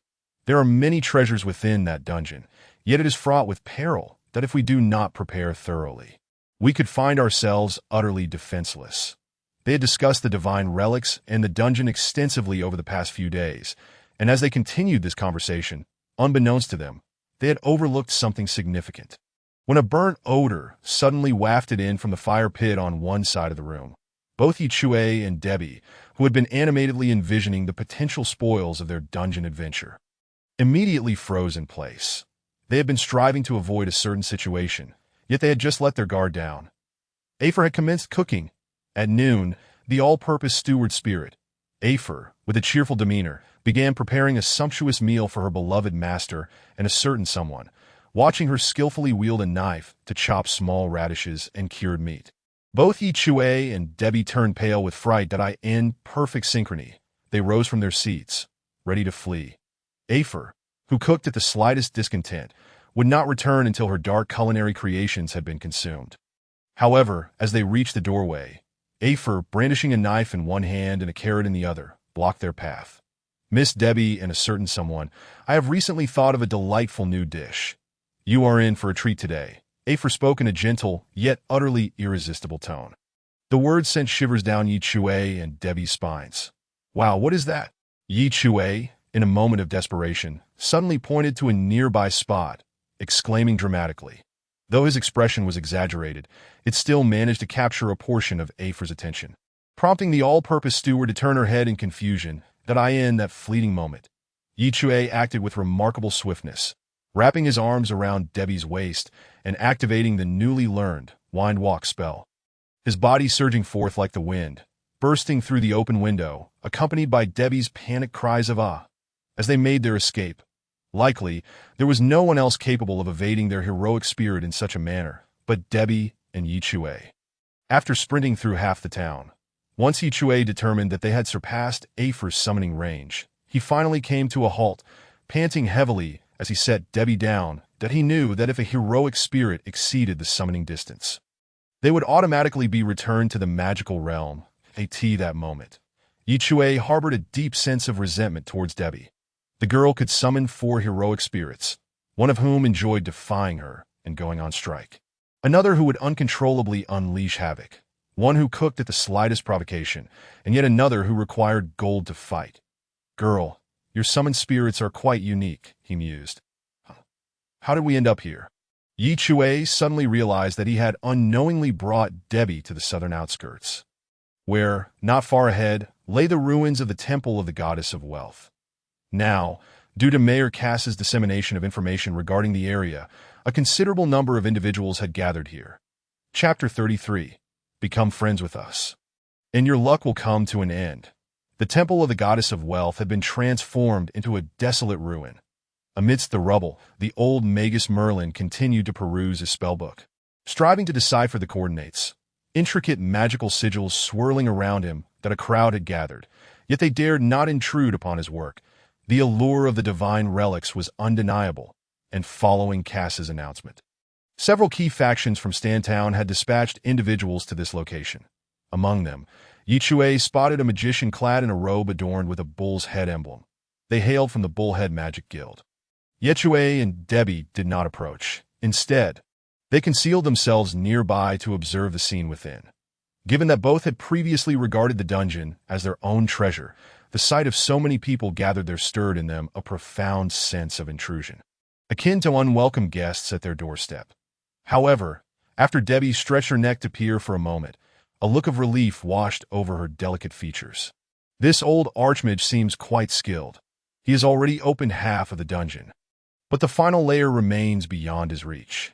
What is the situation?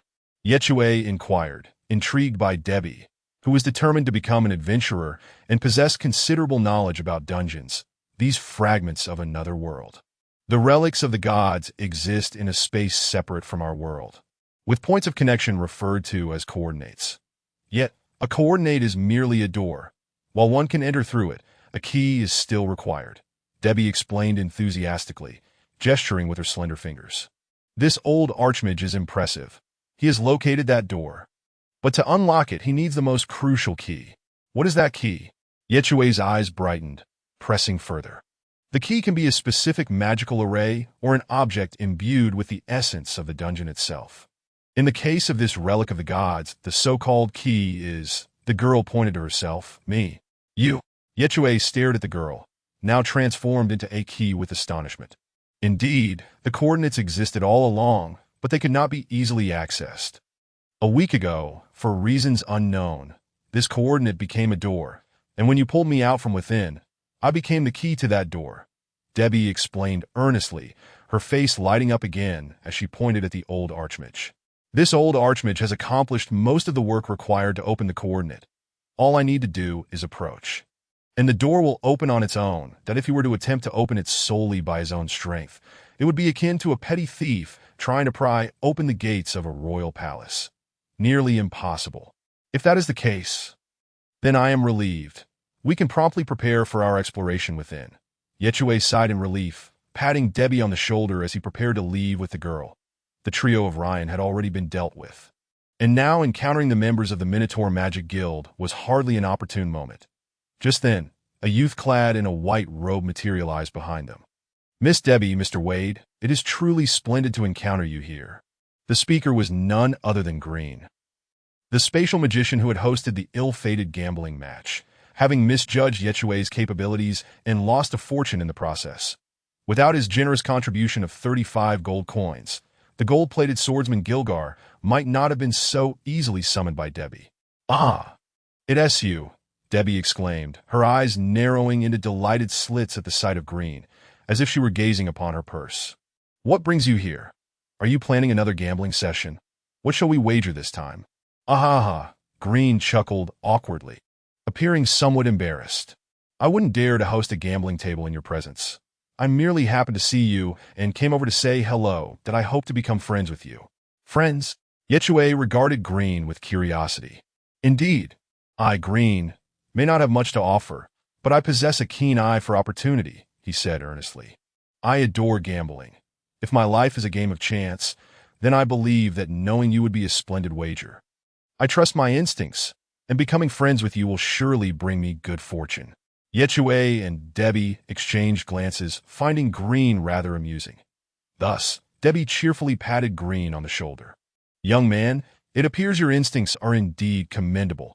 Becoming friends with us will surely bring you good luck. However, before she could finish her thought, another figure suddenly appeared beside Green, interrupting her. You must be the summoner girl who appeared so suddenly. Am I right? The speaker was a man with flowing blue hair, dressed in an extravagant robe, exuding a handsomely striking demeanor. Though masculine, he wore turquoise eyeshadow, his long hair billowing, projecting an undeniably flamboyant aura. His gaze was fixed on Debbie, sparkling as though he beheld a precious treasure. This made both Chui and Debbie feel somewhat uncomfortable. The president of the Kiss of the Goddess. Billis, Green exclaimed in astonishment. Kiss of the Goddess. Chui paused, rifling through the memories left by Wade. Quickly grasping what the Kiss of the Goddess entail, that I in Town, there are 3 major magical guilds, the Minotaur, the Blue Horn, and the Kiss of the Goddess. Among these, the Minotaur Magic Guild is known for its cold and ruthless demeanor. Ryan and Tadak are testament to that. The Blue Horn Guild is infamous for its laid-back lifestyle. With Green being a member, and their president, despite being a powerful high-level archmage, aspires to be a musician, which is how the guild earned its name. Lastly, there is the Kiss of the Goddess, renowned for its nobility. Its members consider themselves superior, and they boast the greatest strength. Besides Debbie, there are 3 other summoners within Town, all members of the Kiss of the Goddess, with Billis being the most formidable summoner of them all. Chui hurriedly leaned toward Debbie's ear, introducing Billis to her. Billis then cast a glance at Green. You are Green of the Blue Horn. I see you have befriended them. Indeed, we are friends, Green hastily asserted, adopting a familiar demeanor with Chui and Debbie. Billis nodded slightly, redirecting his gaze toward Debbie and Chui. I just heard about your exploits, particularly you, young summoner. While I am unsure of your origins, it is evident that you are a summoner with great potential. Billis delicately tucked a strand of hair behind his ear, gazing down at Chui and Debbie with a condescending air. Summoners are a noble profession. Thus, I extend an invitation for you and your companion to join my guild. Ah? Debbie was taken aback. Join your guild? Indeed. Billis beamed with pride. I have heard that you previously rejected the Minotaur Magic Guild's offer, thereby incurring their displeasure. Yet you surely would not refuse my request, would you? The Minotaur Magic Guild is immensely powerful. Even Mayor Cass cannot placate such a formidable organization that I in Town. Only the Kiss of the Goddess possesses the strength to contend with them. Though Debbie's summoned spirits are formidable, their costs are equally exorbitant. They currently lack the funds to spend lavishly. Billis's implication was clear. He was offering Chui and Debbie protection. However, after exchanging glances, Chui and Debbie shook their heads in unison. Chui stated, I'm sorry, but we do not wish to join another guild. Billis's brow arched slightly, the smile on his face rapidly evaporating. Why not? I merely wish to avoid being under anyone's protection. Chui thought, this audacious sentiment bubbling within him, ready to be expressed with fervor. Yet before he could voice it, Debbie interjected. Because your taste is abysmal. Why would a grown man wear turquoise eyeshadow? It clashes terribly with your blue hair. And your attire is utterly unsuitable, lacking any sense of aesthetic appeal. SK, would you like my friend Affy to design a new look for you? What did you say? Billis's anger flared instantly, that I in the art of provoking others. Debbie clearly surpassed Chui. Standing nearby, Green shivered involuntarily, his heart racing at the sight of Billis's expression darkening swiftly. He recalled Debbie's earlier interrupted remark. Young man, it appears your instincts are indeed commendable. Becoming friends with us will surely bring you good luck. He silently completed that thought, but that luck may have just run out. He had underestimated the duo's knack for courting disaster. Chapter 34. The Art of Battling Tentacle Monsters. Green regretted his earlier misjudgment. He had not anticipated that Chui and Debbie's mere exchange of words could provoke Billis, a prominent figure of Stan Town, known for his eccentricities and fiery temper. Once, a drunken fool had mocked Billis's flamboyant attire and was subsequently torn to shreds by a terrifying summoned beast. Even the most powerful swordsman in town, Mayor Cass, or the most formidable archmages, would treat Billis with utmost respect, never daring to discuss his appearance in his presence. Yet now, Chui and Debbie had set a precedent. And crucially, Green had just brazenly declared himself their friend. Swallowing hard, Green cautiously assessed Billis's demeanor and slowly began to retreat, hoping to slip away unnoticed. Fortunately, Billis was too enraged to notice him. The man with blue hair was fixated on Debbie and Chui. Chui was inwardly lamenting his predicament. Although he had intended to feign indifference to reject Billis, he never meant to provoke him so directly that he noticed Debbie preparing to speak again. Chui hastily covered the girl's mouth. It was up to him to salvage the situation. With a forced smile, he addressed Billis, saying, "I apologize, but please disregard her words. You need not concern yourself with the opinions of others. Beauty is inherently subjective. Even if the entire world deems you unattractive, as long as you perceive yourself as beautiful, then you are beautiful. Believe in yourself. The world is enriched by your presence." As he spoke, he gestured animatedly, performing a motivational flourish. Debbie struggled to free herself from Chui's grasp, her large eyes glaring at him. However, upon hearing Chui's words, Billis only grew more infuriated. What did it mean that the entire world thought one was ugly? In the realm of provoking others, Chui and Debbie were evenly matched. Veins bulged on Billis's forehead as he trembled, his fingers curled in an exaggerated manner, pointing accusingly at Chui and Debbie. "Very well.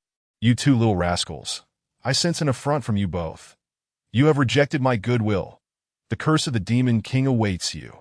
Suddenly, he clapped his right hand behind him, and a door materialized.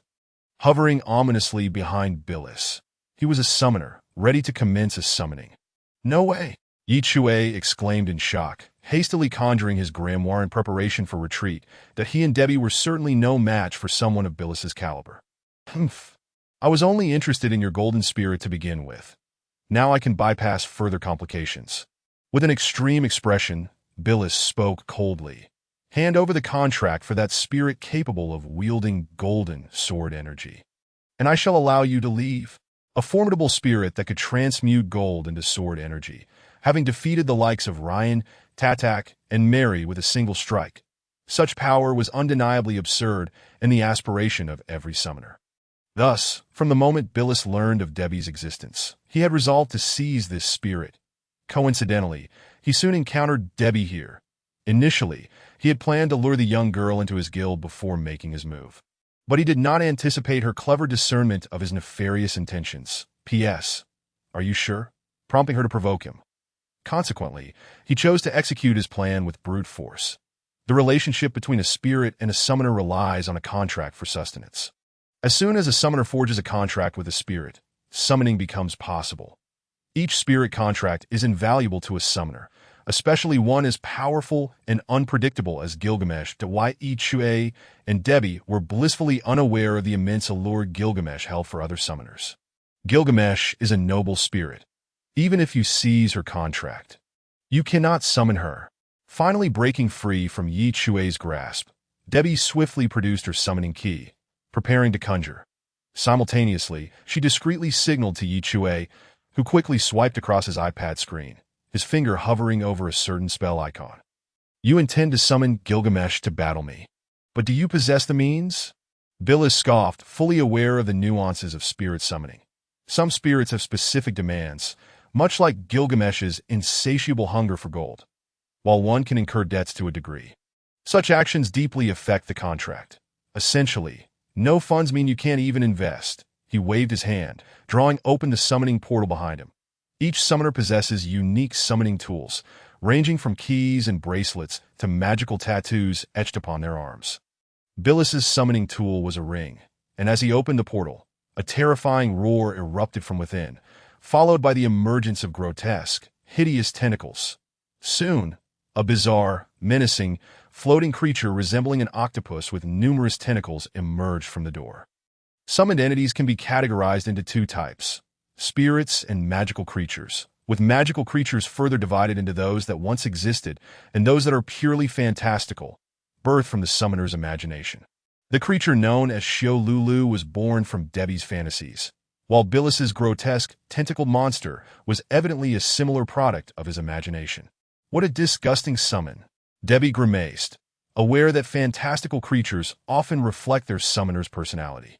The appearance of the tentacled abomination revealed just how distorted Billis's character was. Yet, Debbie soon donned a fearless expression, chuckling with the air of someone who deemed, "Your summon is far too weak." A small blue door appeared before her, and as it swung open, Lulu peeked out. Meow. As Debbie's summon, Lulu only gained consciousness upon being summoned and retained memories from prior summonings that as he crawled from the portal, his eyes surveyed the surroundings. Contemplating how to charm Debbie and earn her affection, determined to use all his might to please his master, Meow. Go! Debbie skillfully seized Lulu, hurling him toward the tentacled creature, sensing the approaching projectile. The tentacled monstrosity's numerous appendages quickly lashed out to ensnare it. Meanwhile, as the tentacled creature became distracted, Chui wrapped his arms around Debbie's waist and invoked the elementary support spell, Wind Walk. In the blink of an eye, the two seemed to transform into the wind, vanishing from Billis and the tentacled creature's sight with a whoosh. Their coordination was impeccable. Billis stood there, utterly flabbergasted. Chapter 35 Following Mayor Castro's announcement of the discovery of the coordinates of the relics of the gods, many prominent figures in the town flocked to the ruins of the Wealth Goddess Temple in the southern outskirts. As the dispute unfolded between Billis, Chui, and Debbie, a crowd gathered, witnessing Billis summon the tentacled creature while Debbie struck a haughty pose. When onlookers assumed she was about to summon the golden spirit, she instead conjured a creature reminiscent of a cat, diverting the tentacled monster's attention, while Chui activated the Wind Walk spell and seamlessly made their escape. Truly, they were a pair of individuals that left others speechless. However, what Chui and Debbie did not anticipate was that just as they were about to flee, an invisible wall suddenly materialized before them. Thud. Chui collided with it, his previously swift motion abruptly halted. In astonishment, he gazed forward, where a towering figure clad in armor had appeared before him. This was a robust man, standing at least 2 meters tall, adorned in heavy armor, with a helmet featuring 2 sharp horns atop his head, beneath which lay a cold, rugged visage that in one hand. He wielded a black long sword, while the other hand cradled an orange-covered grimoire, levitating above it. This was a spellcaster with swordsman abilities, an exceedingly rare magic swordsman. From his attire, Chui easily discerned his identity, the leader of the Minotaur Magic Guild. It was he who had cast the spell, blocking Chui and Debbie's path. So it is you who refused to join my guild and harmed Ryan and the others. A voice like rolling thunder erupted from the Minotaur Magic Swordsman. His eyes gleaming with cold fury at the same time, Chui noticed several other magic users, garbed in Minotaur robes, appearing beside him, blocking any escape routes. Meanwhile, Billis, controlling the tentacled creature, materialized from the opposite side. "You are audacious," a booming voice thundered, emanating from Mayor Castro, who wore an expression of rage as he unsheathed his massive sword from his back. 2 guild leaders and several formidable magic users were conspiring to bully 2 young individuals. This was intolerable for Castro. Just as he prepared to intervene, another swordsman hastily obstructed him. "Mr. Castro, please refrain from acting impulsively." The speaker was an elderly swordsman, sporting a snow-white beard, with cunning, wise eyes reminiscent of a fox. "Those 2 youngsters have already provoked the ire of the crowd. It would be wise not to involve ourselves in their affairs. Do not forget your position as mayor." The mayor held a position recognized by the Empire, yet he also needed to maintain the balance of power among the various factions within the town. In some respects, this was quite a burdensome responsibility. Recklessly offending several major guilds was not a prudent course of action. Are we truly to stand idly by while they are besieged? Castro inquired, indignation evident in his voice. That may not be entirely out of the question, the old swordsman replied nonchalantly, patting Castro's shoulder. Mr. Castro, do not forget, you are no longer the mercenary who could act with impunity. Castro's brow furrowed as he pondered, the anger on his face gradually giving way to resignation. Chui and Debbie found themselves surrounded, and upon hearing Mayor Cass's exclamation of "You are outrageous," Chui felt a flicker of hope. He had a favorable impression of Cass, believing that the town's foremost swordsman would intervene in the assault. However, to his dismay, Cass merely shouted and then fell silent. Chui exchanged a resigned glance with Debbie, and together they discreetly turned their eyes toward the ruins of the Temple of Wealth. They were flanked on 3 sides by enemies, and that direction was their only means of escape. Bang! The tentacled monster belonging to Khalees hurled the previously thrown Chui out of its attack range. The azure fur ball rolled a few times before coming to rest at Debbie's feet. That it appeared unscathed as it scrambled to its feet. It puffed and glared at Debbie, exuding an air that seemed to say, "Do you dare challenge me?" Debbie quickly feigned a stance of confrontation, averting her gaze, though her occasional glances betrayed her unease. Soon, a summoning portal opened beside Chui, and he vanished within. Such a trivial trick. Do you think this will allow you to escape? Billis's voice dripped with a sinister coldness as he glanced at the Minotaur Guild leader, Sam. I will take care of this woman. You may deal with the boy as you wish. Sam, the leader of the Minotaur Magic Guild, let out a soft hum, seemingly in agreement with Billis's proposal. As he aimed his sword at Debbie, "No one will save you today. Summon that golden swordsman that I wish to test my mettle against her." Sam appeared equally combative. Indeed, summoning Gilga could easily dispatch the present foes. But the exorbitant coin cost was not easily resolved, that if debts continued to accrue, Gilga might sever ties with Debbie, and such a dissolution would not depend on Gilga's desires, but on the fragility of the contract binding her to Debbie. At that point, regardless of Gilga's willingness, Debbie would be unable to summon her again.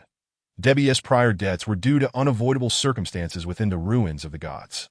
"It seems there is no other choice," Chui remarked pointedly to Debbie, who nodded in agreement, their brief acquaintance having fostered an unspoken understanding regarding certain matters. Chui leaned closer to Debbie, placing a hand on the iPad grimoire, swiftly initiating a spell, the basic attack incantation. Water snake danced. With a tumultuous rush, a water serpent, as thick as a human waist, coalesced before them. Both Billis and Sam wore expressions of disdain. Such a low-tier spell posed no threat to them. Chui tapped the grimoire rapidly, causing the water serpent to open its fearsome maw and lunge at Sam. Swish! Sam's black sword came crashing down, cleaving the serpent's head in an instant, causing its watery form to dissipate. Chui did not expend mana to reconstitute the serpent. Instead, he quickly unleashed a second spell, the basic attack incantation, Lightning Strike, a spell equivalent to 20 of his mana. Amidst a cacophony of crackling power, it surged towards the side where Kaimi stood. Facing 2 guild leaders and several magic instructors, Chui chose to engage in battle while simultaneously attacking both leaders. "You seek death." Billis, with his azure hair billowing, felt insulted. Point 2 of the tentacles from the hovering monster lashed out, intercepting the lightning strike. The blue current surged through the tentacled creature, eliciting a blood-curdling shriek, though it seemed largely unscathed. Then, both Sam's sword and Billis's tentacles launched an assault on Chui and Debbie. Yet, Chui and Debbie transformed once more into a gust of wind, escaping. The other magic instructors from the Minotaur Guild sprang into action, anticipating that the pair would seek an escape through their direction. However, Chui and Debbie made a beeline for the ruins of the Temple of Wealth. That a group remained near the ruins, where the old mage was activating coordinates, rendering this direction seemingly the least viable for escape. Yet, remarkably, Chui and Debbie opted to flee this way. "Have they lost their minds?" Someone gasped instinctively. Chui and Debbie were certainly not deranged. The old Merlin was focused on opening the coordinates leading to the ruins of the gods. Oblivious to the unfolding conflict, he sensed he was on the verge of success when, just as Chui and Debbie approached, a spatial portal suddenly tore open. Eh! The old mage was momentarily taken aback. Only a few remained at the ruins, including him and Green. This mage, who had squandered his spatial talents on gambling, wiped the sweat from his brow, seeking a higher vantage point to observe the confrontation between Chui, Debbie, and the two guild leaders that he felt fortunate to have distanced himself in time. Otherwise, he might have been ensnared in the conflict between the two guild leaders and the pair, which would have likely spiraled beyond even his guild leader's ability to mediate. It appeared that forming an alliance with Chui and Debbie was not a wise gamble. He resolved to avoid entanglements with them in the future. Then, with a sudden crash, Chui collided forcefully into him, eliciting a startled ouch from Green as he was sent flying in the astonished gaze of many onlookers. Green, along with Chui and Debbie, tumbled into the spatial portal, which closed behind them, vanishing without a trace. The old mage Merlin exclaimed in bewilderment. Chapter 36. The Dark Castle and the magic guards Chui and Debbie seemed to possess an extraordinary ability to bewilder others. Under assault from three sides, they chose to flee towards the ruins, prompting the old mage Merlin to discover that the spatial portal he had been activating had opened of its own accord. Subsequently, Chui and Debbie dashed through, inadvertently dragging the innocent Green along with them. The moment their figures entered, the portal sealed itself once more. After a moment of stunned silence, the others rushed forward. The Minotaur Guild leader Som let out a series of furious roars, vehemently questioning Merlin. Did you deliberately let them escape? Open the portal again. Merlin, more perplexed than anyone, felt a chill run down his spine at Som's words that he turned a few pages of his grimoire, regarding Som with a cold glare. What did you say? Cass, who had always treated Merlin with respect, hastily stepped beside him, glaring at Som with irritation. Som's fury quickly subsided, his tone softening slightly to ask the guardian of the magic book tower in Stantown. Merlin's status was unique, and his prowess as a high-level spatial mage was formidable. Neither Som nor the others wished to provoke him, especially given Cass's inherent respect for Merlin. I merely wish to understand what transpired moments ago. Som lowered his voice, bending slightly as he attempted to convey deference. Merlin let out a soft huff.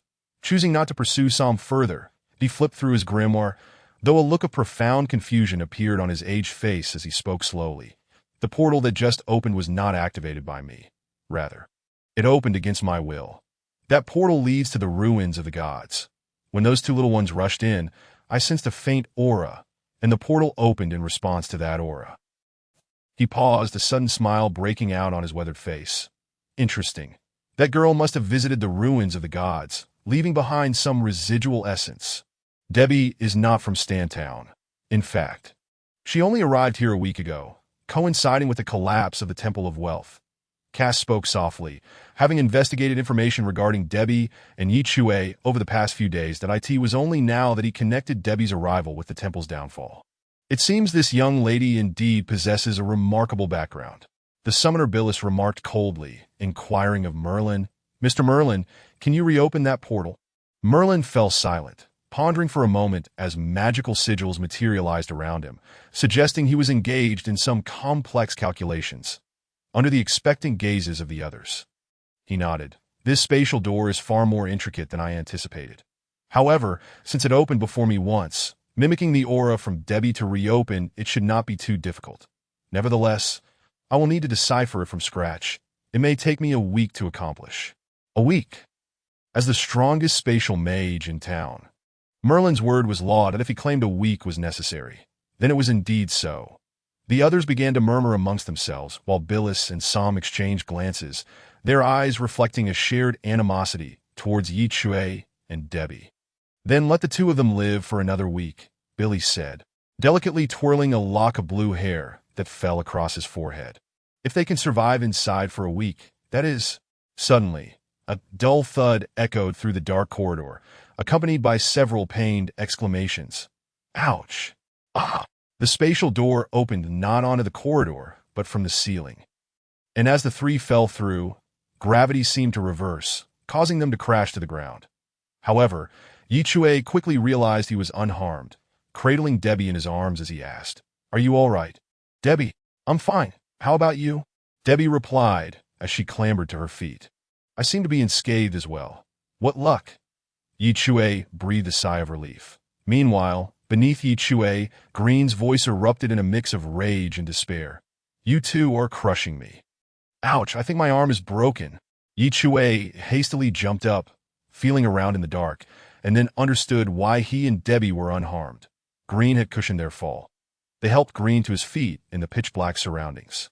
Green quickly summoned his spatial grimoire, retrieving a magical lamp that illuminated their vicinity.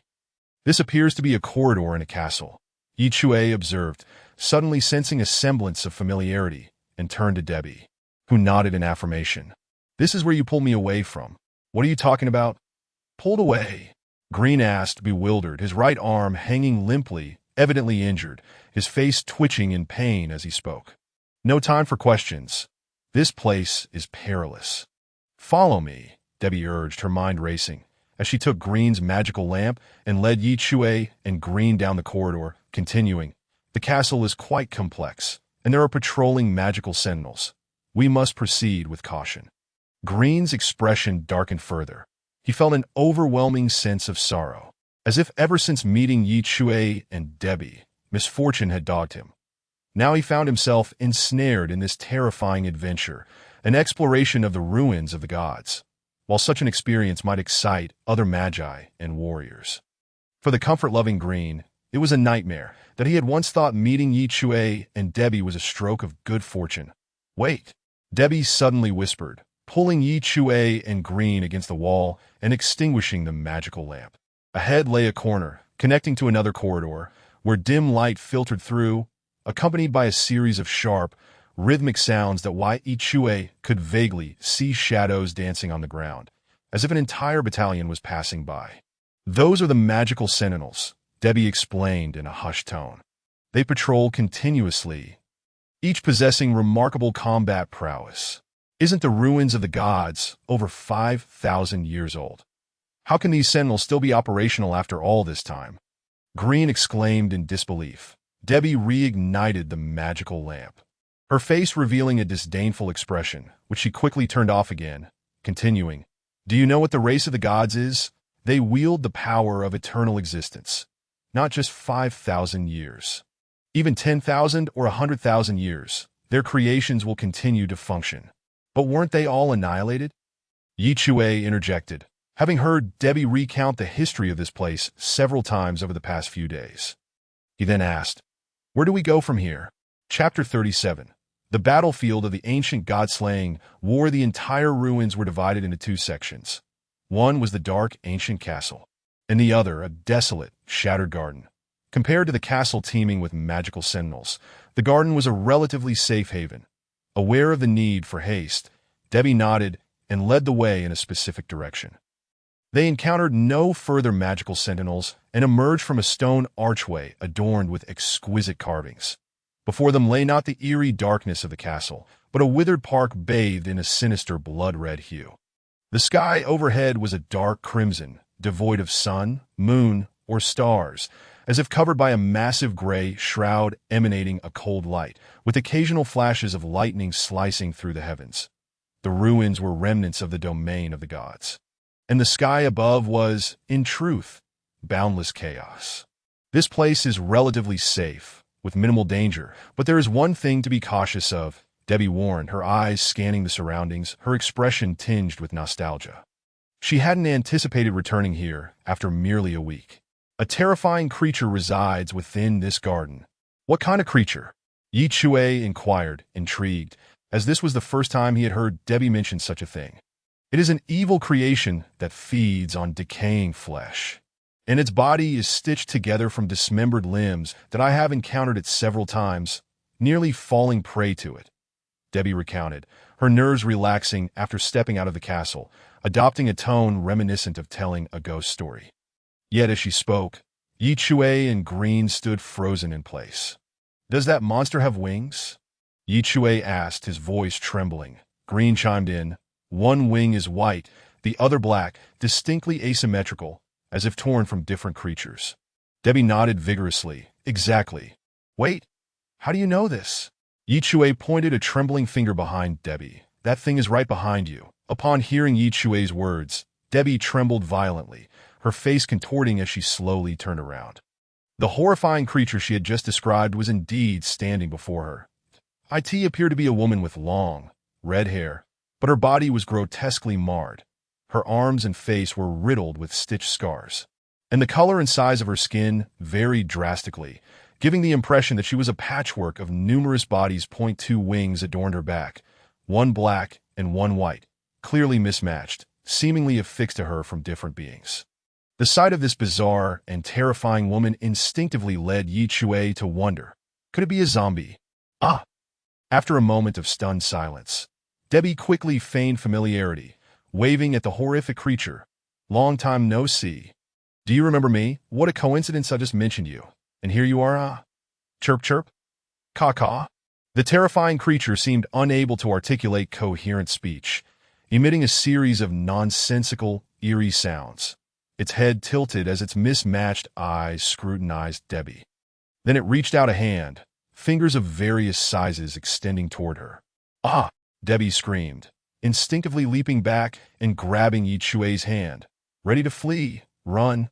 Chui had already summoned his iPad grimoire, but with his magical energy nearly depleted. Casting the wind walk spell would hardly allow them to escape far. Meanwhile, Green had already dashed into the garden, driven by fear and the realization that staying with Chui and Debbie would only lead to trouble. The moment the terrifying creature was mentioned, it had appeared instantly. He feared he might not survive another encounter, so he sought to distance himself from them and evade his misfortune. Chirp! The horrifying creature's asymmetrical wings suddenly unfurled, and with a swift motion, it took flight toward Green, swerving erratically. This left Chui and Debbie momentarily stunned, caught off guard as they prepared to flee. Green's terrified cries echoed back. Why is it only chasing me? What is happening? Chui asked. Bewildered. Debbie, equally puzzled, replied, How should I know? She shook her head. Regardless, although I made it sound terrifying, she actually poses no threat to others that I've encountered her many times before. She merely enjoys chasing people around. We needn't worry about Green's safety. That is indeed strange, Chui mused, considering the creature's behavior. Despite her grotesque appearance, she seemed devoid of hostility that in fact, from Chui's perspective as someone from another world. The creature's patchwork body held an oddly endearing quality. Wait, am I beyond redemption? Green and the terrifying creature had vanished from sight. After a brief discussion, Chui and Debbie decided to first head to the location where Debbie had been staying for the past fortnight. They found themselves in a shattered garden, a vast expanse that once served as the residence of the divine beings, exuding an aura of grandeur. However, now all the flora had withered, releasing a putrid odor, while enormous crimson mushrooms sprouted from the decaying wood. According to Debbie, these peculiar fungi, known as dragon-s blood mushrooms, although oddly shaped, were indeed edible and considered a delicacy in the outside world. During her fortnight here, Debbie had subsisted on these mushrooms. Before long, a bizarre mountain emerged before Chui and Debbie. Indeed, within this garden lay an odd mountain. As they ascended to its peak, a panoramic view of the entire garden unfolded before them, revealing terrifying fissures and ominous chasms, remnants of a great battle that had transpired. This place was one of the battlegrounds of the ancient god-slaying war. Legend has it that 5 millennia ago, the gods faced their twilight, overthrown by mortal rebellion against their tyrannical reign. Warriors of humanity invaded the divine realm, engaging in a cataclysmic struggle against the gods, ultimately leading to their downfall and the shattering of the divine domain. This tale was known to every inhabitant of the Castro continent, yet with the passage of time, it had become merely a distant myth to most. Yet now, Chui and Debbie seemed to genuinely feel the brutality of that ancient conflict. At that moment, Chui inadvertently gazed up at the chaotic sky and suddenly noticed something, his eyes narrowing slightly. Debbie, is there something in the sky? That is a temporal echo, Debbie replied, also looking skyward. Certain past images linger in space, due to peculiar circumstances, resurfacing intermittently within the ruins of the gods. It's a common phenomenon.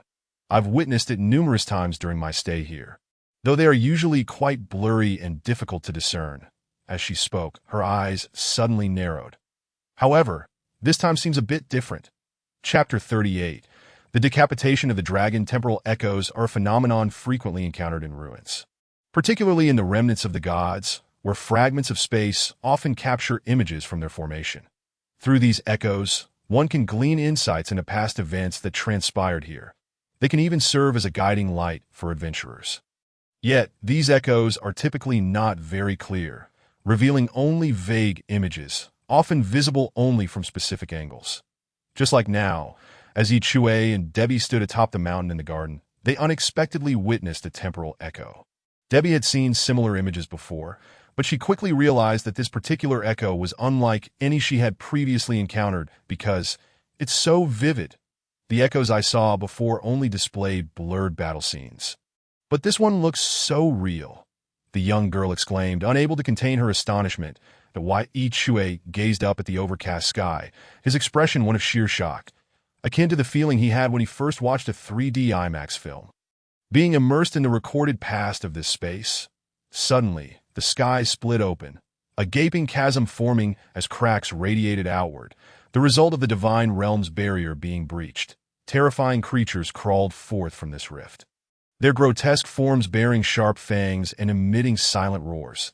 The scene was so vivid, so horrifying. Debbie instinctively drew closer to Chui, gripping his arm tightly as she gazed at the spectacle above. Her voice filled with astonishment. This is an image from 5,000 years ago when the divine realm was invaded. It is said that the divine realm was a powerful world created by the god of gods. Unbreakable. During the god-slaying war, human warriors paid a great price to breach its barriers. But what are these creatures? The grotesque monsters emerging from the rift had dark forms, resembling the hooves of cattle or sheep. With arms bearing sharp barbs, elongated, hardened heads, and long tails covered in spikes. They possessed bat-like wings on their backs and sharp horns atop their heads, plummeting swiftly toward the ground. Since only images remained in this space, no sound could be heard. Yet Chui felt as if he could hear the piercing roars of these fearsome creatures. Then, around them, yellow light began to rise from the ground, as if the area depicted by the temporal echo was akin to a film frame. Chui and Debbie soon realized that these yellow lights were, in fact, individuals, or rather, angels. They were all women, clad in standardized battle skirts, with white wings sprouting from their backs, wielding long swords or shields. Each one exuded an air of majesty and prowess. Their features varied, yet all impeccably flawless. They clashed with the invading monsters, the scene resembling a confrontation between angels and devils, with streams of light bursting in the sky. The scent of blood filling the air, the intensity of the battle palpable even without sound, as dismembered limbs and blood rained down like a horrific downpour. They are the Valkyries, guardians of the divine realm, Debbie explained to Chui. Although the invading monsters seemed to have left no historical trace, accounts of these Valkyries were not uncommon. As a self-proclaimed adventurer, Debbie was well-versed in various strange and wondrous tales. Valkyries, you say? Chui observed the battle above, suddenly sensing something peculiar. Debbie, do you ever feel that the terrifying creature we encountered earlier resembles these Valkyries? Could that creature be a Valkyrie that survived from 5,000 years ago? But how could she have transformed into such a state? Debbie pondered, her eyes widening. She appears to be a fusion of different Valkyries' bodies, and it seems one of her wings even originates from those terrifying demons. Demons, of course, referred to the horrifying creatures that had invaded the divine realm. The origins of that terrifying, zombie-like being only deepened the curiosity of Chui and Debbie. The divine realm truly so shattered. Chui marveled inwardly, as more and more demons emerged from the rift. The Valkyries, though valiant, were gradually falling into peril. It seemed the god-slaying war of 5,000 years ago was not merely a battle of humanity against the gods. Something deeper lay hidden within. Shortly after he voiced this sentiment, Debbie suddenly seized his arm excitedly. Chui, look over there. A dragon. That's a dragon. The young girl was so exhilarated that her voice trembled. Far off in the sky, a massive black shadow rapidly materialized, a terrifying and colossal creature unfurling its wings, adorned in hues of black and gold, exhaling torrents of black flames. It was indeed a dragon, and a particularly renowned one at that. Drawing from Wade's memories, Chui recalled ancient legends that the black gold flame dragon. In ancient times, the most formidable beings inhabiting this continent were the dragons. Yet as humanity began to rise, the dragon clan vanished, leaving behind those with draconic bloodlines, known as beastmen. Among them was one beastman who, with the aid of the god of gods and through personal endeavor, awakened his bloodline and grew into a true dragon, the black gold flame dragon. The guardian beast of the divine realm at this moment. In the scene before Chui and Debbie, the black gold flame dragon roared into action, its black flames instantly incinerating the monstrous demons to ash. Its might was undeniable. Moreover, its arrival seemed to swiftly turn the tide in favor of the Valkyries, who had previously been at a disadvantage as spectators of this ancient warfare. Chui and Debbie felt a surge of exhilaration. The scene before them unconsciously aligned them with the faction of the gods. Yet, their elation quickly dissipated. From the rift in the sky, a red demon suddenly emerged. This crimson demon bore a similar form to the others, but was significantly larger, its blood-red exterior rendering it even more fearsome. Wielding a colossal blade, it did not rush into battle, but instead stood quietly, its red wings flapping as if surveying the battlefield, observing the roaring, unstoppable black gold flame dragon. Then, at a certain moment, he suddenly moved. The crimson blade sliced through the air, creating a ripple as if it could cleave the very sky. The strike was terrifyingly precise, and in the next instant, the black gold flame dragon's body writhed in agony. Its enormous maw opened wide, unleashing a roar of unfathomable terror. Then, its dragon head detached from its body, and dragon blood rained down from the heavens like a torrential downpour. The massive dragon head plummeted from the sky like a meteor. The crimson devil's blade had severed the head of the colossal dragon. As the head descended, Chui and Debbie suddenly gasped in horror, realizing that the severed head was hurtling towards the very spot where they stood. Although they understood that these were images from 5,000 years ago, in that moment, both felt an instinctive tremor from the depths of their souls. The immense dragon head fell silently, passing through their bodies and crashing into the ground. Suddenly, Chui and Debbie both grasped a shocking truth, one that left them in disbelief as they looked down at their feet. They were standing upon a small hill, situated within the garden of these ruins. It dawned on them that this hill was, in fact, the very severed head of the dragon. Chapter 39. The goddess wielding the great sword, the head of the dragon, severed 5,000 years ago, had long since decayed into a small hill, only discernible from above as a vague outline of the dragon's head. Upon realizing the significance of their location, Chui and Debbie trembled with an indescribable excitement. Dragons, as a species, were said to have nearly vanished during the Age of the Gods, and had since become mere legends, with many doubting their very existence. Yet, here stood Chui and Debbie upon a dragon's head. "This is utterly unbelievable," Chui remarked, gazing down at the dark soil beneath them, his expression shifting to one of awe and gravity. They lifted their heads, and time's reflection continued. They beheld the headless body of the dragon, its enormous wings still flapping mindlessly, blood raining down from the severed neck as its body began to plummet into the distance. The guardian beast of the divine realm met its demise. The might of the black gold flame dragon was unquestionable. Yet it fell beneath the blade of the crimson devil. What manner of fiends were these? What truths lay hidden in humanity's battle against the gods? Was the invasion nearing its end? No. Shortly after the black gold flame dragon's head was severed, a golden figure suddenly pierced the air from afar. It was a diminutive silhouette, yet she wielded a colossal sword nearly equal to her height. Chui recognized the figure well, in truth. As the clan of gods had faded into legend, aside from the bards and historians, few adventurers delved into their past. The knowledge Chui inherited from Wade contained scant information about the gods. With the sole exception being the goddess of wealth, he had witnessed what might be the last remaining temple of the wealth goddess, observing the weathered statue of the goddess as it crumbled before his eyes. It was then that he encountered the girl named Debbie. Now, in this moment, the petite figure arriving swiftly after the black gold flame dragon's head was severed was indeed the goddess of wealth. Chui couldn't help but glance at Debbie, who wore an expression of unbridled excitement. "That's the goddess of wealth. I never imagined I would see her in person. Debbie's name was the same as that of the goddess of wealth. A choice made by her parents in hopes of good fortune, that in truth, Debbie bore some resemblance to the goddess, though not in appearance. Rather, it was, primarily regarding their petite figures. They were both flat-chested. The wealth goddess, like Debbie, had long black hair and an appearance that was quite charming, yet carried a hint of youthful vigor.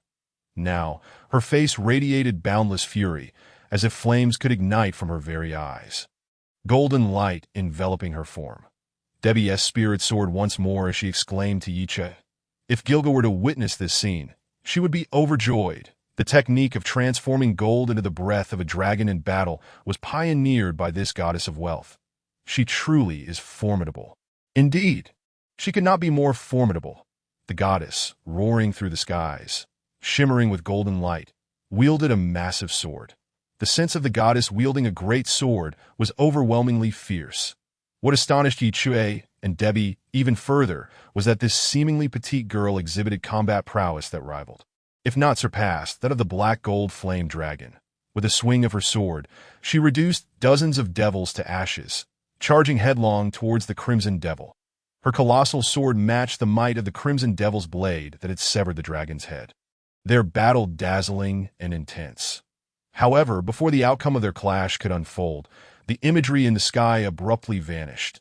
The temporal reflection came to an end, and the sky returned to its gray, occasionally illuminated by flashes of lightning, as if a film had concluded and the atmosphere turned tranquil. Yet, Chui and Debbie found it difficult to regain their composure. After a quarter of an hour, they finally managed to calm their racing hearts.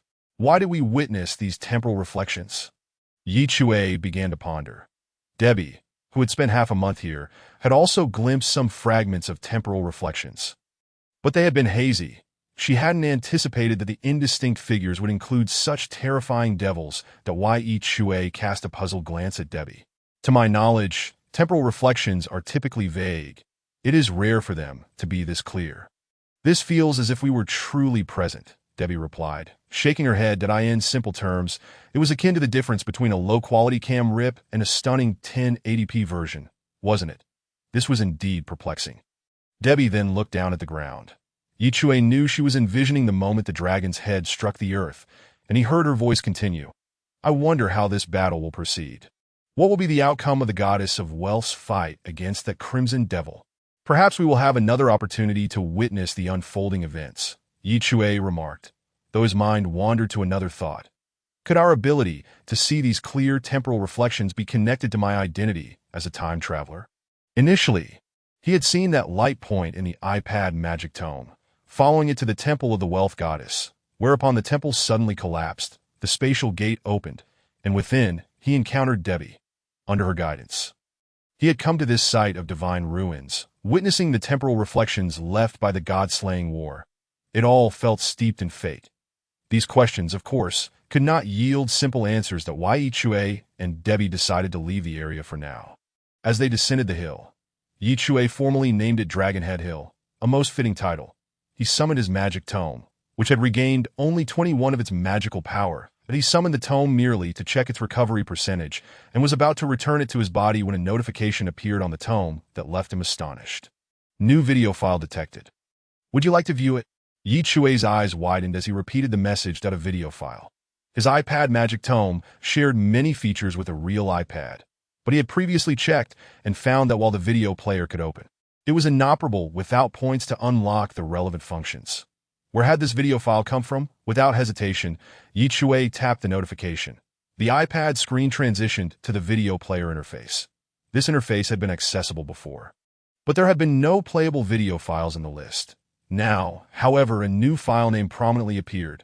Prologue, The Lament of the Dragon. Could it be? Chui's fingers trembled as he clicked on the file. Then, the screen began to play the video, and soon Chui realized that this footage was the very temporal reflection he had seen earlier, recorded from his perspective. The image was somewhat shaky, but still clear, lasting approximately 20 minutes, akin to a finely crafted special effects movie. Its only flaw being the absence of sound, that Chui's mouth and eyes widened in astonishment, utterly mesmerized by the high-definition visuals. His body frozen in place. Noticing Chui had stopped, Debbie waved her hand curiously. What is wrong with you? This short film is absolutely captivating. Chui exclaimed instinctively that he had a habit of referring to shorter videos as short films, and there was nothing wrong with that. Short film? Debbie immediately displayed a puzzled expression, though it was her first time hearing the term. She seemed to sense a unique, intriguing aura it carried. She quickly leaned in closer. Hey, let me see. Unfortunately. Oh no, I can't see anything. Others were unable to view another's magic tome, which was indeed a pity. As Chui had wanted to share this remarkable short film with Debbie, Chui's fingers danced over the progress bar, causing the video to accelerate instantly, swiftly reaching its conclusion. Just as he was about to close the media player, a card graphic suddenly appeared on the interface, reminiscent of promotional cards for other videos on the platform. But this one depicted a black gold flame dragon soaring through the skies. Beneath the card, a phrase read, "Do you wish to summon the black gold flame dragon?" Chapter 40. The atmosphere became decidedly awkward. Could it be? Upon witnessing the card and its accompanying prompt on the iPad screen after the video concluded, Chui's heart raced fiercely. Am I able to summon that black gold flame dragon? Could it be that my iPad possesses the talents of a summoner? As he recalled the battle scenes featuring the black gold flame dragon against the invading demons, his breath seemed to slow for a moment, that he hastily tapped the prompt to confirm the summoning, that a progress bar then materialized on the screen. Summoning in progress. 1, 2, 3. What is the matter? Debbie inquired curiously, waving her small hand in front of Chui's eyes, that he quickly brushed her hand aside. Do not disturb. I will let you witness a miracle shortly. What miracle? Debbie's curiosity was piqued. Just wait and see, Chui replied to himself, feeling a surge of confidence. Although his iPad spellbook was significantly superior to others in this world, such advantages were insufficient for him to effortlessly overpower his peers. He and Debbie were currently compelled to venture into the ruins of the gods under less than ideal preparations because of this. If he could summon the black gold flame dragon, a wonderful life of dominance would soon be upon him. Yet at that moment, summoning failed, relevant summoning medium detected as missing. The progress bar halted at a mere 9, akin to a failed software installation. Summoning medium? Chui mused, perplexed, as he tapped the card prompt once more to attempt the summoning again. Watching Chui's antics, Debbie grew somewhat bored, crossing her arms while cautiously surveying their surroundings. Having descended from Dragonhead Mountain, they found themselves surrounded by numerous desiccated trees, each over 5,000 years old. That I end this fragment of space. The absence of sunlight and nutrients had hastened their decay. Yet they had not succumbed to rot. The trees within the Garden of the Gods were evidently not ordinary flora. This place was saturated with an ambience of decay and death, yet it was far from lifeless. Having spent half a month here, Debbie understood this well. At least the garden was safe, provided they did not venture into the castle's domain or the forbidden area to the east of the garden. They would encounter no peril. Summoning failed. Relevant summoning medium detected as missing. The same message popped up on the iPad spellbook once more. Damn it!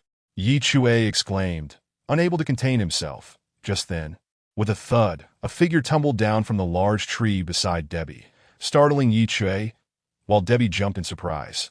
The figure let out a yelp of pain, and as he rose, both Chui and Debbie were astonished to recognize him as Green. Wow! Debbie's mouth gaped in awe as she gazed at Chui.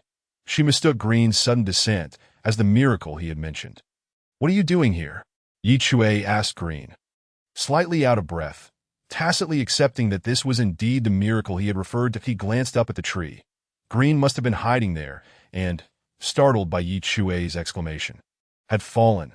Having tumbled from such a height, Green appeared worse for wear, one of his legs seemingly injured.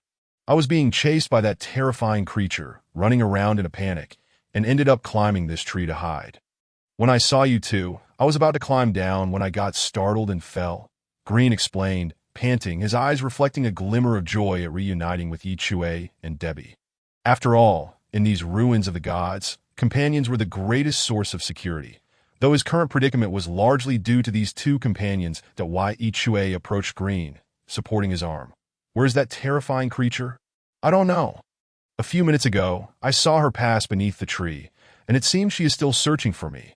Green replied, a hint of fear in his voice, growing more puzzled. Why is she only pursuing me? It seems she has no interest in either of you. Perhaps it is because you are rather handsome, Debbie said earnestly to why Chui added. She has lived here alone for 5,000 years. Surely she yearns for companionship. Green shuddered at once. Don't say such things. Rest assured, I have ventured here before and encountered her. Despite her fearsome appearance and penchant for chasing people, she does not harm others, Debbie reassured him with a smile. She placed her hand on her forehead, surveying the surroundings, then said, there is a safe spot nearby. Let us head there, that I will summon Affu to tend to your wounds, Green. Thus, the three of them prepared to make their way to the refuge Debbie had mentioned. During their previous half-month stay, Debbie had discovered a relatively safe haven, primarily designed to avoid disturbances from the terrifying creature. Along the way, Debbie enthusiastically used a small knife to harvest red mushrooms growing on the dead wood. This dragon blood mushroom was delicious, whether in soups or grilled, and Debbie eagerly encouraged Chui to sample her culinary skills. Before long, they arrived at the base of a colossal fallen tree. This tree was immense, yet it had been cleaved in half, revealing a hollow interior with a concealed entrance obscured by wild grasses and vines that it was evident that during her time here, Debbie had indeed found herself a splendid hiding place. Joyfully, she prepared to lead them into the tree's hollow. However, at that moment, she suddenly noticed something, her expression turning grave as she crouched down to pick up a feather. A white feather, undoubtedly shed from the wing of that terrifying creature. The trio instantly became alert, scanning their surroundings. That terrifying creature is nearby. Chui summoned his spellbook once more. Debbie also drew her summoning key. Her face a mask of vigilance. The kind-hearted girl, while keeping an eye on their surroundings, urged Green into the tree hollow. You should hide inside. Green, having summoned his own spellbook, felt a surge of gratitude upon hearing Debbie's words. Understanding that his injuries would only hinder the group, he nodded and crawled into the hollow. Yet his body abruptly stiffened. Inside the dimly lit hollow, remnants of Debbie's habitation were apparent. A fire pit occupied the center, with a makeshift bed of dried grasses beside it. Most crucially and terrifyingly, the creature stood next to the fire pit. She seemed to have just discovered the hollow, curiously entering to investigate. The feather outside likely fell as a result. There is no sign of that creature nearby. She must have wandered off, Debbie said as she entered, the white Chui followed. This place is secure. Their bodies then froze. The terrifying creature cradled a small pot that Debbie had once used. Her haphazardly assembled visage tilting in confusion as she uttered a perplexed sound. Gah! The atmosphere instantly became exceedingly awkward. Chapter 41. Why? Why is this happening? The air appeared to solidify for a few moments before Chui reacted first. Seizing Debbie's arm and exclaiming, Run! Green and Debbie snapped back to reality, hastily scrambling out of the tree hollow to flee into the desolate woods alongside Chui. The terrifying creature also emerged from the hollow, her asymmetrical black and white wings flapping as she clumsily pursued from behind. The Chui had already summoned his iPad spellbook, ready to cast the Wind Walk spell for a swift escape.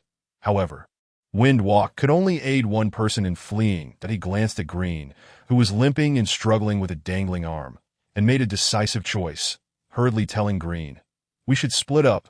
You go that way, and Debbie and I will go this way, that we will lead the terrifying creature away. Green looked anxious and terrified. Upon hearing Chui's words, he paused, then understood their good intentions, a touch of gratitude appearing on his face. But how can I? Stop with the excuses. You were inadvertently brought into this mess, so we must ensure your safety, Debbie said firmly, her face a picture of the solemnity and valor of an adventurer. You are truly remarkable. Green felt a surge of emotion wash over him. He had never been fond of adventures, as they symbolized peril. He preferred tranquility. However, the prospect of having such steadfast companions made the idea of venturing into danger seem less distasteful.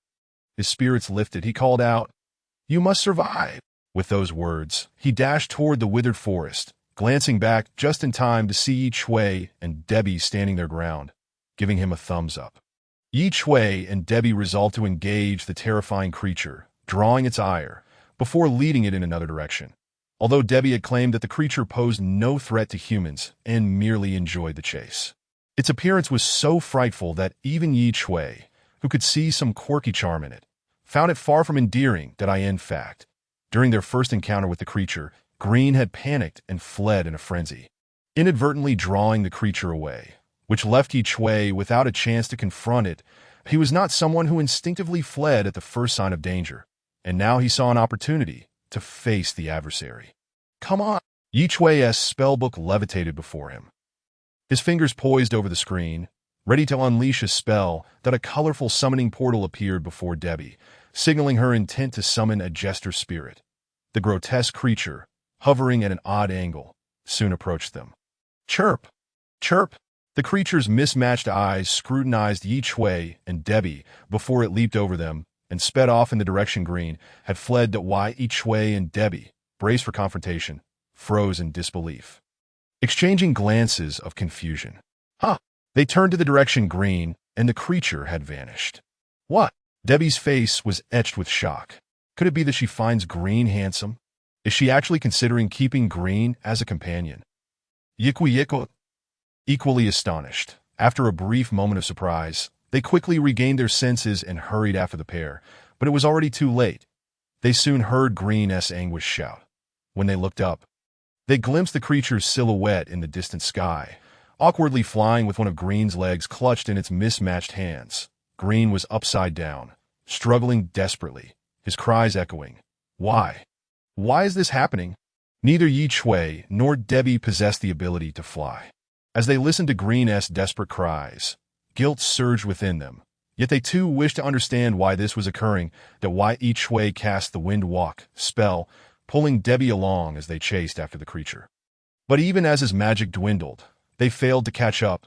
Soon, the creature in Green had vanished from sight, forcing them to pause and catch their breath. An ominous premonition began to settle over them.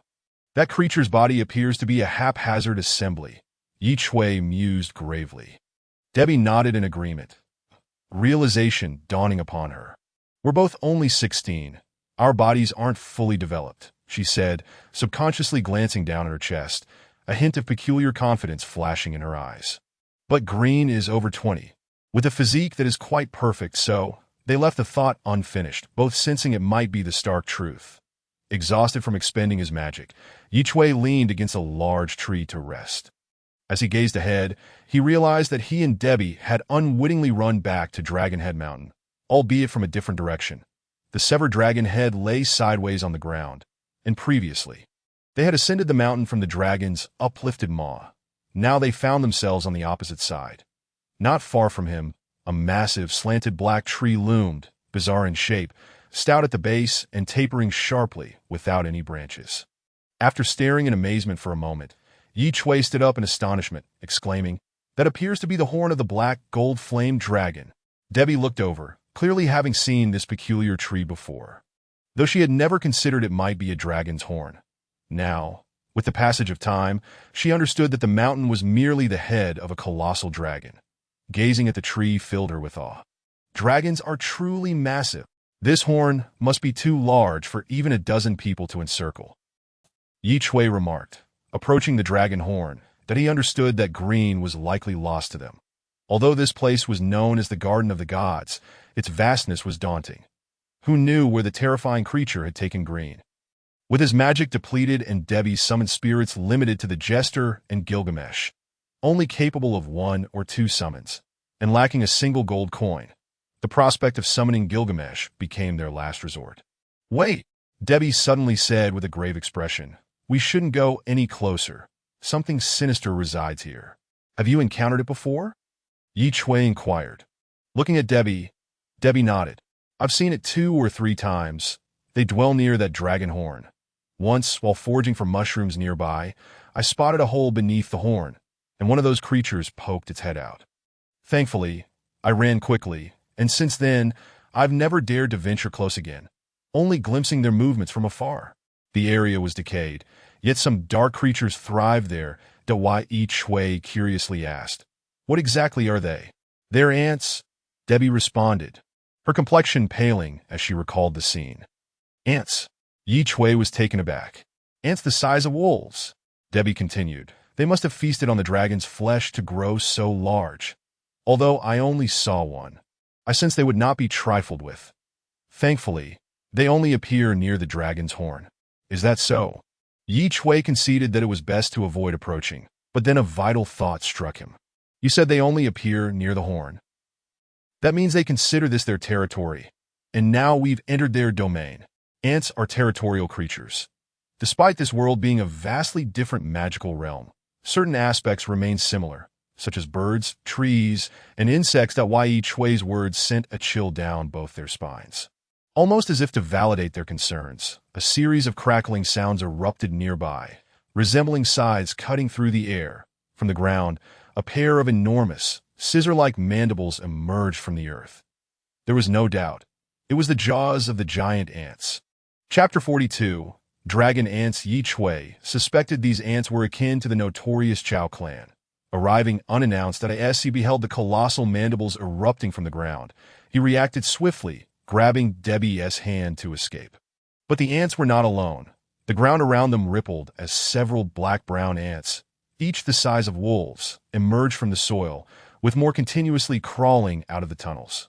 Although Debbie had visited this place before without facing any attacks, it seemed that their presence had triggered a mass emergence. The ants were entirely black, interspersed with streaks of gold, reminiscent of the black gold-flame dragon scales that Chui had glimpsed in time as reflection. It seemed that Debbie was correct. These ants had grown large by consuming the dragon's head. Henceforth, they would refer to them as dragon ants. With a cacophony of crackling, the dragon ants surged forth. Chui quickly summoned his iPad spellbook. Although his magic had been replenished after having been exhausted, even with the spellbook's ability to charge for 5 minutes, summon for 2 hours, he had only regained 3 of his magic in such a brief period. He hastily cast the Wind Walk spell, pulling Debbie along as they attempted to flee. However, the spell consumed his magic rapidly. With a whoosh, their speed increased momentarily before they stumbled to a stop. Having only covered a mere 10 meters, and the spellbook vanished as his magic was depleted, they were left to flee on foot. Yet the ferocious dragon ants did not grant them respite. Their movements were swift, akin to ravenous wolves pouncing on prey, and they lunged at Chui and Debbie, leaving no opportunity for resistance. In a flurry of startled cries, the two were knocked to the ground, and the dragon ants swiftly converged around them, coalescing into a massive black sphere, dragging the still struggling Chui and Debbie toward a concealed cave hidden beneath a protruding rock. Merely 10 days since the awakening of the magical tome. Chui, by the conventional standards of power, is merely a novice mage, often referred to as a rookie magician. At such a level, he possesses no capacity to resist the ferocious dragon ants, especially now that his magical energy is entirely depleted. Fortunately, for reasons unknown, although these dragon ants have captured both him and Debbie, they have refrained from inflicting harm upon them.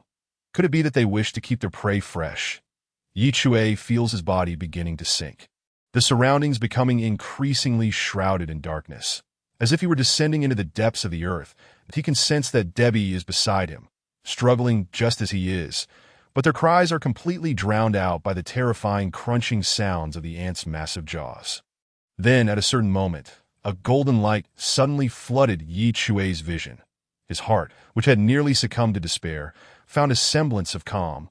Debbie had successfully summoned Gilga. Upon witnessing the dragon ants emerge from the ground, Debbie had already produced the summoning key.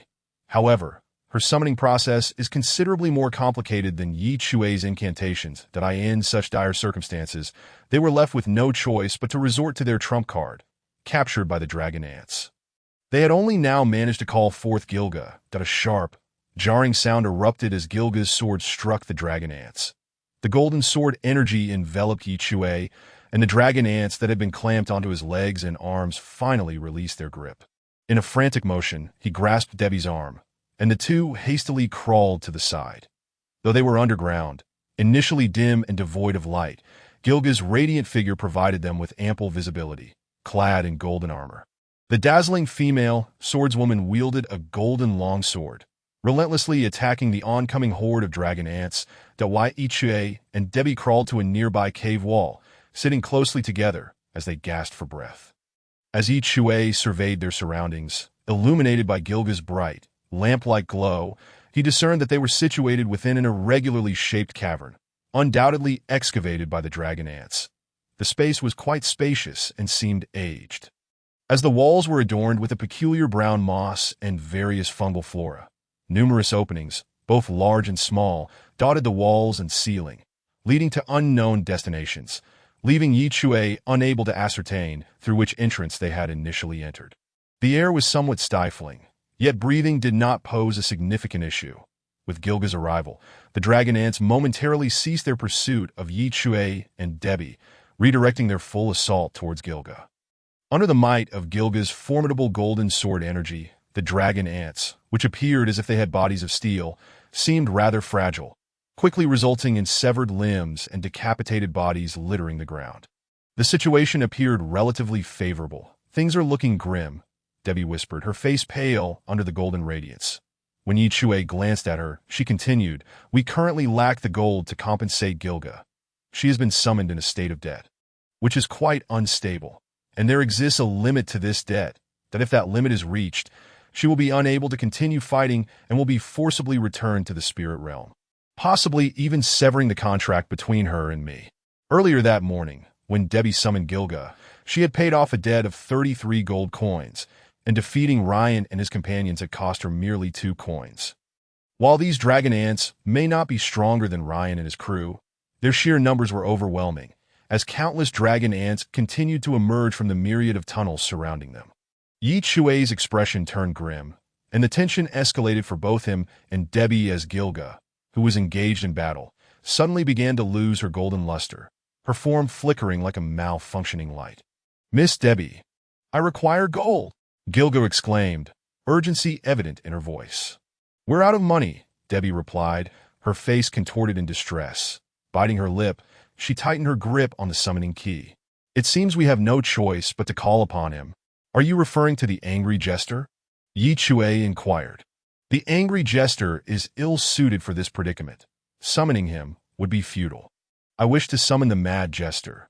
Debbie seemed to hesitate, her expression troubled, as Gilga's light continued to dim, leaving her little time to deliberate. In that moment, Chui's hand brushed against a small stone, which he picked up to find it dark golden in hue. Not only this stone, but certain areas of the cavern walls also exhibited this dark golden color, and he suddenly had an epiphany. They were currently inside the skull of the black gold flame dragon, which had fossilized over countless years. The stone he had found was, in fact, a remnant of the petrified flesh of the black gold flame dragon.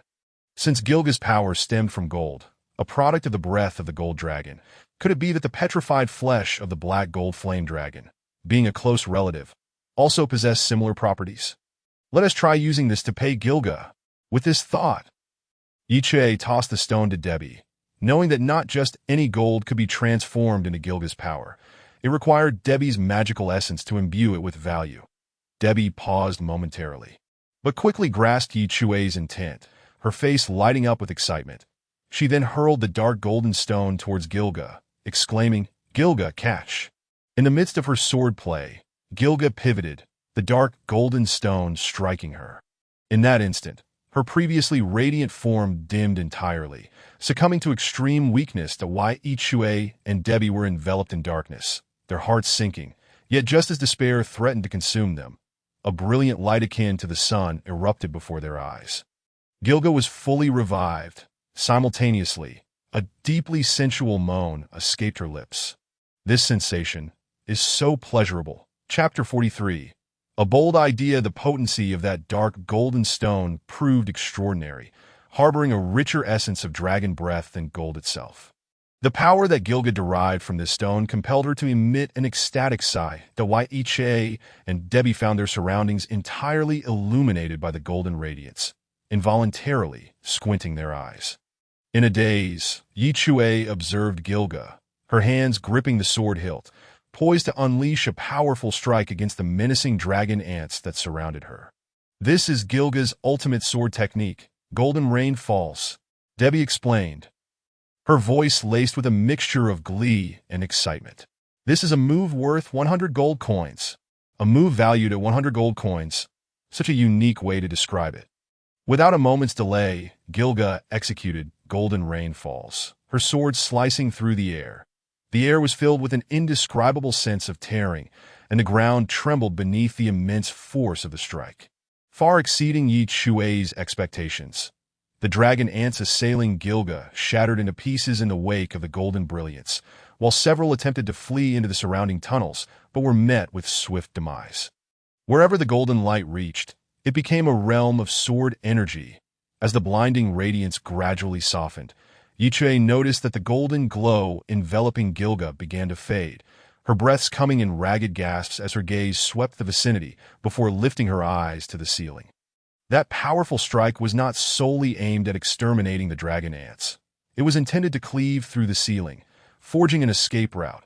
However, despite its capacity to penetrate several meters of stone, the strike only left a narrow gash upon the ceiling, failing to achieve any substantial damage.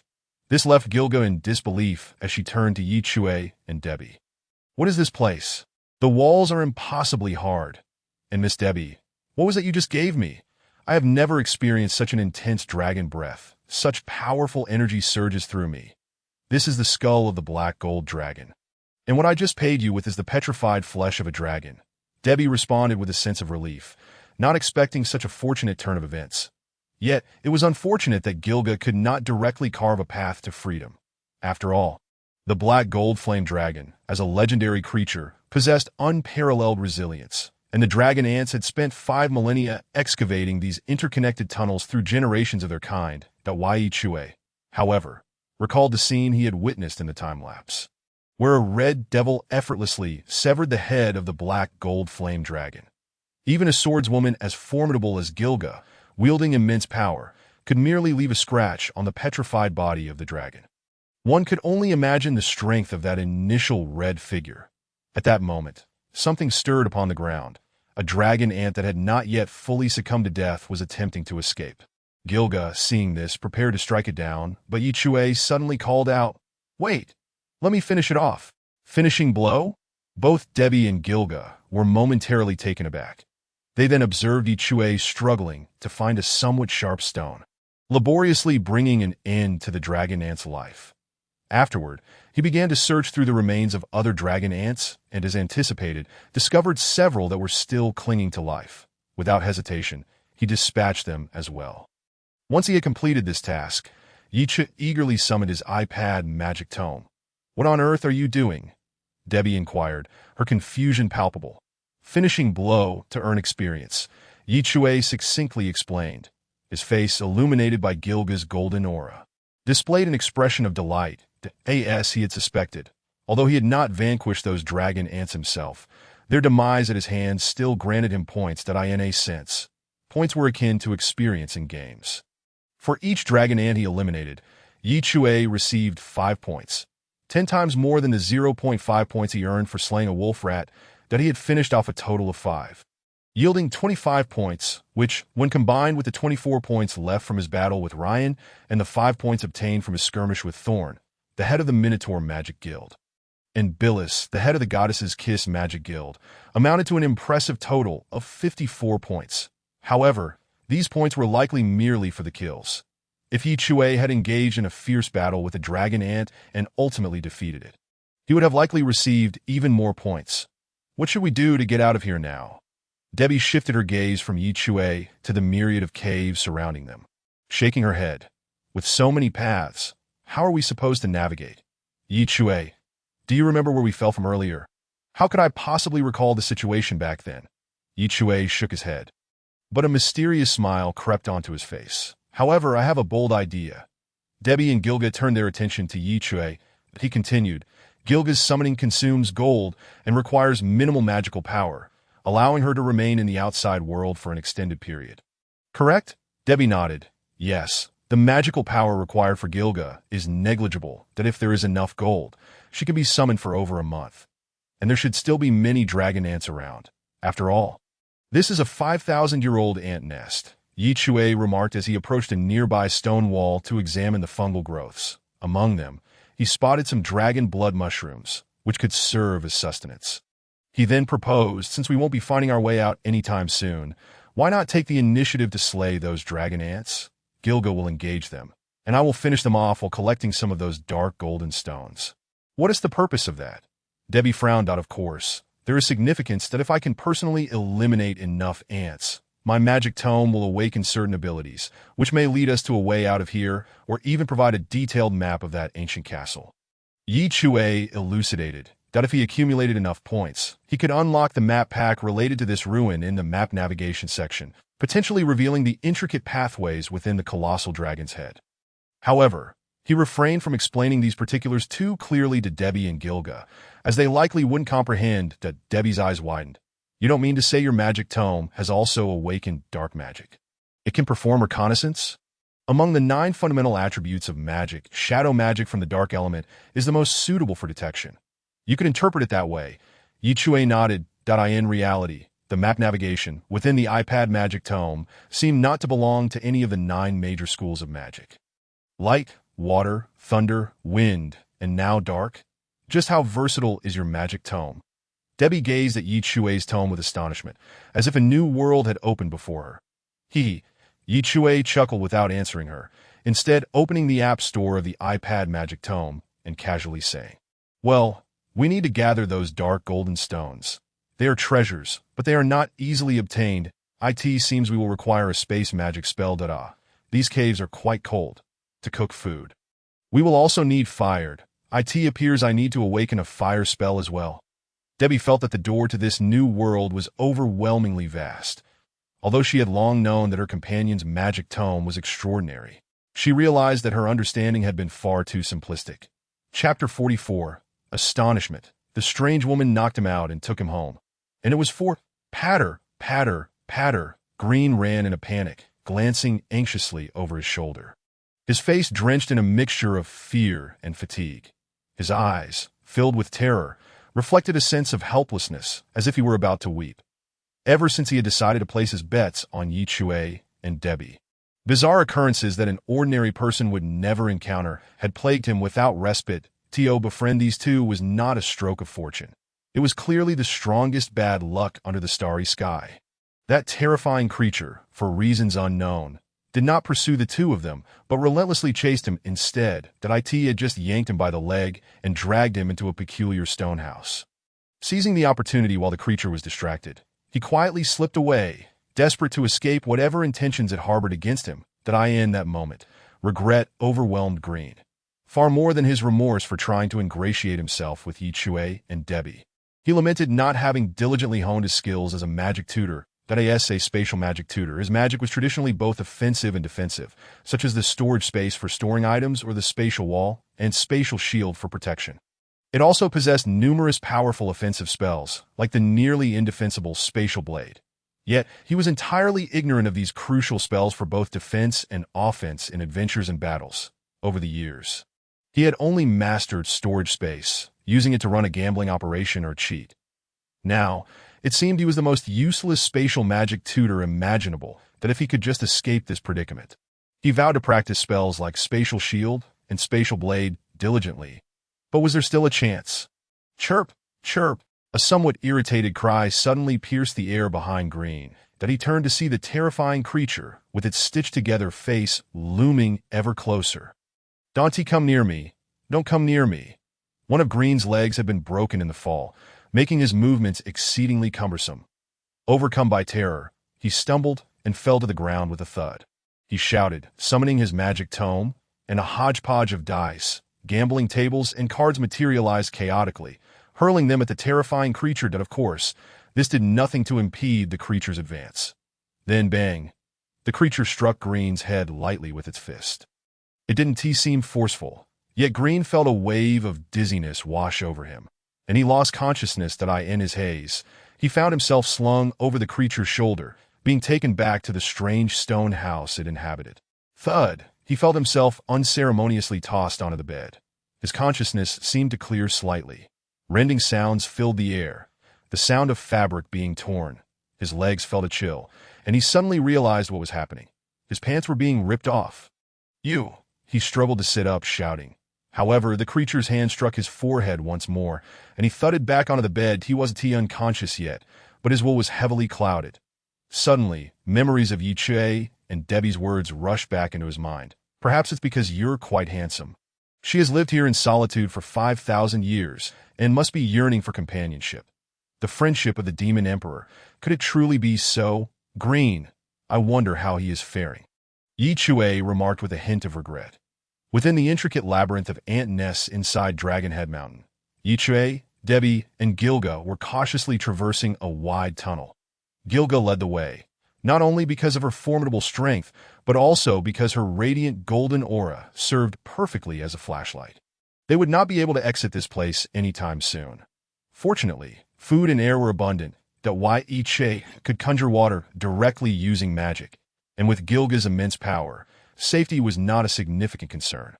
Additionally, they could swiftly accumulate points, making it an excellent environment that Chui had just used his points to download the spells Storage Space and Flame, widening Debbie and Gilga's horizons.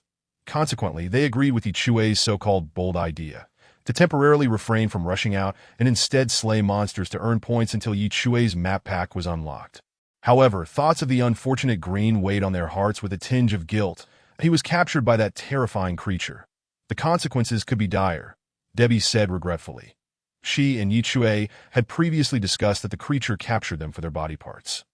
And it had spared Chui because they were not yet mature enough, such as Debbie's underdeveloped figure. Clearly, Gilgas still has a memory of this, he remarked. That troublesome creature always appears unexpectedly whenever Miss Debbie is injured. Launching an attack. Wait, yet. Chui discerned something from Gilga's words. The terrifying being had previously pursued Debbie. Thus, her conjecture that it sought their bodies could very well be unfounded. He turned to Debbie. When that dreadful creature was chasing you, was it precisely at the moments you were hurt?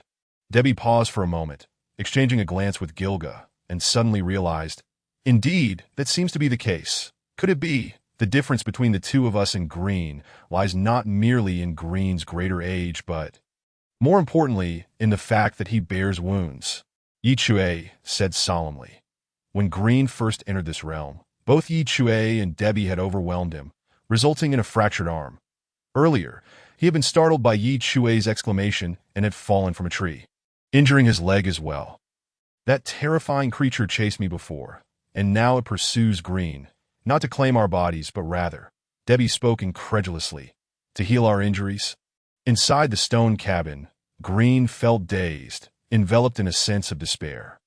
He silently thought of the lover he had yet to meet, a symbol of youth that had faded before it even began.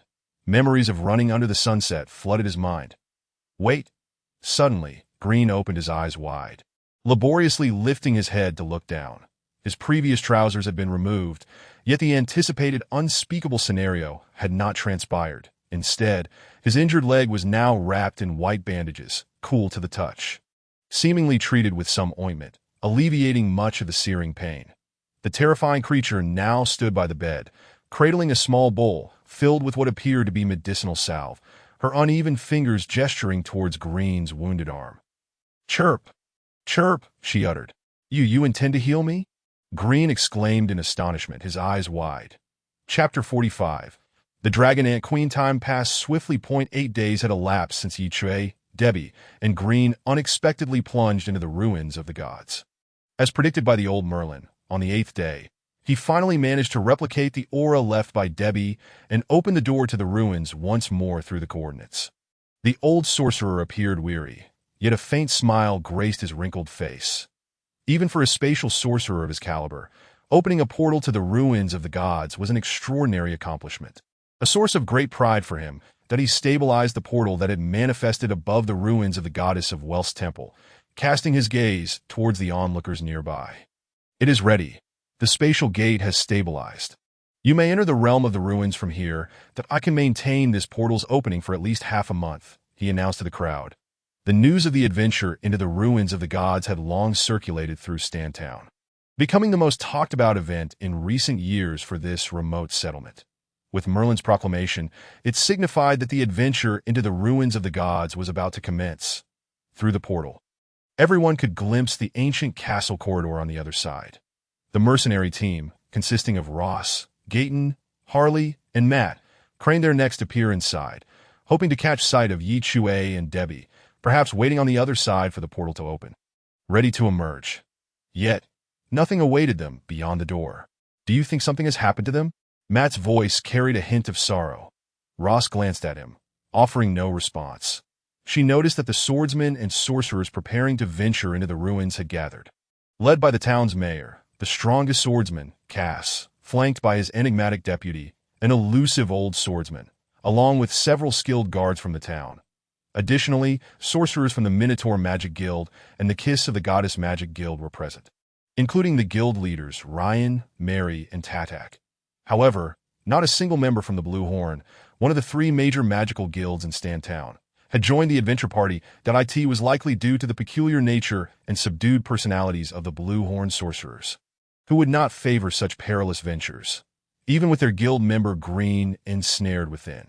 Several swordsmen and mercenaries also sent representatives to join the expedition, forming a large contingent of 45 individuals. Ross, why don't we join too? Harley proposed, gazing at the assembled adventure team, hesitating for a moment before speaking. The adventure team welcomed anyone willing to participate, as long as their skill level was adequate. A flicker of temptation crossed Ross's face, but she quickly shook her head. With our level, we would merely be cannon fodder, should we enter. She saw the situation clearly. There is no place for us in such an adventure. The other sighed in agreement, recognizing the validity of Ross's statement. Just then, Matt suddenly exclaimed, pointing at the adventure team, "Isn't that Raiken?" Raiken was the first person Chui encountered upon arriving in this world. That time, Raiken had attempted to attack Chui, having succeeded once, only to be subsequently defeated. Later, under the Minotaur Magic Guild's influence, Chui faced Raiken in a duel, emerging victoriously, much to everyone's astonishment. Following that, the events unfolded in such a manner that no one paid heed to Raiken's loss in the duel. Losing a duel was typically a source of disgrace. Yet Raiken's predicament was even more humiliating. After Chui and Debbie dealt with Ryan and the others, openly provoking the leaders of the Minotaur and Kiss of the Goddess Magic Guilds, and ultimately accidentally entering the ruins of the gods, the entire sequence of events caused Raiken's defeat to be entirely forgotten. Nothing was more humiliating than being completely overlooked. Yet, unexpectedly, Raiken appeared again, standing amidst the members of the Minotaur Magic Guild, his face bearing an expression of bitterness, dressed in a sorcerer's robe adorned with the Minotaur insignia. Ryan, his face slightly swollen, placed a hand on Raiken's shoulder, whispering something in his ear. Fire and water magic are the most useful magical abilities in adventures, as they provide flames and sources of water. Ross remarked, Raiken, as a fire sorcerer, seems to have been exceptionally admitted to the Minotaur Magic Guild for this adventure, and most importantly, he could serve as cannon fodder. At this, Ross and Harley, along with the others, sighed in unison. They then thought of Chui and Debbie. Those two always manage to accomplish astonishing feats. Surely they won't encounter any trouble within. Chui, Debbie, and Gilga had remained in the dim, stifling dragon-head mountain ant nest for over a week. In this environment, it was challenging to keep track of time, yet they could sense its passage.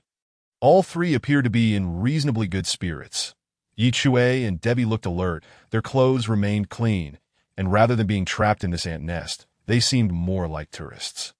Gilga, too, radiated an unmistakable brilliance. Perhaps for her, whether in life or as an ethereal being for thousands of years, she had never experienced such fulfillment in the past few days. The dragon bloodstones.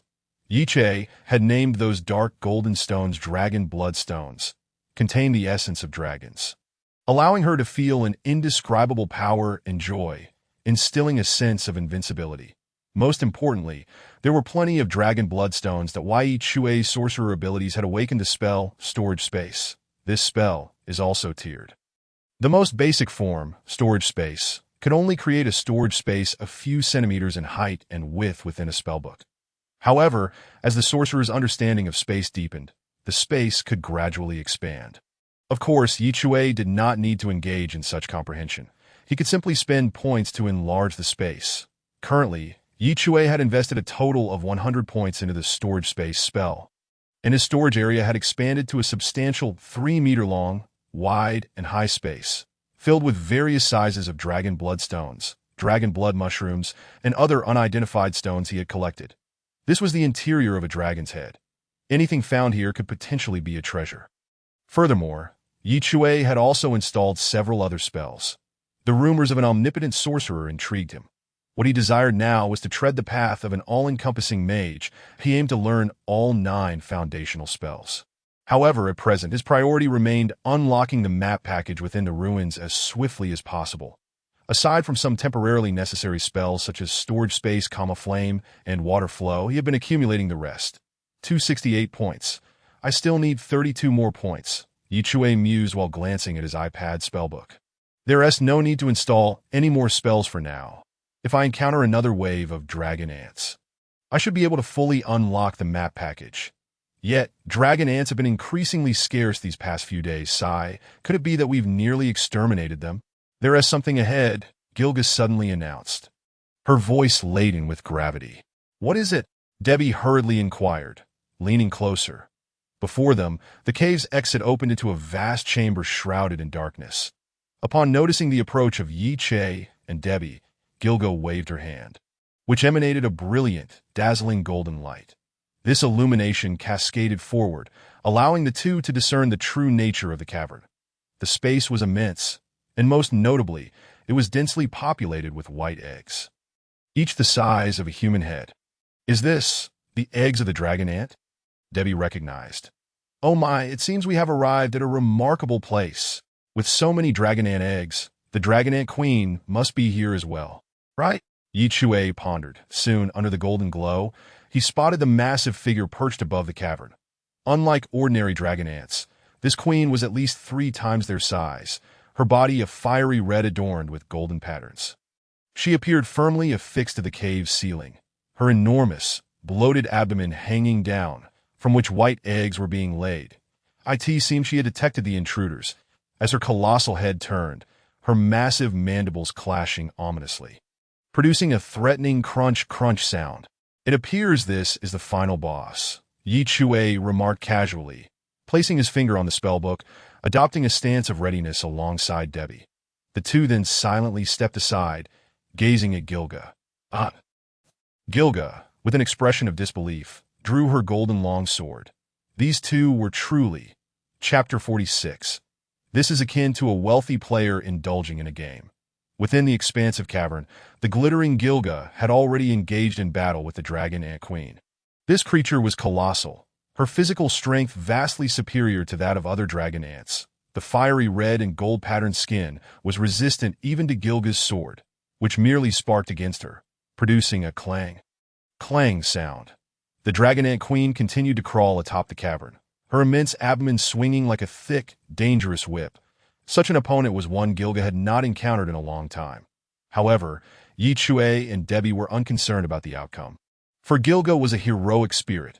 She need not worry about exhaustion, and her magical energy consumption was negligible, requiring only gold and dragon bloodstones, of which Chui had an abundance. This feels akin to a wealthy player indulging in a game. Chui. Look! Suddenly, Debbie exclaimed, pointing towards the myriad dragon ant eggs surrounding them. Some of the white eggs were gently wriggling, whether due to the passage of time or the battle's influence. Pale yellow, semi-transparent dragon ant larvae began to emerge. Though newly hatched, they already exuded a ferocious aura, charging directly at Gilga. Their combat prowess was utterly insufficient to harm her, yet their sheer numbers posed a nuisance, as Gilga swung her sword to dispatch them. She was inadvertently struck by the queen's abdomen. We must incinerate them quickly. Observing more larvae on the verge of hatching, Chui leaped into the cavern, activating the flame spell in his spellbook, unleashing torrents of fire. Debbie followed closely, directing, "Over there, that one is about to emerge." A somewhat charred yet faintly savory aroma wafted through the cavern. The dragon ant eggs were not as resilient as the adults, and the freshly hatched larvae could be crushed underfoot by Debbie, inadvertently participating in the battle. For Chui, a peculiar sensation washed over him, as memories of the film Alien surfaced, where the protagonist entered the alien queen's lair, incinerating all the eggs. However, compared to the combat-evolved aliens, the dragon ants were significantly weaker. The dragon ant queen, climbing above, her mandibles snapping with crunch sounds, was already nearing her limits. Her once impenetrable body was riddled with wounds, and one of her slender legs had been severed. After a prolonged skirmish, Gilga's golden glow had dimmed as he burned a section of dragon ant eggs. He quickly retrieved a dragon bloodstone from the spellbook and handed it to Debbie. It was time to indulge. As Debbie tossed the stone towards Gilga, she emitted a captivating moan. So alluring was the sound that Gilga had previously remarked upon its exquisite pleasure, waves of power flooding into her body, leaving her utterly enraptured. Boom! Following a blinding arc of golden sword light, the dragon ant queen, previously scaling the cavern ceiling, was nearly obliterated, crashing to the ground. The battle was nearing its conclusion, prompting Chui to rush forth, exclaiming, "Let me deliver the final blow." Gilga shook her head in mild exasperation, confirming the queen posed no further threat. She sheathed her sword.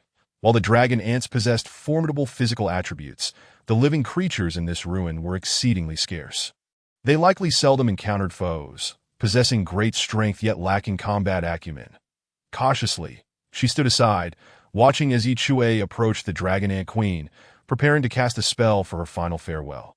Although she felt some disdain for Chui's desire for the finishing blow, having vanquished such a powerful opponent, it seemed fitting to grant her a dignified end. She conceded to his actions for the sake of indulgence, that moment. However, Gilga, Chui, and Debbie beheld a peculiar sight that as Chui prepared to unleash his final attack on the ailing dragon ant queen. She, though on the brink of death, exhibited no violent resistance. There was no sense of a last-ditch counterattack. Her fearsome mandibles and slender legs twitched as if striving to accomplish something. Just as Chui hesitated, a red egg was expelled from the queen's mouth, rolling to rest at his feet. Crunch, crunch. The queen's mandibles produced a crisp sound. Her enormous eyes, covered in red fuzz, seemed fixated on Chui. When he glanced back at the red egg, he found the dragon ant queen completely still. "What is happening?" Both Chui and Gilga, alongside Debbie, stood in stunned silence. Gilga carefully examined the dragon ant queen, confirming her demise, before the three fell into silence around the egg. After a moment, Gilga suddenly pondered, "With the world's magical beasts dwindling, the dragon ants must belong to that category, right? I have heard that certain magical beasts, before extinction, entrust their sole offspring to their enemies, using this method to ensure the continuation of their lineage. Is it possible that the dragon ant queen entrusted this red egg to us?" This seemed the most plausible explanation. "This red egg is distinctly different from the white ones. If it hatches, could it become a dragon ant queen?" Chui immediately sensed the egg's extraordinary worth. Carefully picking up the still warm red egg, the regret of not delivering the final blow to the queen vanished completely. This egg was of far greater value than the points he would have gained. Moreover, glancing at his spellbook, he recalled that incinerating the white eggs had also yielded points, totaling 41, leaving him with 309 points. As he handed the red egg to Debbie, Chui eagerly opened Map Navigation to unlock the map package.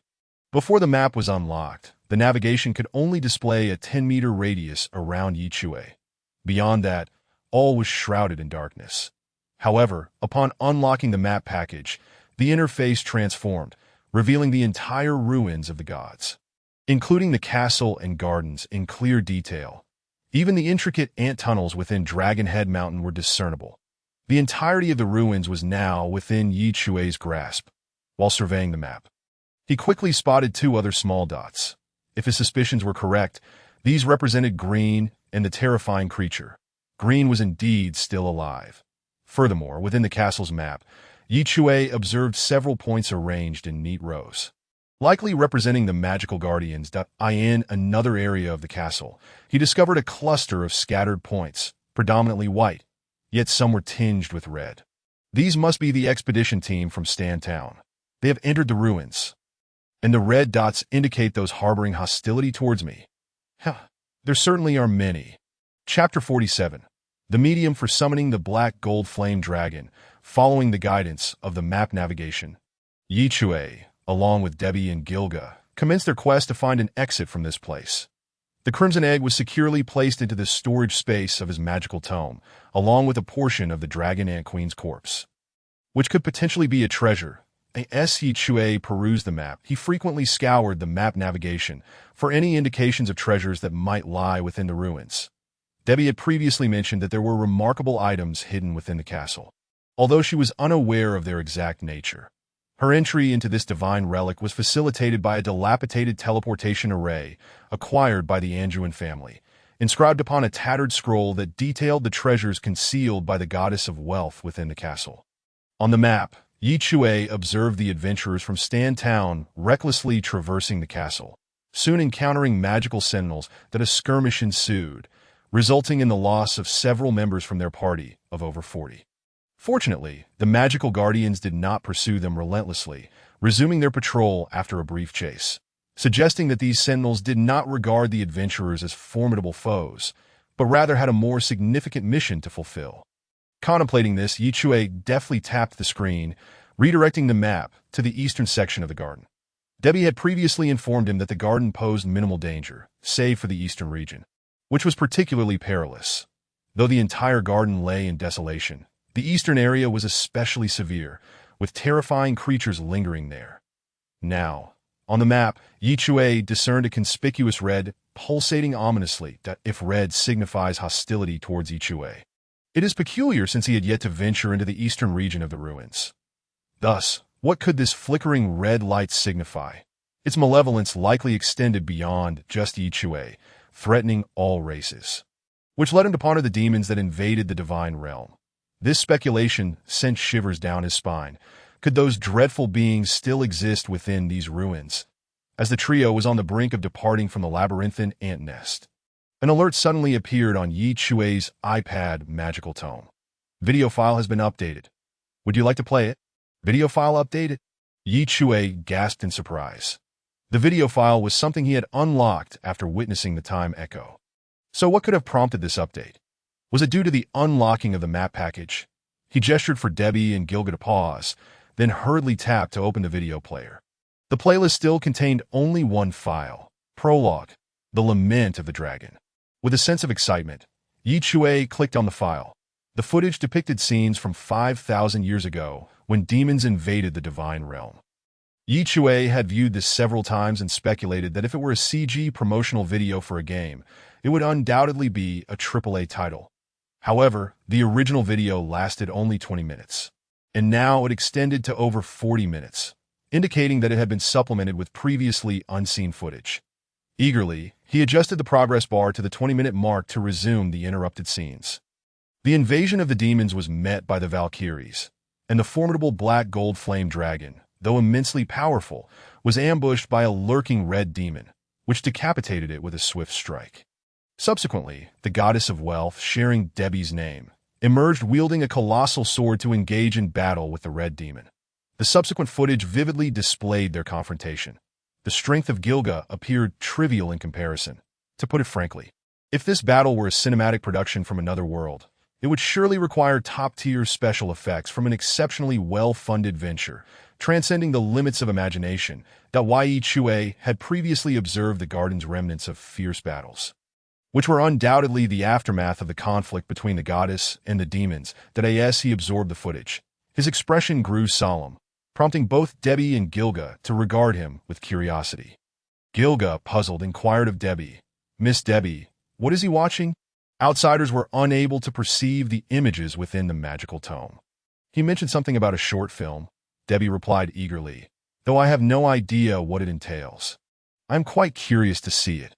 The battle between the goddess and the demon continued for approximately 10 minutes, culminating in the goddess's victory. Yet, despite the goddess of wealth's overwhelming force against the red demon, she appeared unable to deliver a final blow. Ultimately, she raised her arms, seemingly casting a powerful spell, enveloping the red demon in a radiant glow, transforming it into a crystalline stone that sealed it within. The video was devoid of sound, yet the visuals conveyed the essence of the events. The petite goddess gazed up at the colossal sealed crystal, her face reflecting a trace of concern. The battle was over, and the other demons had been vanquished by the Valkyries, who, adorned with white wings, descended behind the goddess. The goddess appeared to utter something, prompting the Valkyries to kneel, as if making a solemn vow.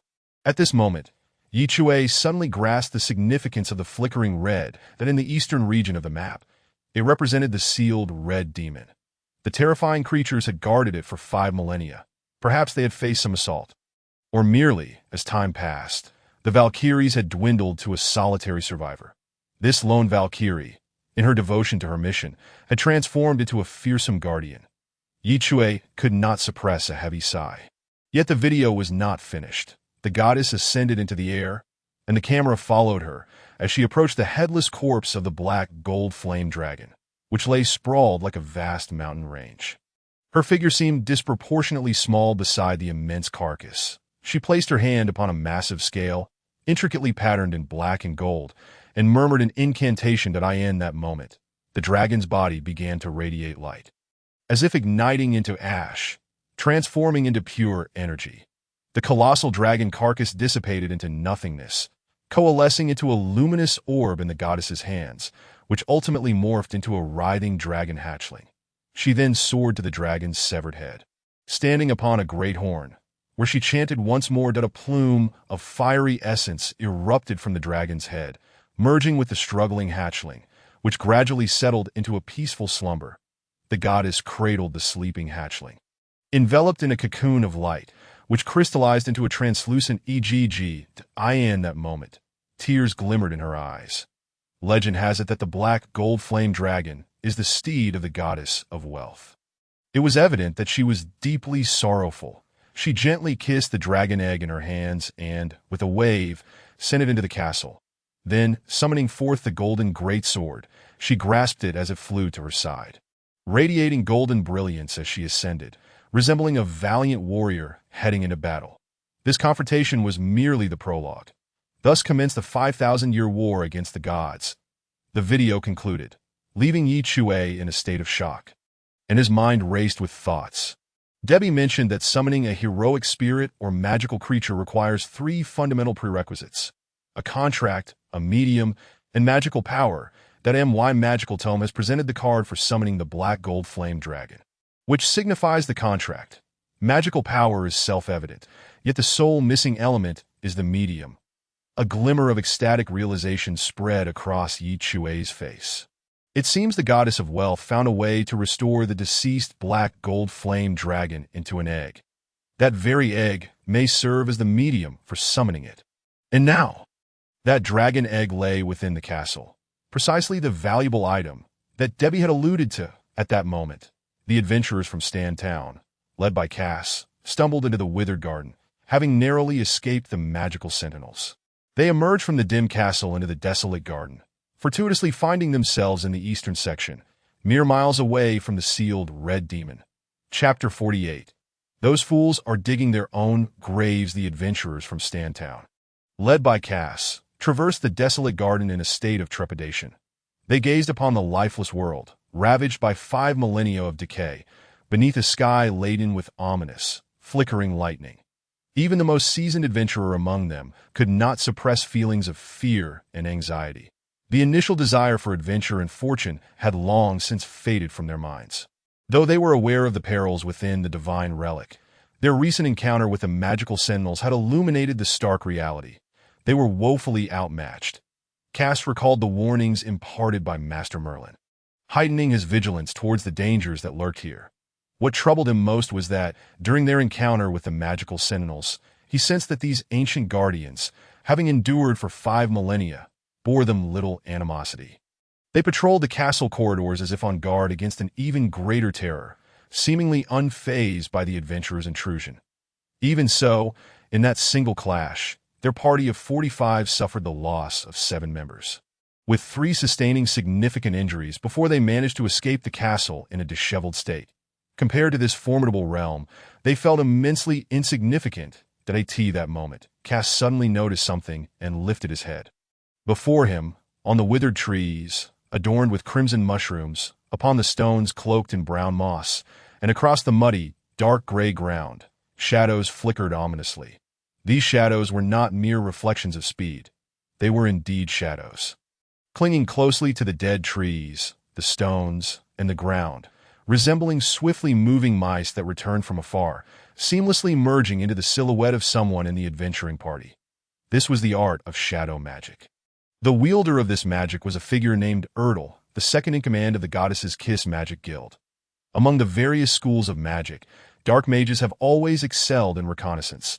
They could manipulate their shadows to explore their surroundings, and even immerse themselves within the shadows to navigate stealthily. Erdl, what is the situation? Inquired Billis, the summoner with flowing blue hair. There are some valuable items ahead, Erdl replied, having sensed the information relayed by the shadow mice. He pointed his finger towards the east, his small eyes glimmering with excitement. There lies an object brimming with potent magical energy. It must be a treasure. Then what are we waiting for?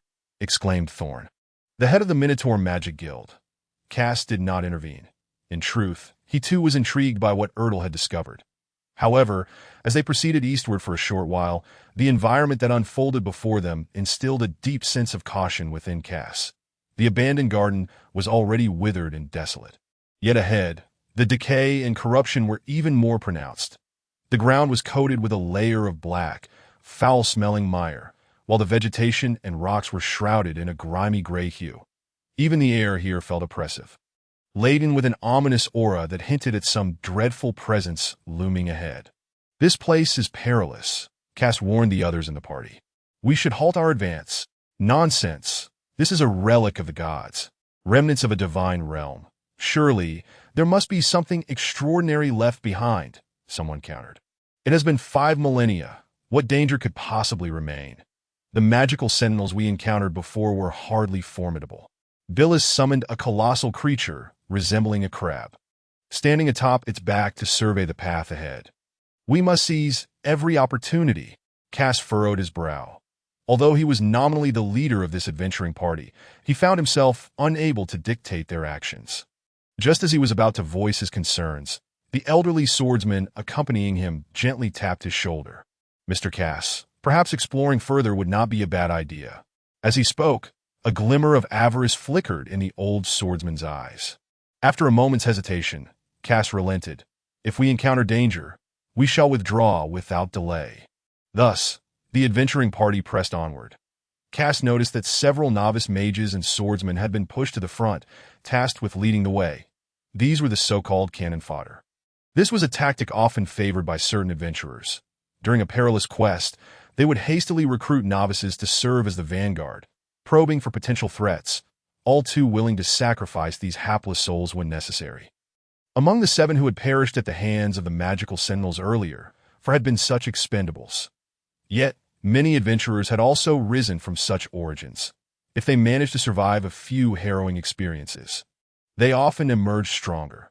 However, Cass harbored no fondness for the existence of cannon fodder that in his previous adventures. He treated every member of his party equally, but this particular group was not his own mercenary band. Among these expendables, Cass spotted a familiar face. Raiken, the fire mage who had dueled with Chui. Unlike the other novices, Raiken displayed little fear, his youthful visage marked by a fervent zeal that Cass found both admirable and regrettable. He has great potential. If he survives, he may well become a formidable mage, though certainly inferior to that Wade lad. Within a dilapidated stone hut in the garden, after a week of recuperation, the spatial mage Green, whose injuries were nearly healed, was receiving treatment from a terrifying creature, though we now know her to be a Valkyrie.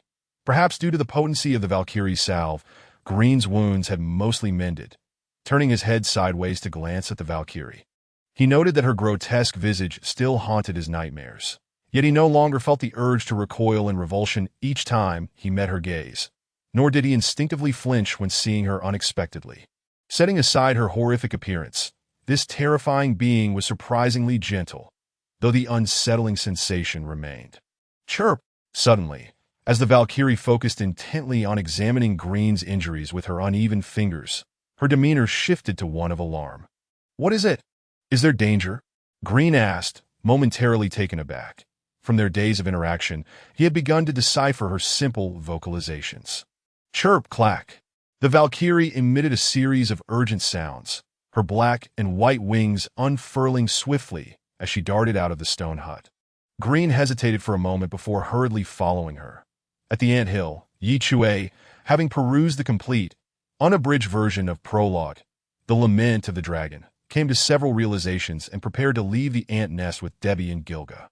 I think I might know what treasures lie within that castle. Chui remarked to Debbie. What is it? What is it? Debbie pressed eagerly. Just as Chui was about to respond, he suddenly noticed several dots on the iPad map moving erratically, his expression shifting to one of alarm. Oh my! The treasure in the castle is oh my? What does that even mean? Debbie asked, bewildered, unable to comprehend Chui's instinctive exclamation from another world. We need to leave here immediately. Chui did not answer Debbie. He focused on the map. Observing the approaching adventurers converging on the blinking red, alongside Green and the Valkyrie who were also hastening towards it, he spoke with a tinge of unease. Those fools are courting disaster. Chapter 49, Cross this threshold, and you shall perish by my sword. The foul, putrid mire posed no real danger. The adventuring party proceeded steadily onward, soon arriving at the location previously identified by the shadow mage as harboring valuable items. Standing before them was a colossal blue crystal, towering 3 to 4 meters high, glistening with a translucent sheen. The crystal exhibited a soothing blue hue, starkly contrasting the surrounding decay and grimness, exuding an air of nobility and an ineffable purity. Every member of the party could sense the powerful magical energy radiating from it, though only seasoned mages and swordsmen could discern the faint twinge of danger it emanated. Yet, among the adventurers from Stantown, some were well-versed in the arcane, like Cass, the old swordsman beside him, Billis, and Thorn, yet none could ascertain what this object truly was. They could only feel its extraordinary nature, suffused with magic, as though their very essence would be invigorated in its presence. This was undoubtedly a monumental treasure. However, before their fervent gazes could cool, an urgent and peculiar cry pierced the air. Chirp, chirp, from above, a crooked figure swiftly descended, blocking their path before the crystal. The grotesque Valkyrie waved her arms vigorously, addressing them with an urgent chirp, clack, chirp. Her visage, assembled from mismatched features, was devoid of expression, her mismatched eyes failing to convey her anxious intent. Upon her arrival, the adventuring party immediately fell into a defensive stance, preparing for battle. Her gestures to dissuade them from advancing were interpreted as provocations and threats. What is that thing? Heavens, such an evil creation exists in this world. We must unite to attack her. Cries of alarm echoed among the adventurers, each readying themselves for combat. Chirp, chirp. The Valkyrie's voice grew more insistent as she brandished her mismatched limbs. This only heightened her menacing appearance. She's about to strike. Everyone, be cautious, they shouted in unison. Cass gripped his great sword tightly, while Thorn, the head of the Minotaur Magic Guild, prepared with a spellbook in one hand and a black sword in the other. Billis, the leader of the Goddess's Kiss Magic Guild, found his summoned crab creature had vanished, and he readied himself to conjure more grotesque beasts. Wait, cease your actions. At that moment, a breathless voice suddenly called out. When they turned their gaze, they saw Green, the spatial mage who had inadvertently found himself drawn into this encounter. Sprinting toward them, arms outstretched to intervene between the Valkyrie and the adventuring party. Do not engage, she. Huff, huff, means no harm, huff. Green. Billis still remembers the man who claimed to be a close friend of Chui and Debbie. He coldly remarked, Yuri still alive. Where are those two detestable little brats? I don't know, Green replied, shaking his head that in recent days he had instructed the Valkyrie to search for Chui and Debbie, but to no avail. However, considering their incredible resilience, he felt they were likely unharmed. His breath steadied slightly as he continued. This place is perilous. You should leave at once. Perilous? The demon swordsman Thorn's gruff voice inquired. What is that creature behind you? Green, you seem to recognize it. She is a good soul, Green asserted, glancing back at the Valkyrie. Just then, perhaps due to the discomfort from running, he involuntarily retched at the sudden visual stimulus, quickly turning back. Please believe me. Your words lack conviction. Many thought simultaneously. Chirp, chirp, the Valkyrie suddenly called out. After spending time with her, Green had begun to discern her meanings from her calls. He explained, She says this place is sealed against evil entities, and any living being that approaches could awaken what is imprisoned here. So you must leave. Green's words startled the adventuring party, prompting a swordsman to scoff. You're talking nonsense. Chirp crack, the Valkyrie protested. Green translated. What she says is true. This location exceeds your capabilities that if you wish to survive. You must depart immediately. Chirp chirp. She has guarded this place for 5,000 years, encountering many adventurers, at least 7 of whom were far more powerful than you, yet all ultimately perished here. Chirp crack. If you refuse to leave, she will not be merciful. The adventuring party was momentarily stunned. How could such a terrifying creature convey so many meanings with just a couple of calls? In truth, even Green felt somewhat bewildered. Surprised by his ability to translate such detailed information from the Valkyrie's sounds, that it was a form of mental connection magic, albeit one the Valkyrie was not adept at, and only after spending time with Green had she managed to achieve some basic telepathic communication. Just as the Valkyrie was about to say more, her body suddenly trembled. In the next moment, she pushed Green aside forcefully, and the ground beside her began to heave violently. The earth beneath her quaked, revealing a massive mouth lined with sharp teeth that swiftly swallowed the Valkyrie whole. Then, the owner of the great maw emerged, a terrifying worm-like creature resembling a thick, reddish-brown earthworm with its gaping, fong-filled mouth at one end. It writhed as it burrowed out of the ground, evoking an instinctive sense of discomfort. Panic spread among the crowd as they witnessed the horrific beast devour the Valkyrie. Yet some maintained their composure, instinctively glancing towards Billis, the head of the goddess's Kiss Magic Guild. They recognized this as Billis's summoned creature. Billis, with eyes adorned in shadowy makeup, observed with a smirk as the creature he had surreptitiously summoned launched a surprise attack on the Valkyrie. None who fell prey to his mud monster could hope to survive. However, a look of surprise suddenly crossed Billis's face. Bang! The mud creature's worm-like body began to writhe, swell, and then burst apart, revealing the formidable Valkyrie once more, wielding a sword forged from concentrated light. She glared at the onlookers and exclaimed, "Chirp! Crack!" She asserts her fury. "You shall pay for your actions," Green shouted urgently, having been pushed aside and now somewhat disheveled. "Everyone, attack together! Strike her!" After a brief moment of hesitation, a voice rang out, and the adventuring party's mages and swordsmen launched their assault on the Valkyrie simultaneously. "Mayor Cass." Several swordsmen from Cass's town guard looked to him for guidance. "We shall not attack," Cass shook his head, remaining calm amidst the chaos. His gaze drifted anxiously towards the enormous blue crystal, while his old swordsman aide disregarded his advice, drawing a short sword and joining the fray against the Valkyrie, which caused Cass to frown in displeasure. More than 20 adventurers relentlessly assaulted the Valkyrie. Alongside Billis, Thorn the demon swordsman also engaged in battle. However, as the guardian of the divine realm 5,000 years ago, the Valkyrie, despite her diminished form and strength, was still far beyond the capabilities of these adventurers from a remote town. Her luminous sword was formidable, though her movements were somewhat stiff and uncoordinated. It consistently forced the others to retreat, with mages and swordsmen alike crying out in pain. Green shouted desperately, attempting to halt the conflict, but his voice was drowned out by the clamor of battle, leaving him feeling helpless. Just then, he felt a chill at his neck that a shadow, dark as night, seemed to grip him like a devil's claw. Suddenly, a figure materialized beside him. Erdl, the shadow mage from the goddess's Kiss Guild, known for his gambling prowess in Stantown. Erdl's voice chilled the air as he increased the pressure of the shadows enveloping Green, causing them to pierce his body like needles. "Ah!" Green cried out in pain. The Valkyrie, caught in the fray, froze momentarily, her mismatched eyes turning toward Green in confusion. "Chirp?" She seemed bewildered as to why these intruders would attack Green, who should have been an ally. In that split second of distraction, Thorn seized the opportunity. The demon swordsman leaped into the air, swinging his black greatsword in a full arc, unleashing a devastating strike. "Great slash! Chirp!" the Valkyrie cried out as the blade sliced through her form. From shoulder to waist, almost cleaving her in two, once in a position of advantage, she now fell to the ground with a resounding thud. Her wound was horrific, yet no blood flowed.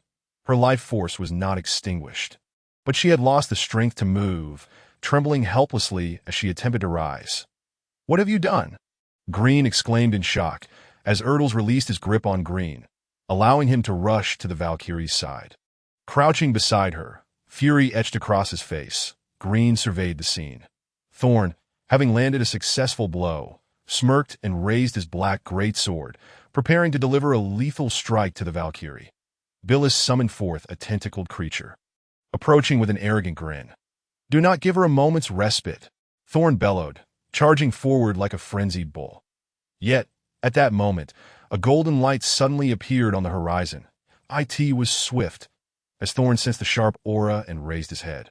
The golden light had already descended before him. He shouted in alarm, abruptly halting his momentum and stepping back awkwardly. Rend. The golden light sliced through the earth before him, leaving a terrifying mark. The others, poised to attack the Valkyrie, halted in caution.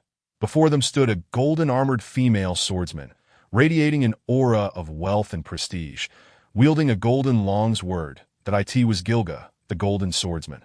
"Cross this line, and you shall perish by my blade," the female swordsman declared coldly. Simultaneously, empowered by the Windwalk spell, Chui, carrying Debbie, swiftly approached Green and the Valkyrie. With a sudden cry of alarm, a shadow that had just arrived alongside Chui and Debbie swiftly retreated to its original position. Upon a large black stone, the shadow gradually revealed its true form. It was Eder, the one who had previously restrained Green and forced the Valkyrie's avatar into submission. His face was twisted with malicious surprise as he clutched his bleeding shoulder. He had intended to employ the same trick to ambush Chui and Debbie, but was thwarted by Gilga's keen perception. Gilga cast a disdainful glance at Eder. She had always held a deep disdain for such sordid tactics. This brief interlude seemed to stiffen Thorn's leg, which was poised to take a step forward. Gilga's strike, though not overwhelmingly powerful, was swift enough. She sensed Eder's intent to ambush Chui and Debbie. And in that fleeting moment, her sword found its mark. Quick, precise, and undoubtedly potent. The magic swordsman Thorn suddenly realized that the female swordsman before him surpassed his expectations in strength, leaving him hesitant to make any rash moves. As for Chui, having rushed over while carrying Debbie, he was still catching his breath. After Eder was forced back by Gilga, he cast a glance at Eder and then turned his attention to the Valkyrie lying on the ground, quickly kneeling beside her to assess her condition. During their hurried journey, Chui had briefly informed Debbie and Gilga of what he had learned. The Valkyrie, despite her terrifying appearance, was underpinned by a resolute will that had endured for 5 millennia. Her body was a patchwork, assembled solely to fulfill her promise to the goddess. Now, witnessing her grievously wounded state, both Chui and Debbie felt a surge of anger. The Valkyrie's body was nearly severed in two, even though she was no ordinary being. This was still a fatal and horrific injury.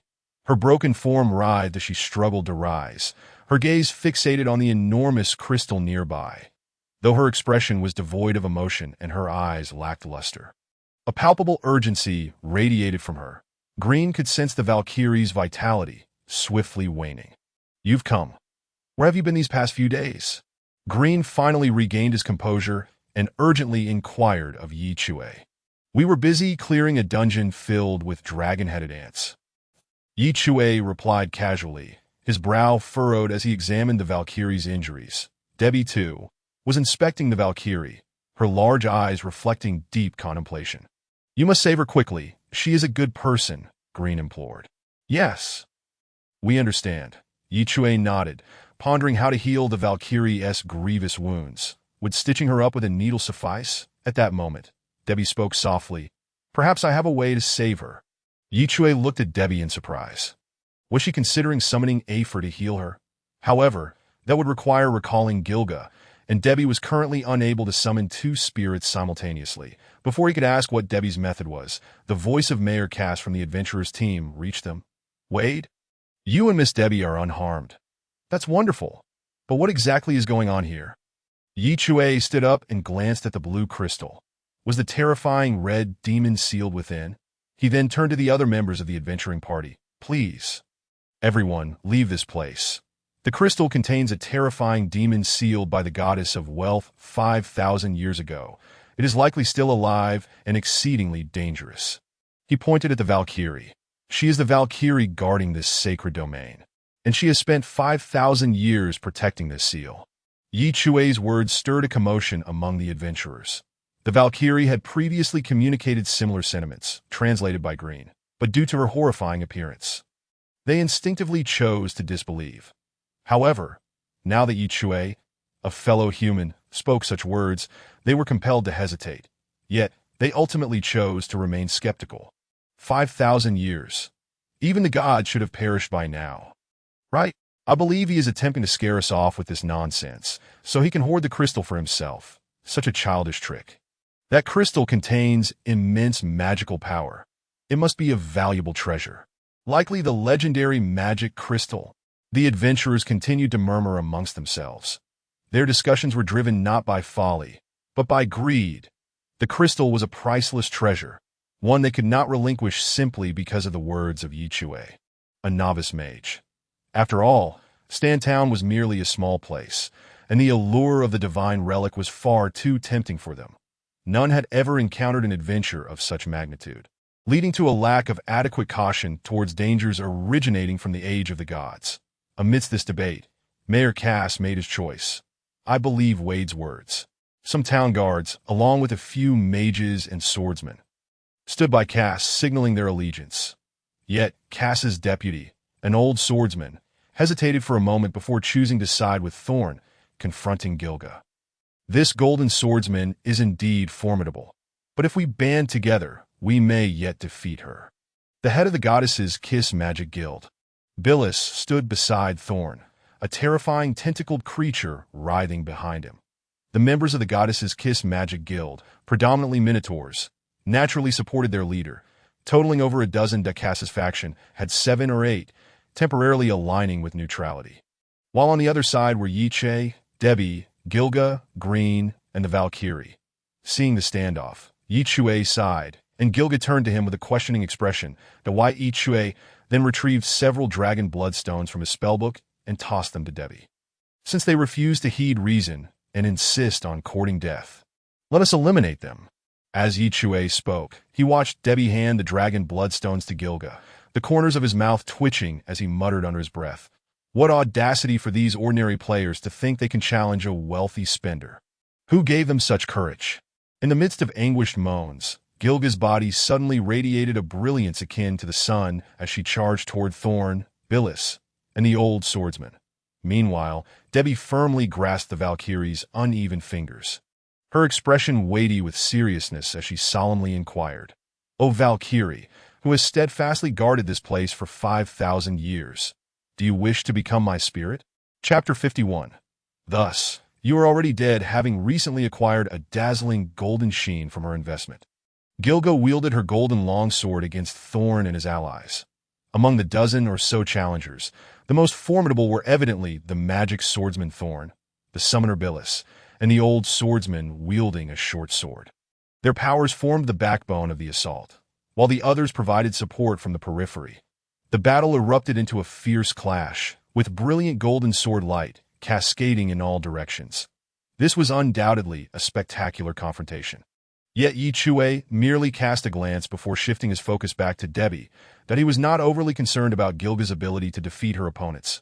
After all, Debbie had remarked that even the combined might of Stantown's populace likely could not match Gilga's prowess. Chui trusted Debbie's judgment, but he was far more curious about what Debbie was attempting to accomplish.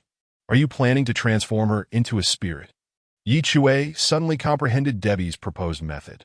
Aether cannot heal the wounds of non-human entities. In such situations, the best course of action is to convert her into a spirit, Debbie quickly explained, channels of magic emanating from her hands as they enveloped the Valkyrie's entire body. She continued, "Not everyone can become a spirit. There are numerous prerequisites. A spirit must be powerful in certain domains and have achieved great deeds worthy of being celebrated as a Valkyrie. Having guarded this place for 5,000 years is more than sufficient." At this point, the young girl seemed to draw strength from her own words, declaring, "She will surely become a spirit." Debbie was a summoner, a promising one at that, but her youth rendered her not yet powerful enough. The fact that she could contract with the Platinum Knight Gilga was already a stroke of fortune. The Valkyrie, in terms of both identity and strength, was not inferior to Gilga. Thus, Debbie harbored little confidence about successfully transforming the gravely injured Valkyrie into her spirit. However, it was worth a try, for the Valkyrie was clearly at her last breath. Chirp, chirp. The Valkyrie's gaze returned to Debbie, as if responding to her earlier question about becoming a spirit. It seems you have accepted, Debbie nodded. Green, uncertain, remarked. I feel she might be suggesting that perhaps I could still save her. Do not interfere. In her current state, what hope is there for rescue? How could you possibly understand her words? Quickly, let me perform the spirit contract ceremony. As she spoke, Debbie's magic had already enveloped the Valkyrie, and Green was about to inform her that he believed he could indeed comprehend the Valkyrie's words. However, Debbie had already begun a low chant, leaving him no choice but to desist that I in truth. He too doubted that the Valkyrie could be saved in her current condition, given the significant damage to her internal organs. Debbie continued her incantation. The traces of the sun and the guidance of the moon illuminate the radiant golden path upon the darkened road. O flowing spring, O unceasing white silk, please respond to my call. Coalesce into the form of a spirit, traversing the desolate realm of death, returning to the battlefield of the living. Let the flames of battle blaze in the promised land. May the indomitable tree of warriors grow, bearing the fruits of valor, scattering pure white wings, igniting the eternal, unquenchable flame, transforming into an endless crimson lotus, weaving mutual pacts. Let the burning oaths be scattered to awaken the slumbering earth. Da, my formidable spirit warrior. Debbie's melodious chant resonated with a captivating melody, set against the backdrop of Gilgamesh and Thorn's clashing sounds, resembling a beautiful symphony. Yet as Debbie sang "My formidable spirit warrior," her voice abruptly halted, a pivotal moment. Indeed, Green immediately grew concerned, noticing the young girl tilting her head slightly, her brows furrowed tightly, her little face etched with conflict and contemplation. What's wrong? Did something go awry? Green inquired with a tremor in his voice, casting a pleading glance towards Chui. Oh, it's nothing. She simply forgot the words. Chui replied nonchalantly, well versed in such matters. Green's expression was one of utter bewilderment. Forgetting her lines, Debbie shook her head decisively, halting the chant and proceeding with the ritual. After all, chanting was merely a cool embellishment, not a necessity. At that moment, Chui suddenly sensed something amiss. Turning his head, he saw the fire mage Riken approaching with a brooding demeanor. Riken's green-covered grimoire floated ominously in the air, its pages rustling ominously. This youth, harboring inexplicable animosity towards Chui, seemed intent on launching an attack at this very moment. Damn it, not again! Chui groaned in irritation. Would this never end? Riken had activated a spell, flames igniting around him, transforming him into a being of fire. It was evident that Riken was a prodigious mage, rapidly progressing in his magical prowess. After being devoured by Chui's water serpent, he had learned to envelop himself in flames, mastering the art of allowing fire to scorch the surface of his body. That a clever strategy, indeed, but alas, just as he had taken a few steps forward. With a resounding splash, a deluge of water cascaded from above, drenching him entirely. Hiss! The flames extinguished instantaneously, and the water rapidly coalesced into a serpent. Chui's fingers glided across the iPad grimoire as if unlocking a hidden power. With a swift motion, the water serpent surged forth, crashing into Riken. Riken let out a startled cry before collapsing to the ground, unconscious. Riken had shown notable improvement over the past few days, yet he still paled in comparison to Chui, who regarded him as little more than a minor obstacle. Chui glanced at Riken, shaking his head in resignation. What grudge do I hold against you? Did we not once vow to become companions in adventure? As he spoke, Chui suddenly lifted his gaze, his expression darkening as he observed a group approaching. Those aligned with Thorn and Billis. Some were entangled with Gilgamesh, while others prepared to assault Chui. Debbie, being the host of Gilgamesh, was in peril. Should she perish, Gilgamesh would inevitably vanish. Among them, Chui recognized Ryan, Mary, and Tatak, who were at the forefront. You worthless scum!